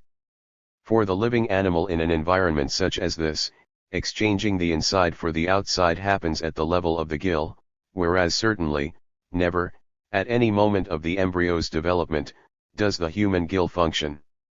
Not everything that is indicated to us, however, in this psychoanalytic speculation, which is often a confused speculation, should be considered meaningless, and it should even be considered as potentially lying on the path of something significant. It skips past it, it lags behind it, but sometimes this speculation illuminates it. Moreover, since they make a point of mentioning phylogeny here, I would ask you to remember the following. In the most basal scheme of the vital exchange between an organism and its environment, the organism possesses a limit across which a certain number of choice points of exchange are distributed. This wall ensures the osmosis between the outer environment and the 327 inner environment, between which there is thus a common factor. Stop and consider, then, this incredible fact: the strangeness of the leap by which living beings left behind their primitive environment and moved over into air. An organ is necessary for this. I ask you to consult the books on embryology and one cannot fail to be struck by its, as it were, arbitrary neoformative character in development. It intrudes inside the organism and mobilizes the entire adaptation of the nervous system, which takes a fair while to get used to this apparatus before it can function as a good pump. One might say that there is as much strangeness in the leap that the appearance of this organ constitutes as there is in the fact that at a certain moment in human history we saw humans breathing in an iron lung, or even going off into what is improperly called the cosmos with something around them that is essentially no different from what I'm evoking here as a stock of air for their vital function. Freud indicates that anxiety was in some sense chosen to be the signal of something. Shouldn't we recognize here in this something the essential feature, in this radical intrusion, of something that is as other to the living human being as the fact of passing over into the atmosphere? By emerging into this world where he must breathe, first and foremost he is literally choked, suffocated. This is what has been called trauma. There is no other. The trauma of birth, which is not separation from the mother but the inhalation, into oneself, of a fundamentally other environment. Of course, the link between this moment and what one can call the separation of weaning doesn't appear clearly. I ask you, however, to gather up the elements of your experience as analysts and as observers of children, unhesitatingly, to reconstruct everything that proves to be necessary when it comes to giving meaning to the term weaning. Let's say that the relationship between weaning and this first moment isn't a straightforward relationship. It's not a relationship of phenomena that overlap, but rather a relationship of contemporaneity. In the main, it's not true that the child is weaned. He weans himself, he detaches himself from the breast, he plays. After the first experience of session, whose already subjectified character makes itself tangibly felt with the first signs that flash across his face as he starts, nothing more, to form the expression of surprise, he plays at detaching himself from the breast and taking it up again. If there weren't already present something active enough for us to be able to articulate it in the sense of a desire for weaning, how could we even conceive of the very primitive facts, which are quite primordial in their appearance, of the refusal of the breast, the first forms of 328. Anorexia, whose correlations at the level of the other are experienced, teaches us to seek out right away. To function authentically as what it is said to be in the classical theory, namely, the object involved in the breaking of the bond with the other, this first object that we call the breast stands short of a full bond with the other. This is why I've been strongly accentuating how this bond lies closer to the neonatal subject. The breast doesn't belong to the other, it is not the bond that has to be broken with the other, at the very most it is the first sign of this bond. This is why it bears a relation to anxiety, but this is also why it is the first form of the transitional object in Winnicott's sense, the form that makes its function possible. Likewise, it is not, at this level defined by the only object that is on offer to fulfill this function. If, later on, another object, the anal object, is going to come and fulfill this function in a more clear-cut fashion when the other itself elaborates its own function in the form of demand, one may recall the wisdom of those women who watch over the human animal's entry into the world, the midwives, who have always come to a halt faced with the peculiar little object that accompanies the child's appearance, the meconium. Since I spent a long while on it last time, I won't be going over the articulation today, a much more typical articulation, of the function of the objecta that the anal object allows us to make, inasmuch as it is found to be the first underpinning of subjectification in the relation to the other, I mean that wherein, or whereby, the subject is first required by the other to show himself as a subject, a fully fledged subject. At this level, the subject already has to give what he is, insofar as what he is cannot enter the world except as a remainder, as something irreducible with respect to what is imposed upon him as a symbolic imprint.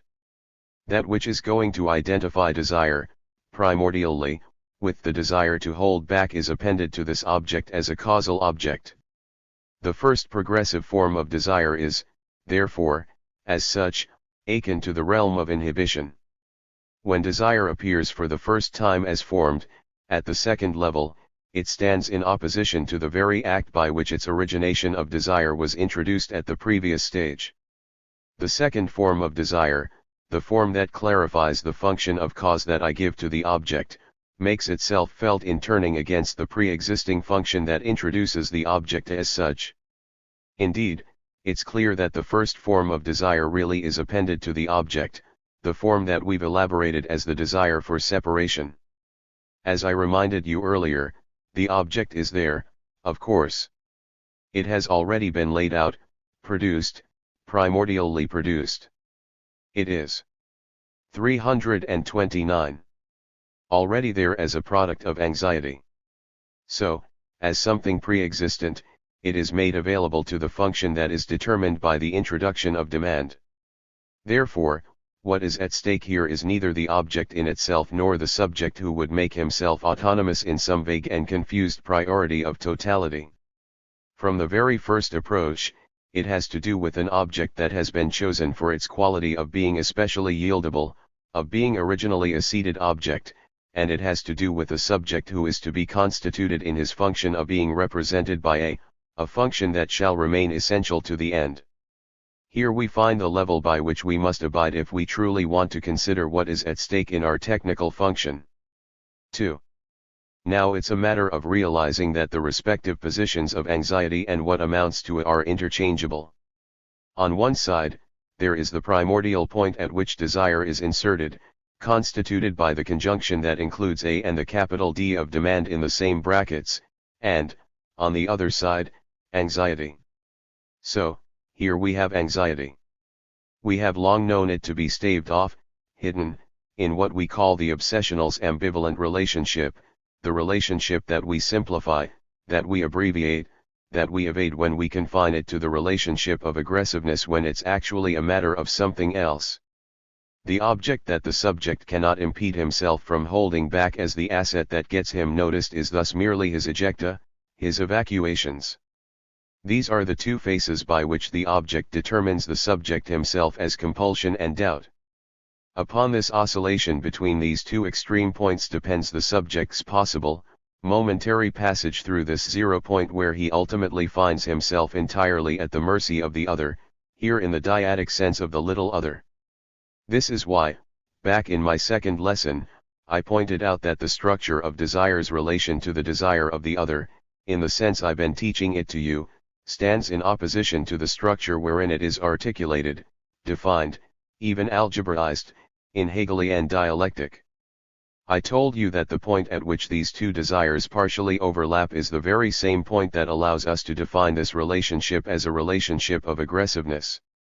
I've already written out the formula that defines this relation at the point we equate the moment of this desire, I mean moment in the sense that this word carries in physics, with zero. It is the formula d, A0d, O, which is 2. 330. Be read, desire of A, in other words, desire as determined by the first characteristically yieldable object. In this point, one may say that the subject effectively finds himself faced with what Hegelian phenomenology translates as the impossibility of coexistent self-consciousnesses, and which is but the subject's impossibility of finding his cause within himself at the level of desire.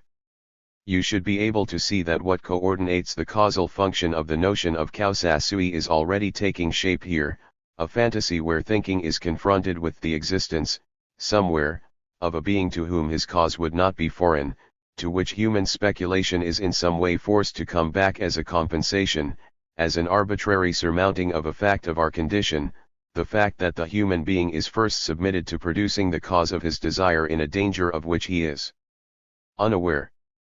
To this is linked the supreme and magisterial tone that resounds and goes on resounding at the heart of sacred scripture, in spite of its blasphemous aspect, the Hebel or Habel, the all is vanity from the text called Ecclesiastes. What we translate as vanity is this in the Hebrew text, whose three radical letters I've written up here, IQ, and which means wind, or even breath, if you like, vapor, a thing that fades away, which brings us back to an ambiguity that I think it's more legitimate to mention here, in connection with what can be most abject about breath, than all of what Jones thought he had to elaborate with respect to the Madonna's conception through the ear. This thematic of vanity is precisely the one that furnishes its abiding resonance and scope to the Hegelian definition of the original fruitful struggle from which the Phänomenologie de Geist starts off, the struggle to death called the struggle for pure prestige, which really does carry the overtone of meaning the struggle for nothing. To make the obsessional's treatment revolve around aggressiveness is to introduce into its principle, in a patent fashion and, if I may say so, an affirmed fashion, even if it hasn't been deliberated, the subduction of the subject's desire to the analyst's desire. Like any desire, this desire, although it has a reference that is internal to A, is articulated elsewhere. Here, it is identified with the ideal of the position that the analyst has obtained or believes he has obtained at the place of reality, the ideal to which the patient's desire will be obliged to stoop. Now, the at issue, marked out as the cause of desire, is neither this vanity nor this piece of waste. Although in its function it really is what I've been spelling out, namely, the object defined as a remainder that is irreducible to the symbolization that occurs at the locus of the other, it nevertheless depends on this other because how else would it be constituted? 331. Although the A is the sole remainder of existence to the extent that existence makes itself known, it is not, therefore, contrary to what has been said, existence as a forced fact. Indeed, this forced fact could only be situated through its reference to a professed mythical and noetic necessity, itself posited as a first reference. But there is no forced fact in the remainder of because the desire that will succeed, more or less, in culminating in existence takes root here. The more or less thorough severity of its reduction, namely, what makes it irreducible, and in which everyone can recognize the exact level to which it has risen in the locus of the other, is what gets defined in the dialogue that is played out on a stage. The principle of this desire is that, after having got up there, the object will have to fall back down again through the ordeal of what it will have left upon it in a relation of tragedy, or more often than not of comedy. It is played out there, of course, as a role, but the role is not what matters. We all know this from inner experience and certitude. What matters is the remainder beyond the role. It's undoubtedly a precarious and exposed remainder because, as everyone knows these days, I am forever this yieldable object, this object of exchange, and this object is the principle that makes me desire, that makes me desirous of a lack which is not the subject's lack, but a failing that strikes the jouissance situated at the level of the other. It is in this respect that each function of the A simply refers to the central gap that separates, at the sexual level, desire from the locus of jouissance and condemns us to the necessity which means that for us jouissance is not inherently destined to desire. Desire can only set out to meet it and, in order to meet it, it must not only comprehend but overcome the very fantasy that supports and constructs it. We discovered this at the point of running aground that we call castration anxiety, but why not call it castration desire because a desire is also suspended from the central lack that disjoins desire from jouissance. Its threat for each and every subject is only fashioned from having recognized it in the desire of the other.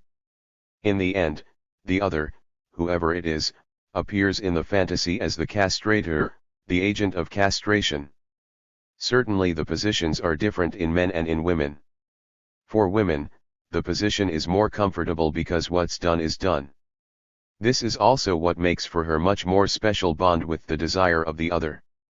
Kierkegaard's peculiar remark, that women are more anxious than men, is, I believe, profoundly correct. How would this be possible if, at the pivotal, phallic level, anxiety were not fashioned precisely from the relation to the desire of the other? 332. Desire, inasmuch as at its core it is desire for desire, that is, temptation, leads us back to this anxiety in its most originative function. At the level of castration, anxiety represents the other, if the encounter with the bowing out of the apparatus here gives us the object in the form of a shortcoming. Need I call to mind what, in the analytic tradition, confirms what I'm spelling out here? Who is it that gives us the first example of the castration that is beckoned, assumed, and desired as such, if not Oedipus? Oedipus is not first and foremost the father.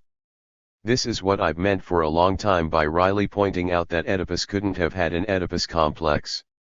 Oedipus is he who wants to pass authentically, and mythically too, to the fourth level, which I really have to broach via its exemplary path, he who wants to violate the prohibition on the conjunction between the A, here, P, and anxiety, he who wants to see what lies beyond the satisfaction of his desire, a satisfaction that has been met. The sin of Oedipus is cupidosciendi. He wants to know, and this is paid for by the horror I described. What in the end he sees are his own eyes, cast to the ground. Does this mean that this is the structure of the fourth level and that this bloody rite of blinding always has to be present somewhere? No, it doesn't. They have been given eyes that they should not see. They don't need to tear them out. This is precisely why the human drama is not tragedy, but comedy. Anxiety is sufficiently staved off and misrecognized in the mere capture of the specular image, I, A.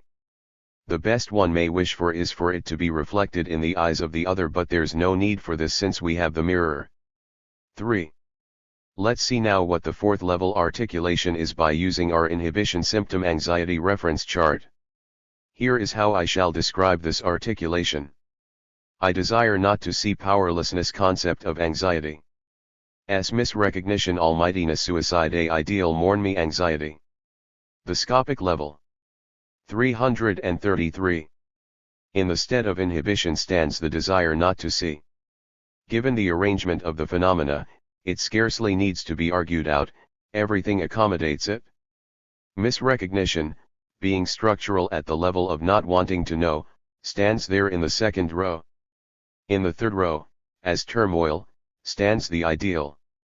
It's the ego ideal, that is, that part of the other that it is most convenient to introject, as they say. The term introjection is being brought in with good reason, but I would nonetheless ask you to take it on board reservedly because the ambiguity that remains between introjection and projection indicates well enough that another level will have to be brought in here to give the term introjection its full meaning. At the heart of the fourth level, at the central place of the symptom such as it is incarnated specifically at the level of the obsessional, I've already designated the obsessional's fantasy of almightiness. This fantasy is correlative to the fundamental powerlessness to sustain the desire not to see.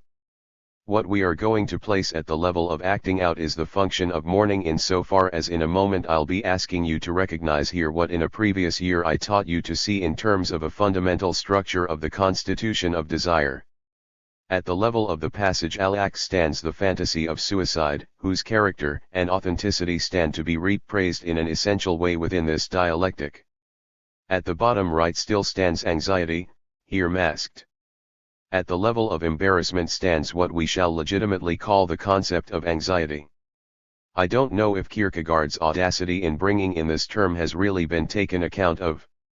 What can it mean other than that there is either the function of the concept as Hegel would have it, that is, the symbolic hold over the real, or the hold that we have, the one anxiety gives us, the sole final perception and as such the perception of all reality, and that between the two, one has to choose. The concept of anxiety only emerges as such at the limit and from a meditation that everything suggests runs aground fairly quickly. But what matters to us is simply that we're meeting fresh confirmation of the truths that we've already tackled from another angle. Now, as announced, I'm going to go back over the function of mourning.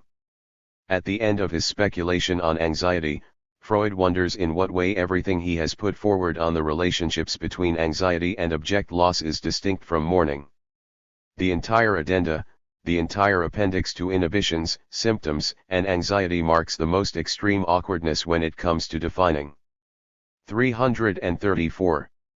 The way in which one can understand how the two functions for which he provides the same reference give rise to such divergent manifestations.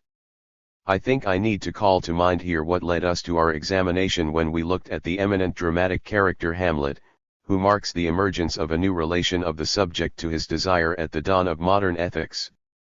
I pointed out that it's strictly speaking his mother's absence of mourning that makes any possible impetus of a desire in him fade away, recede, and crumble in the extreme, even though this being is also presented to us in a way that allowed a certain Salvador de Madariaga, for instance, to recognize in him the specific style of the heroes of the Renaissance.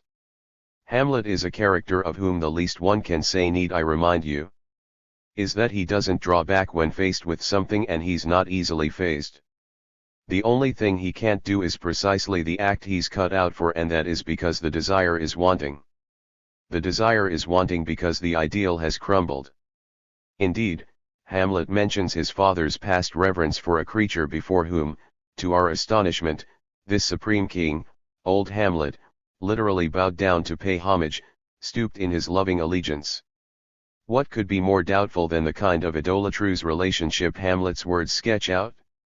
Do we not have here the signs of an overly forced, overly exalted sentiment, which even belong to the realm of a unique, mythical love, akin to the style of courtly love? Now, when courtly love appears outside the field of strictly cultural and ritualistic references, where clearly it is addressed to something other than the lady, it is on the contrary the sign of some shortcoming, some shirking, faced with the difficult paths that gaining access to a true love implies. Patently, to his father's overvaluation of the conjugal Gertrude, such as this attitude is presented in Hamlet's memories, there corresponds dialectically his own animalistic evasion of the maternal Gertrude. When the ideal is contradicted, when it crumbles, we can see that the result is that Hamlet's power of desire vanishes. As I showed you, this power will only be restored with the vision, on the outside, of a bereavement, a true one, whose fray he enters, that of Laertes for his sister, whom for Hamlet is the loved object from which he was suddenly separated due to the shortcoming of his desire. Doesn't this unlock the door for us? Doesn't it furnish us with the key that enables us to articulate, better than Freud does but following the same line of his examination, what a bereavement signifies? Freud tells us that the bereaved subject is faced with the task of 335. Consummating for a second time the loss of the beloved object that has been occasioned by the fateful mishap. And goodness knows how much he insists, and rightly so, on the piecemeal, painstaking aspect of the remembrance of everything that was lived out in the bond with the beloved object. As for us, the work of mourning strikes us, in a light that is at once identical and contrary, as a labor that is carried out to maintain and sustain all these painstaking links with the aim of restoring the bond with the true object of relation, the masked object, the object for which thereafter a substitute can be given that will ultimately have no more scope than the one that initially occupied this place. As one of our circle told me, light-heartedly, in connection with the fling depicted for us in the film Hiroshima Mon Amour, it's a story that shows us very well how any old irreplaceable German can immediately find a perfectly valid substitute in the first Japanese man she comes across. The problem of mourning is the problem of maintaining, at the scopic level, the bonds whereby desire is suspended, not from the object A, but from I, A, by which all love is narcissistically structured in so far as the term love implies the idealized dimension I spoke about. This is what makes for the difference between what occurs in mourning and what occurs in melancholia and mania. Unless we distinguish between the object A and the I, A, we cannot form a conception of the radical difference that lies between melancholia and mourning, which Freud recalls and articulates powerfully in the note I've just cited, as well as in the well-known article on mourning and melancholia. Do I need to read you the passage to jog your memory? After having gone into the notion of the reversion of the professed object libido onto the subject's own ego, Freud affirms he's the one who says this, that, in melancholia, this process clearly doesn't come to a conclusion because the object takes the helm. The object triumphs. Something other than the mechanism of libido's return in mourning is involved in melancholia and, by dint of this, the whole dialectic is built up differently. Freud tells us that the subject I won't be trying to see why today, has to have it out with the object. But the fact that it's an object A and that at the fourth level this object is usually masked beneath the I, A, of narcissism and misrecognized in its essence, means that the melancholiac necessarily passes through, as it were, his own image. Initially he attacks this image so as to reach, within it, the object that transcends him, whose control escapes him, and whose collapse will drag him into the suicide rush, with the automatism, the mechanism, the necessary and fundamentally alienated character with which, as you 336. No, these suicides of melancholiacs are committed. And they are committed in not just any setting. That this occurs so often at the window, or even through the window, is not by chance. It marks a recourse to a structure that is none other than the fantasy. We can only grasp that which distinguishes what belongs to the cycle of mania/melancholia from everything that belongs to the ideal cycle related to mourning and desire by accentuating the functional difference between, on one hand, the relationship between A and I, A, in mourning, and, on the other, in the other cycle, the radical reference to the A, which roots the subject more than does any other relation, but which is also fundamentally misrecognized and alienated in the narcissistic relation. Let's specify right away that what is at issue in mania is the non-function of A and not simply its misrecognition. Noah comes to ballast the subject, and this delivers him, in a way without any possibility of freedom, to the sheer infinite and ludic metonymy of the signifying chain. Doubtless I've missed out a fair few things here, but this is going to allow us to conclude at the level at which I wanted to leave you this year. 4. Desire in its most alienated character, its most fundamentally phantasmatic character, is what characterizes the fourth level. I went a little way into the structure of the fifth level and indicated sufficiently that at this level the A is recast, openly alienated this time, as the support of the desire of the other that, this time, can be named. You might note that this is also to tell you why this year I'll be stopping on this term. Indeed, the entire dialectic of what happens at the fifth level implies a much more fastidious articulation than has ever been given with what I designated earlier as introjection, which as such implies the auditory dimension, and which implies the paternal function too. If everything happens next year in a way that will allow me to pursue my seminar in accordance with the path foreseen, I'll be making you an appointment with not only the name, but the names of the Father. And this is not for nothing. In the Freudian myth, the Father intervenes in the most evidently mythical fashion as the one whose desire submerges, crushes, forces itself upon all the others.